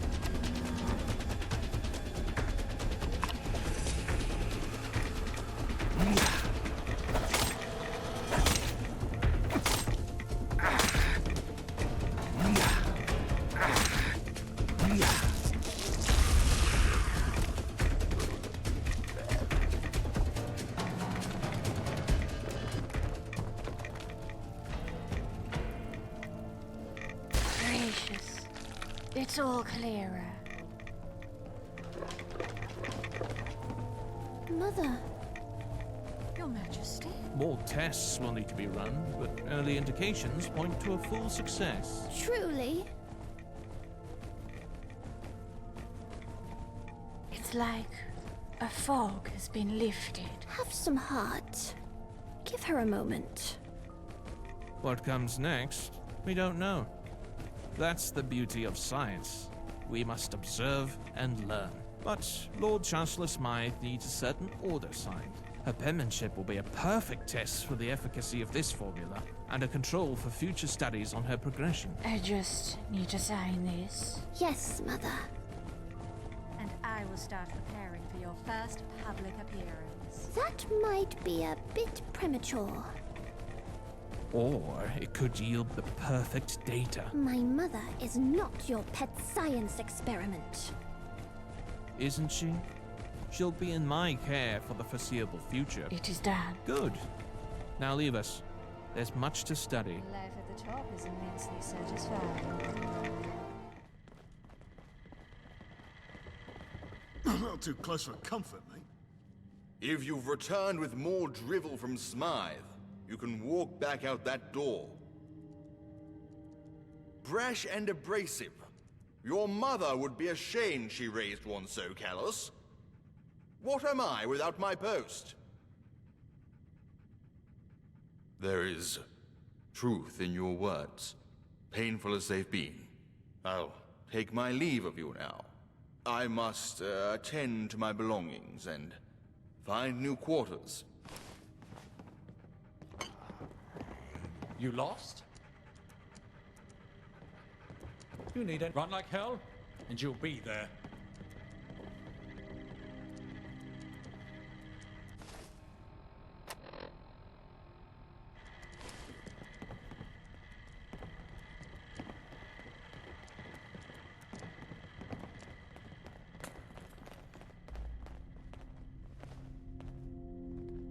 My fellow Tommies, I stand before you as your new general.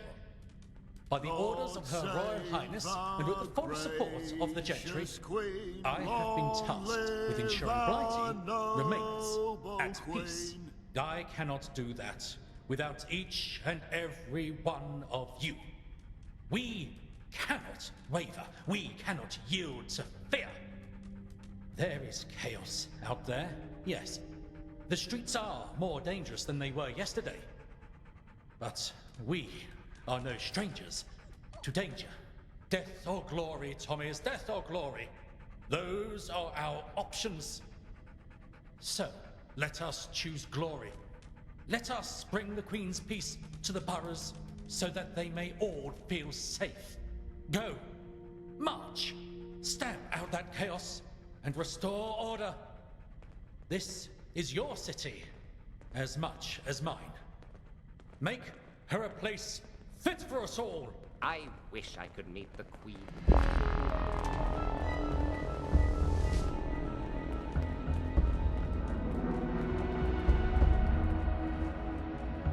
Hey, you must be the Civion who General's looking for.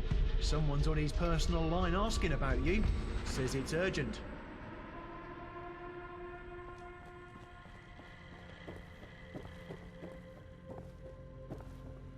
I was wondering how long it would take that servile buffoon to find you.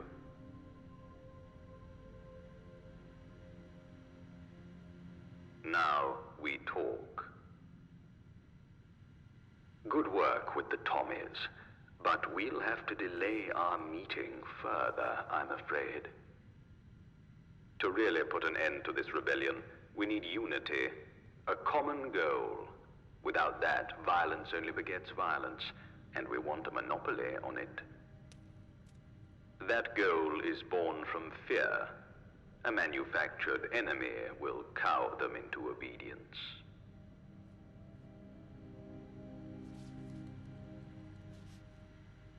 Who is the wrong question.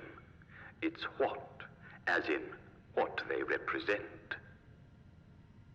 Simply put, this enemy will seek to undermine the safety and security of all London's people. The best lie has a grain of truth, after all. And this is where the genius of my plan takes fruition. Our enemy shall be called Angel. You see, we've taken bold steps, you and I, to get to this position. Whispers of our organization have inevitably begun to spread. But it's too late.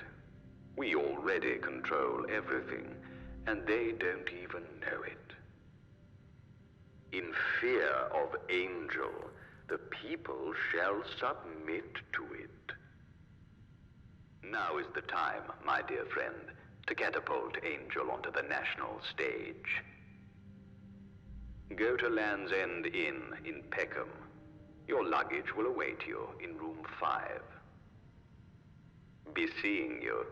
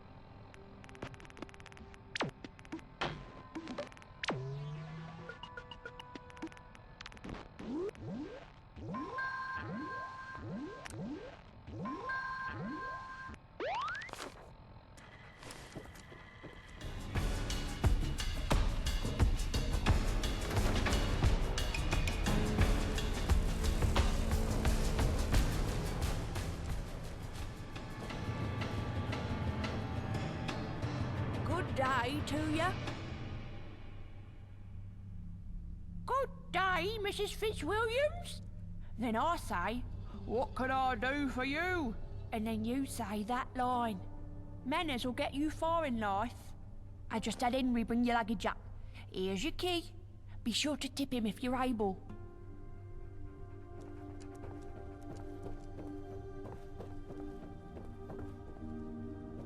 Good day to you.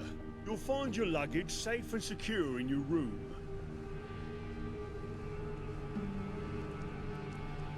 Oh, thank you. I'll be around if there's anything I can do for you. Have a pleasant stay.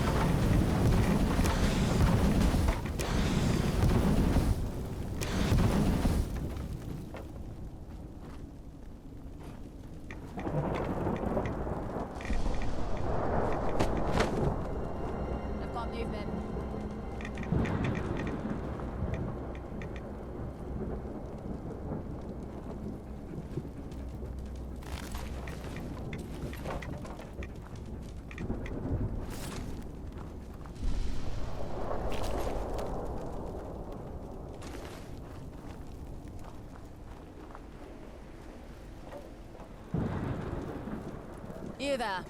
What's happened here?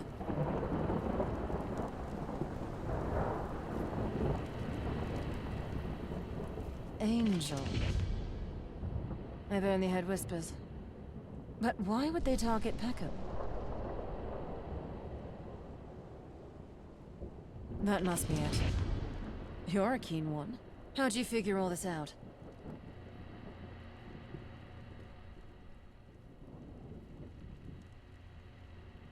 This spells it all out plainly, don't it? The cost was high, but you might have just saved old Blighty from something a lot worse. You're a hero. Come. We'll take you somewhere safe to catch your breath.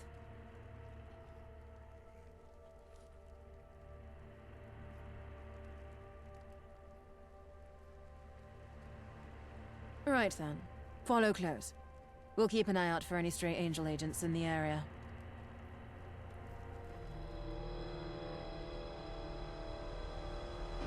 I'm Lieutenant Morgan, by the way.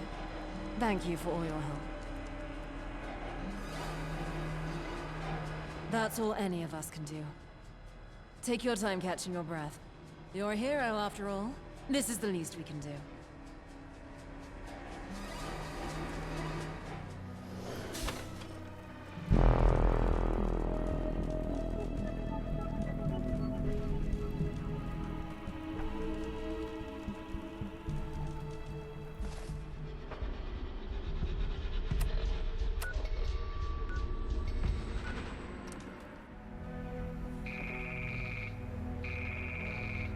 London's burning, and it's glorious. I enjoy further destruction of my city, mind you, but this puts us a hair from victory.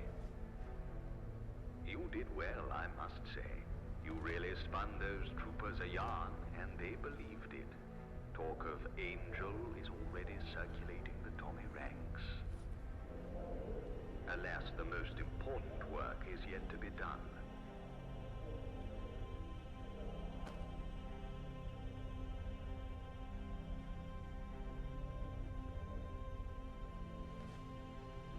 We spin the story on every telescreen, every radio, and every loudspeaker in London. I've already sent out troopers to consolidate key positions. BBM, Crystal Palace, and Hackney Radio. They are all under Angel control.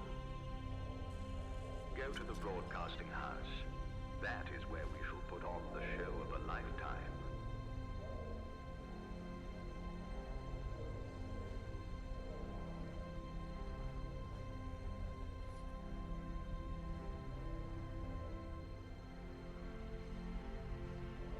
Most will fall into line.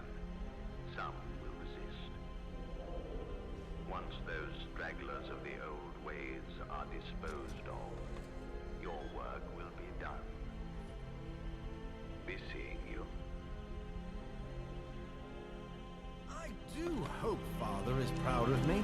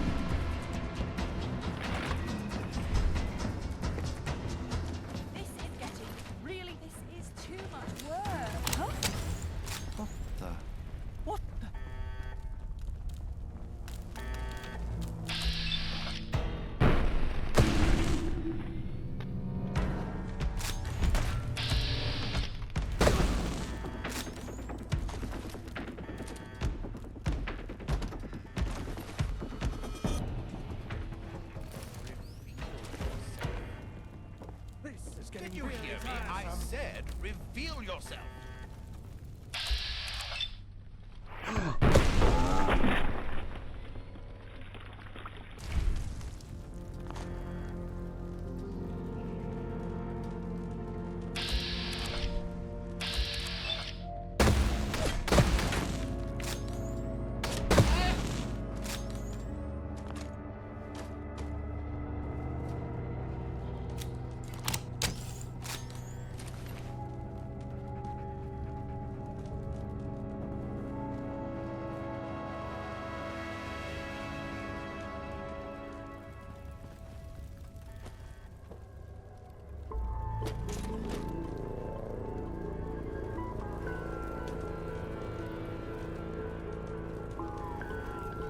Who? My goodness.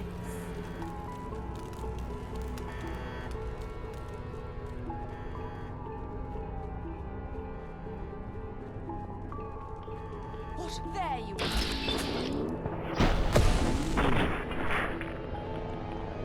Feel yourself. You're finished. You got it.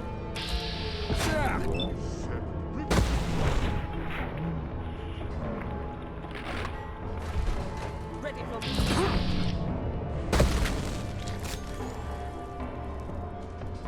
we meet to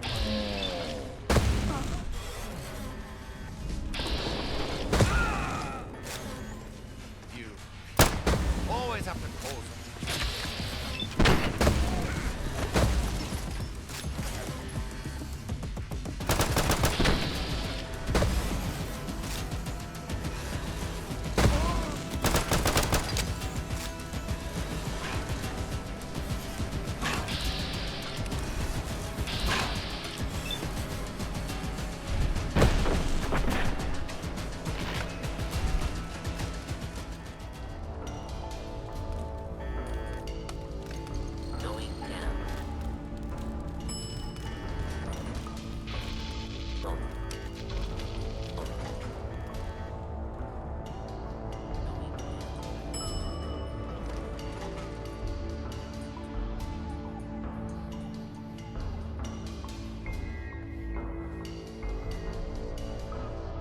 No, I will not.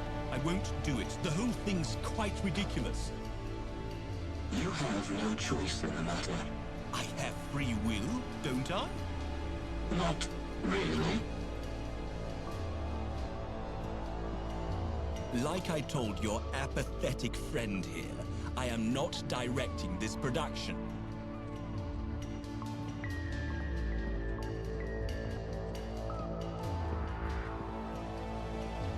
I'm not worried about money, I have a moral objection. This script is the biggest load of hogwash I've ever read. It's propaganda, plain and simple. I will not put it on air. Goodbye.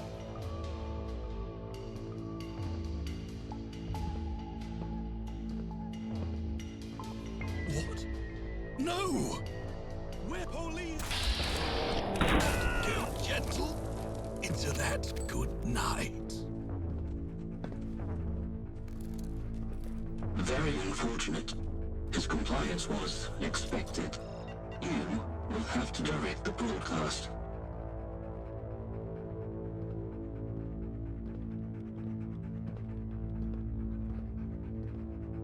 Here's the script our dearly departed friend had so many objections to. Feel free to give it a read. It has two parts, cast by Smythe. First of all, there's the newsreader. He'll be played by radio presenter Robert Maxwell Jones. Secondly, we have the fictitious angel reader, Theodore Francois. He'll be played by the impressionist and failed actor, Dickie Anderson.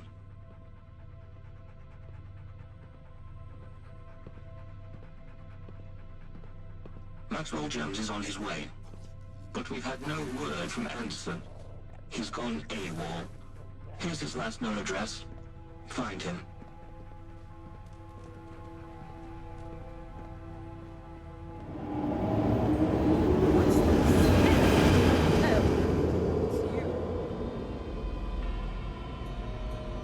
Who in the Atom's shadow are you? I'm mortally serious. Leave me alone at once! Well, it's too late for that. I've already made up my mind. The whole world's gone to shit. I'm the only one who can see it. Society is collapsing around us, and I won't be here when it happens. So I've packed my bags, and I'm going.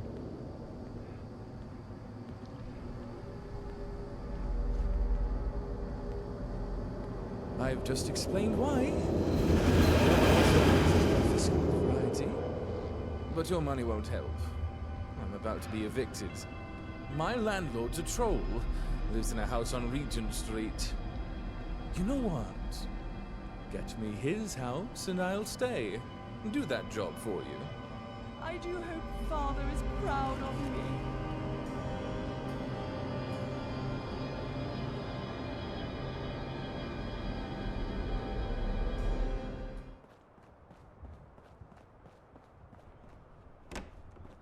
Yes, what is it?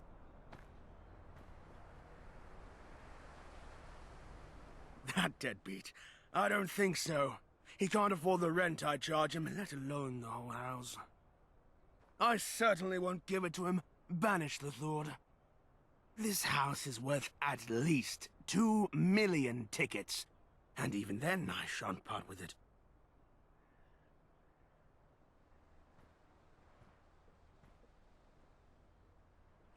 The Lord Chancellor.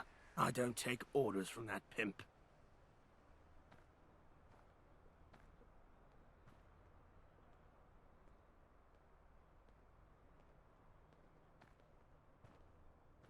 What? No!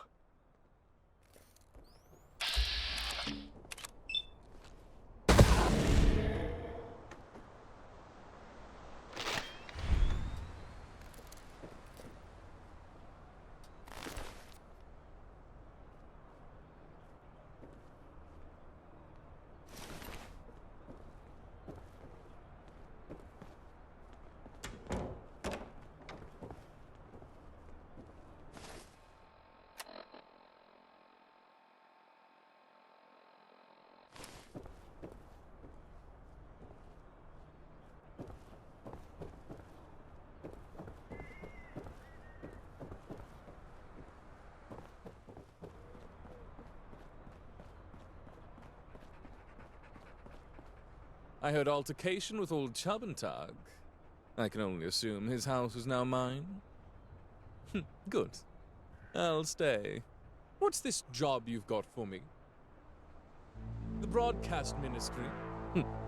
After all those rejections, they come crawling back. Very well. I'll head there straight away.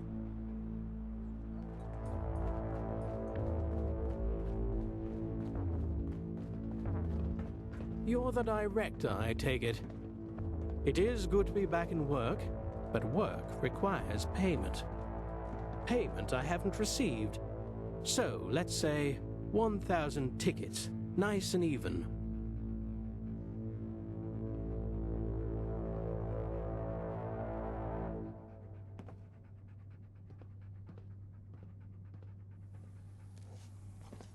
I don't think so. I won't be swindled. Yes, yes. What a ghastly man. Shame we need him. Before you ask, I don't have the money. You'll have to improvise. Perhaps intimidation will do the trick. Kill that manservant of his. Put fear in him.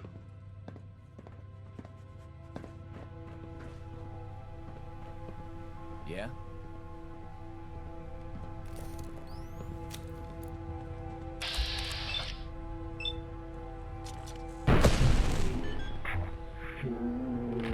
Police! Look, just leave me alone. Am I invisible? In a hurry? The Reformists almost won the election. The Reformists. Now that Maxwell Jones has been dealt with, there's one last obstacle. We're just about ready to record the show. Yet broadcasting it would be impossible. Those thugs, the Roundheads, caused quite a bit of damage in the studio. I've repaired most of the equipment, yet the telescreen transmitter circuit has given up the ghost. You need to find a new one, and as soon as possible. My best guess would be the old LT broadcast tower in Camden. Good luck.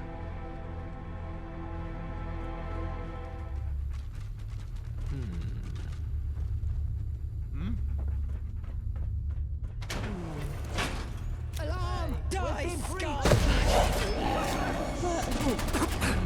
10 of you. It's time to be a hero. Die.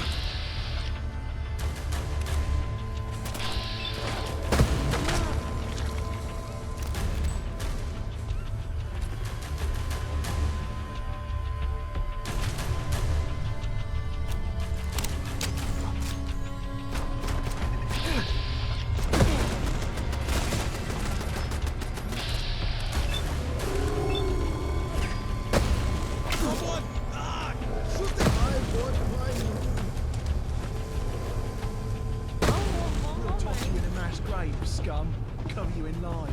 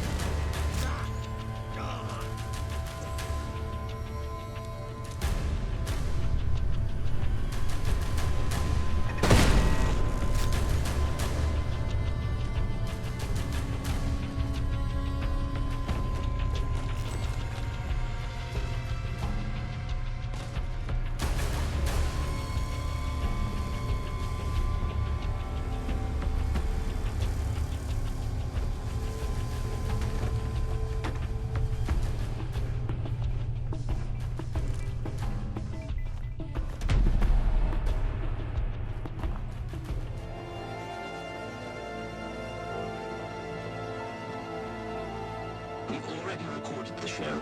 Replace the circuit and we can transmit.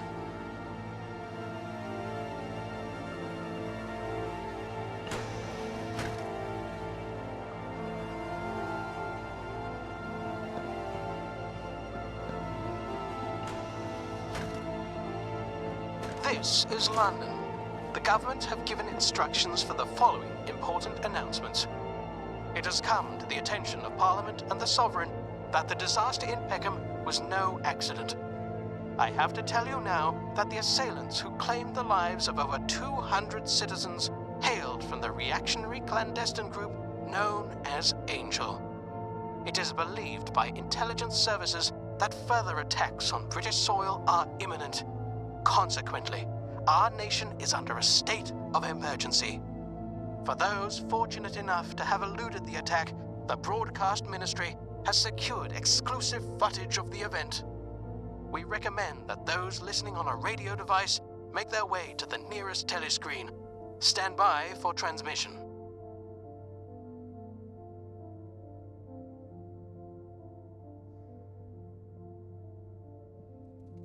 Hold on, I'm getting reports. We've had communication from Angel. Yes, I see. Ladies and gentlemen, I am hesitant to announce that we have received communication from Chairman Theodore Francois himself. The government has authorized the full broadcast of this message. Stand by for transmission. London, hear my voice. Hear the voice of supremacy. For we shall invade London, and we shall conquer it for the motherland. No Britain is safe. Every one of you dogs will submit to our authority. Or face extinction. Surrender or die, London. See the light, and behold our majesty. The choice is yours. Disturbing correspondence from Angel there. We're live back in the studio. We will now resume the announcements. All gatherings for the purposes of entertainment and amusement, whether outdoor or indoor, are prohibited until further notice. In the light of experience, it may be possible to allow the reopening of such places in some areas. They are being closed because if they were hit by a bomb, large numbers would be killed or injured. So keep off the streets as much as possible. To expose yourself unnecessarily adds to your danger. In the event of threatened air raids, warnings will be given by means of sirens or hooters. When you hear any of these sounds, take shelter. Now, most importantly of all, you must comply with authorities. It is crucial to our survival. That is the end of these announcements.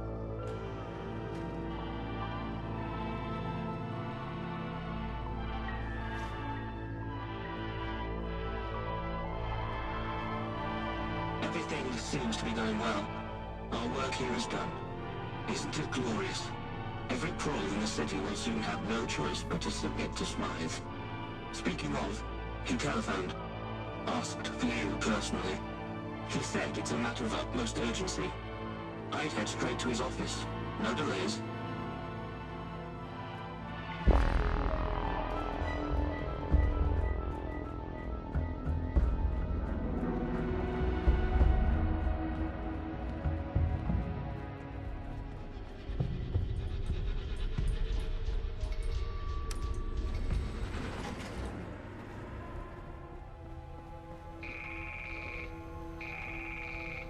Oh dear. I've been watching my telescreen. How frightful. These angel people really must be stopped. Won't the government do something? Good work.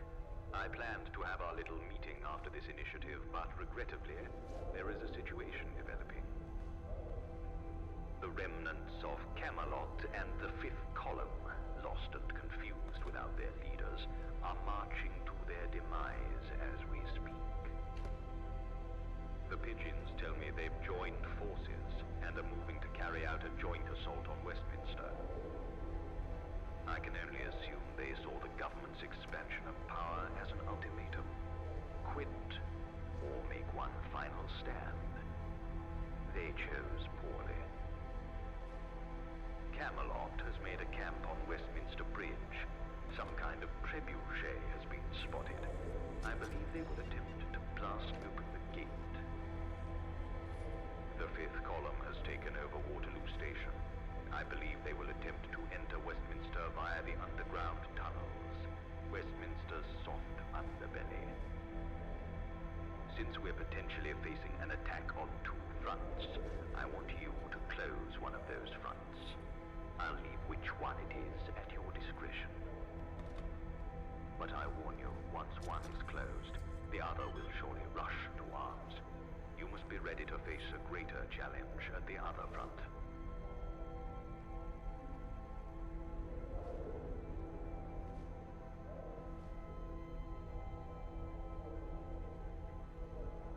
It will take them a week to make preparations at the least, so you're free to wrap up any unfinished business beforehand. Once these rabble-rousers have been dealt with, go to the Palace of Westminster. I will be waiting for you. Although I have some new acquaintances who you will meet first. They're dying to meet you. Be seeing you very soon.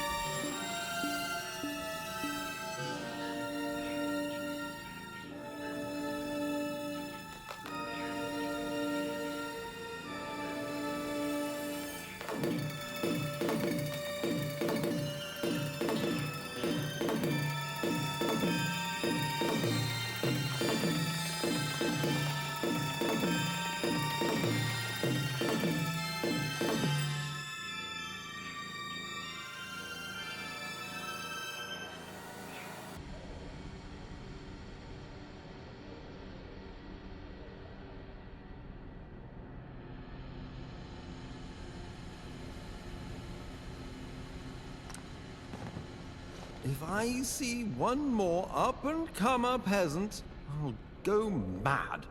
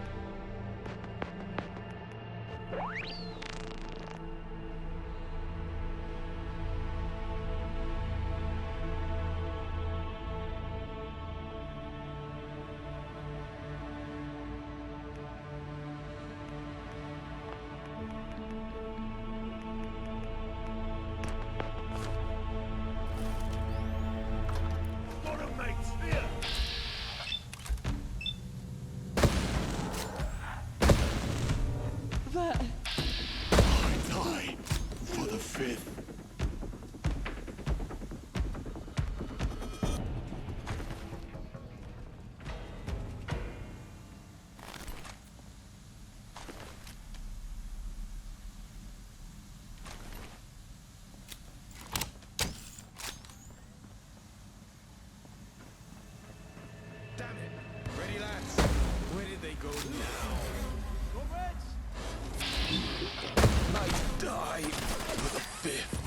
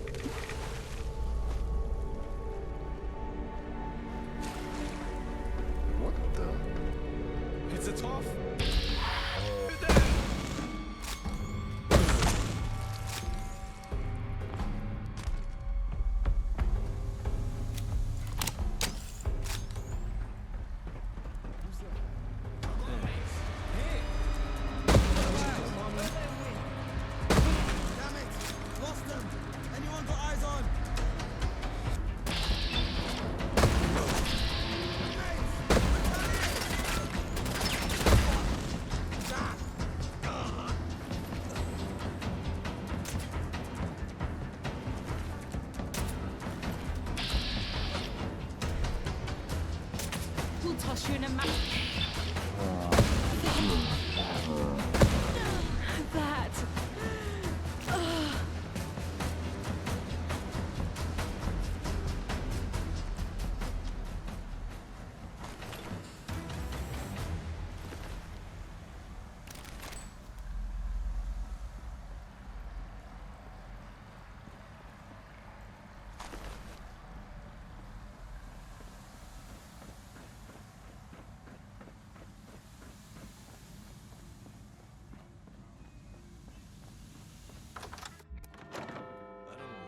Alarm! We've been breached!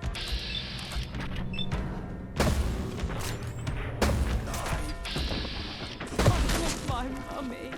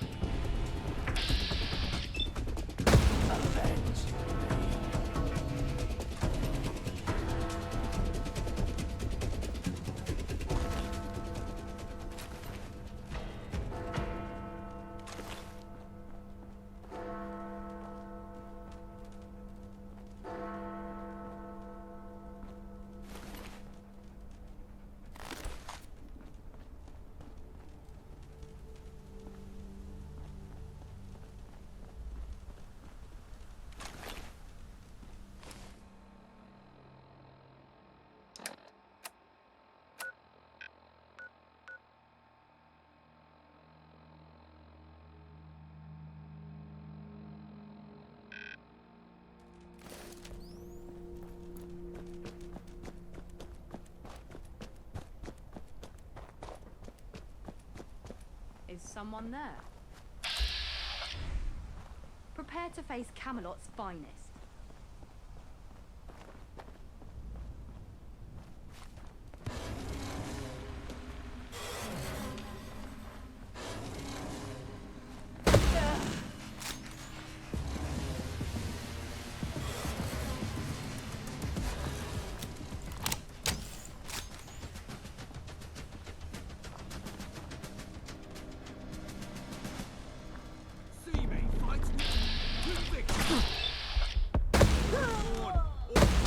Others.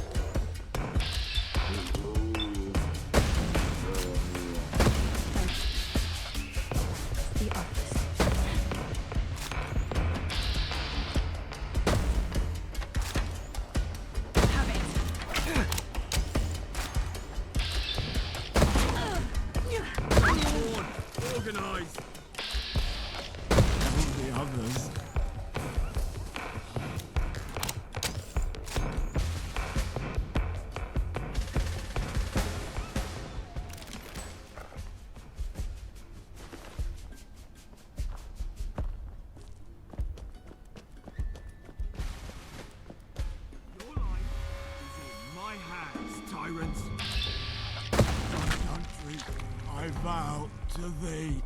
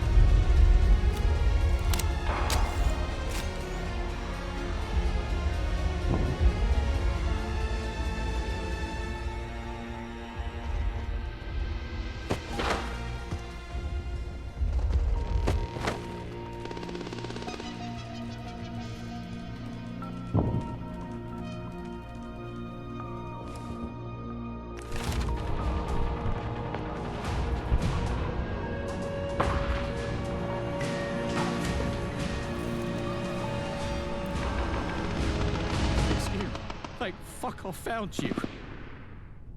I told them I wouldn't work in this mayhem. I refused. I said I wouldn't do it.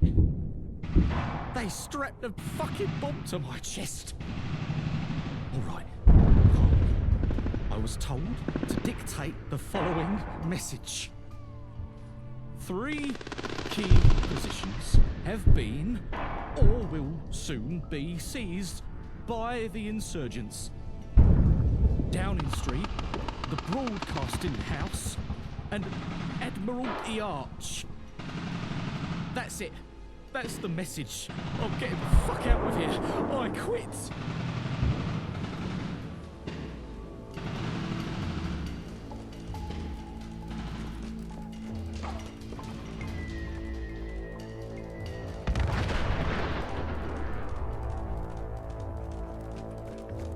Face Camelot's finest.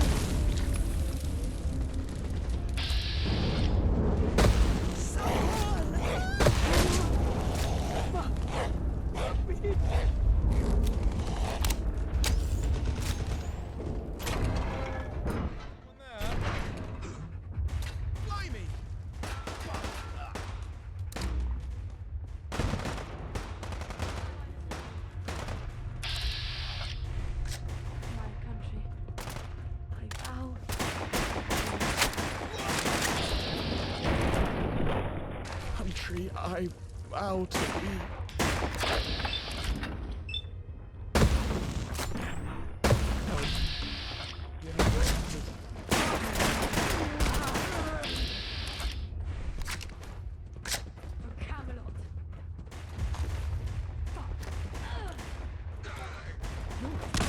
To think of it, I rather enjoy living. Let's just turn this in.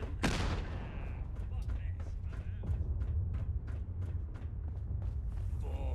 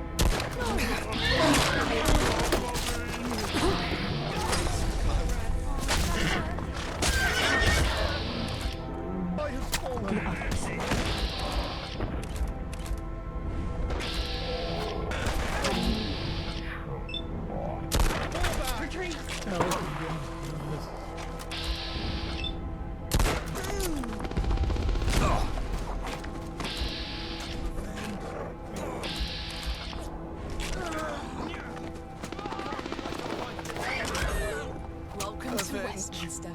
Me.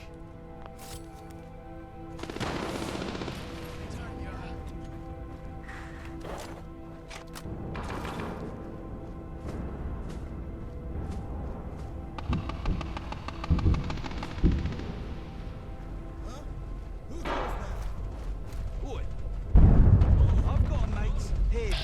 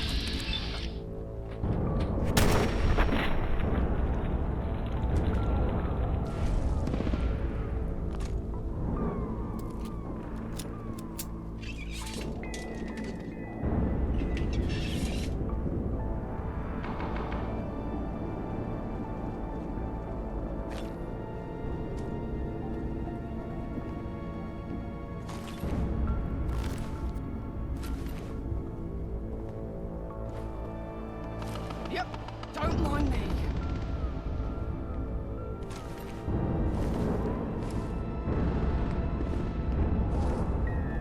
Where did you come from?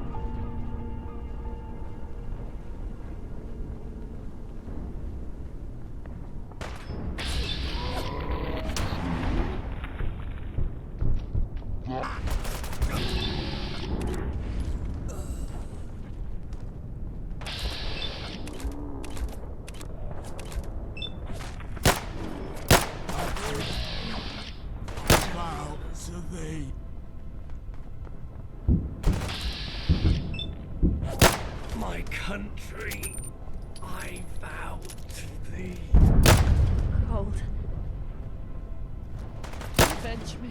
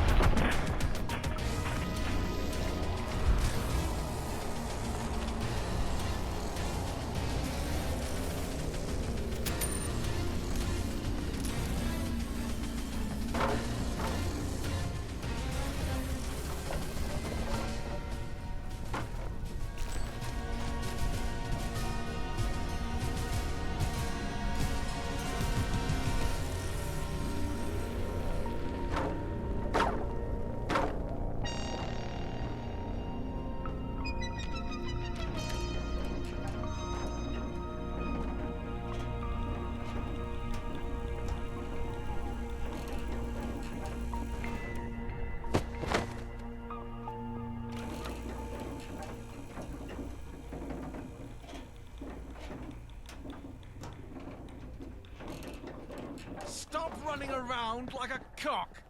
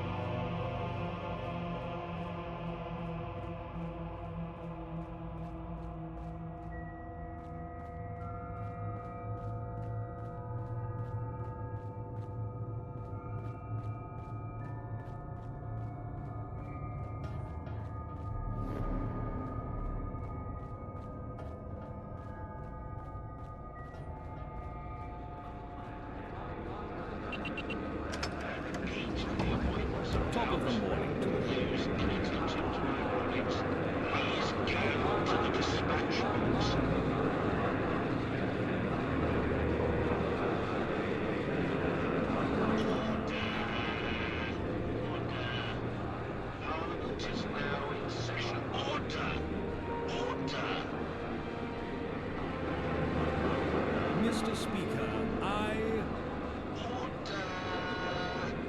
Mr. Speaker, I rise tonight to address a matter of great urgency to our nation's security. The judgment of the Right Honourable Smythe across from me at the dispatch box.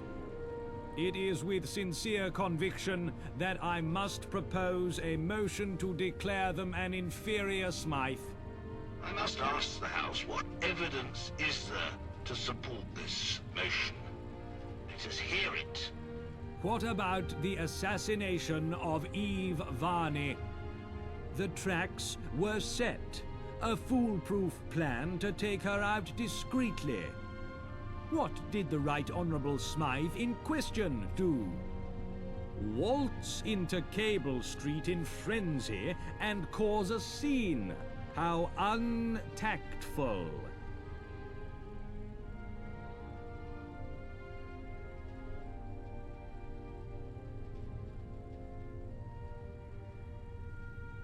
Don't even get me started on that whole Camelot business.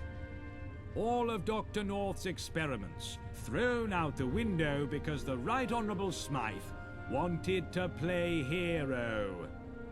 Is this the result of impatience or merely arrogance?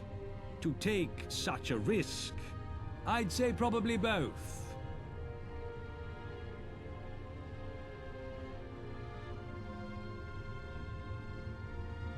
I must say, the eloquent rebuttals to the charges put before them have made it all very clear.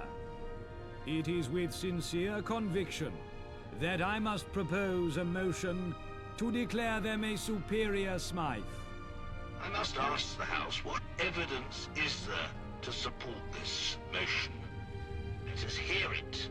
Look around you. Angel control every square inch of this palace, and very soon, London will share the same fate. Out of all of us, who, with exception to the Creator, of course, is responsible for this victory? Even I, leader of the opposition, must offer praise to the Right Honourable Smythe across from me at the dispatch box.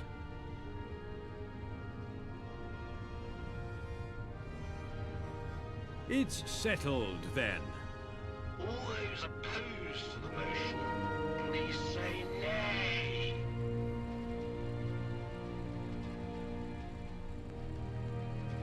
The ayes have it. The ayes have it. The motion is carried. We may proceed to the Creator. Oh, he's a jolly good fellow, for he's a jolly good fellow, for he's a jolly good fellow. And so say all of us, and so say all of us, and so say all of us, for he's a jolly good fellow, for he's a jolly good fellow.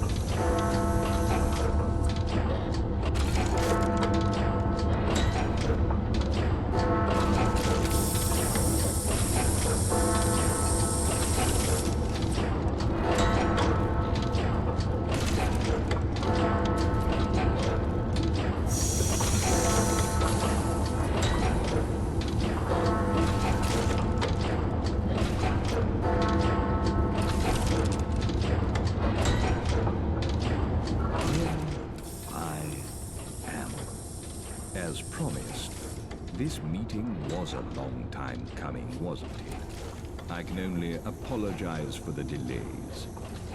But really, can you think of a more fitting time for our schedules to align? It's perfect. Here we are, at the end of it all.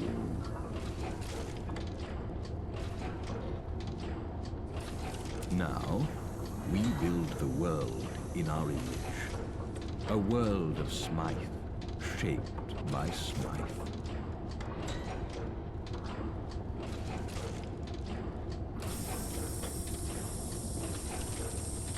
It's gratifying to hear that from you. I can't recall the last time I was able to experience the feeling of validation from an equal. We shall treat the Proles like one of our experiments, dehumanize them, and it will be their salvation. Their satisfaction shall be tracked, optimized, and perfected. Through psychology and scientific advancement, we will win the game of life. The Proles will never be sad.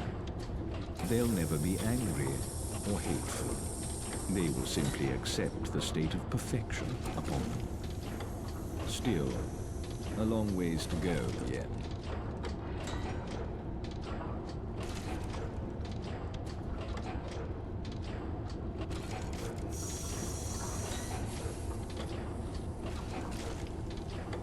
I am Smythe, Mr. Smythe. I've never lied to you in that regard. If you counted up my lifetimes, I'd be about 200, give or take a few decades. I stopped counting. I was born in what is now known as Eastminster, before the Blast Wall Initiative. I worked for the government in the Ministry of Information. That is where Angel grew its wings. I made that ministry my own.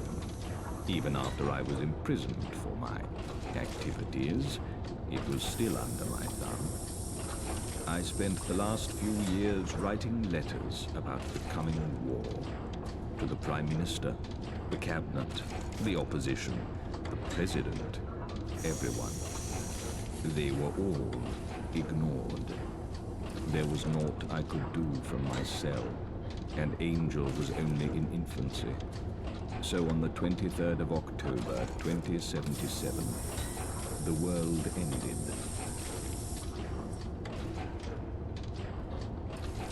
I was imprisoned right up until the last day, exactly where I wanted to be. I was ready. My escape was immaculate, every last detail flawless. The Ministry of Information had been building our own Pindar bunker for years.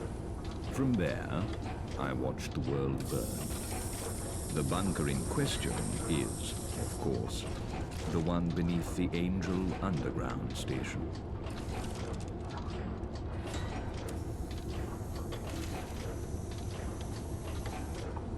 Now we part ways. Your job is done, and mine has only just begun.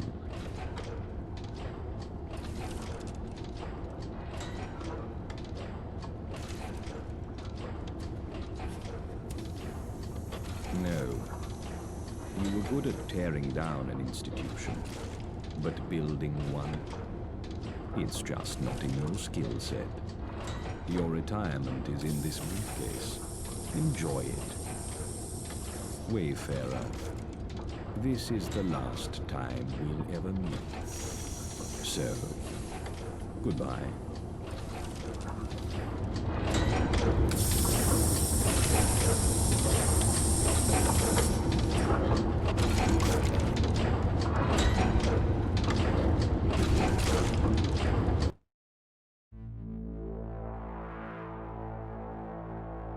Far surpassing the expectations of their creator, the Wayfarer had ultimately swayed the course of history. Smythe's clones with the aid of the Tommies, successfully drove the aggressors out of Westminster. The retreating forces, of which there were few, were silently disposed of. A feeling of calm swept the city, all uncertainty fading into the background. Very few Londoners truly knew what was in store for the future, and very few ever would. The Wayfarer went on to accept a new, lucrative deal with their creator. Everything they could ever want in return for their silence and their submission. Smythe would occasionally call them out of retirement to protect their interests in the region, but save for these infrequent disturbances, they were set for life. The Tommies, under the direction of Smythe, became an asset of the Angel Troopers, a friendly face to soften the blow of total subjugation. For the time being, Miller's men were left alone. They were deemed too much of a hassle to deal with, and Islington was blockaded. While they would occasionally sneak out and attack neighbouring boroughs, their rage, for the most part, turned inwards. With no outlet for their fury, this spawned a culture of infighting. Gangs of Miller's men would beat each other to the death over trivial matters. Fortunes were lost and won at a swing of a fist. Only one thing united them: their devotion to their leader, Miller. Traders came and went, but the Croydonians rarely crossed the bridge that had been built for them. They regarded the rest of the world with disinterest, and they were better off for it. Smythe supplemented the Tommy garrison in Brickton with Angel Troopers. The newcomers were cold and efficient in their transformation of the settlement. The Bricktonian dream extinguished, they were quickly brought into the fold of Smythe's plans. The gentry celebrated their perceived victory over the invading forces, believing they had established definitive control over the city. In reality, the process in which their liberties would be stripped away had only begun. According to Smythe's vision, they were to be the tools through which Parliament controlled the proletariat.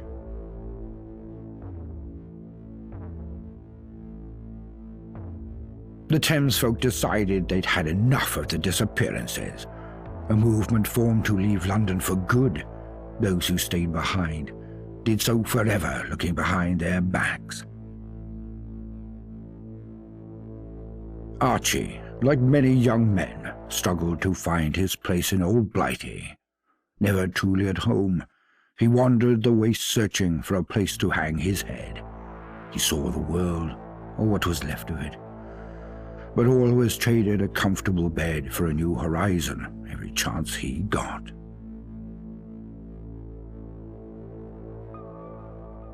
And so, the Wayfarer's journey came to an end. But it was not the end of history, only the beginning. Because in mankind's pursuit of power, there is no price too high, no life too valuable, and no ideal too sacred. Because war never changes.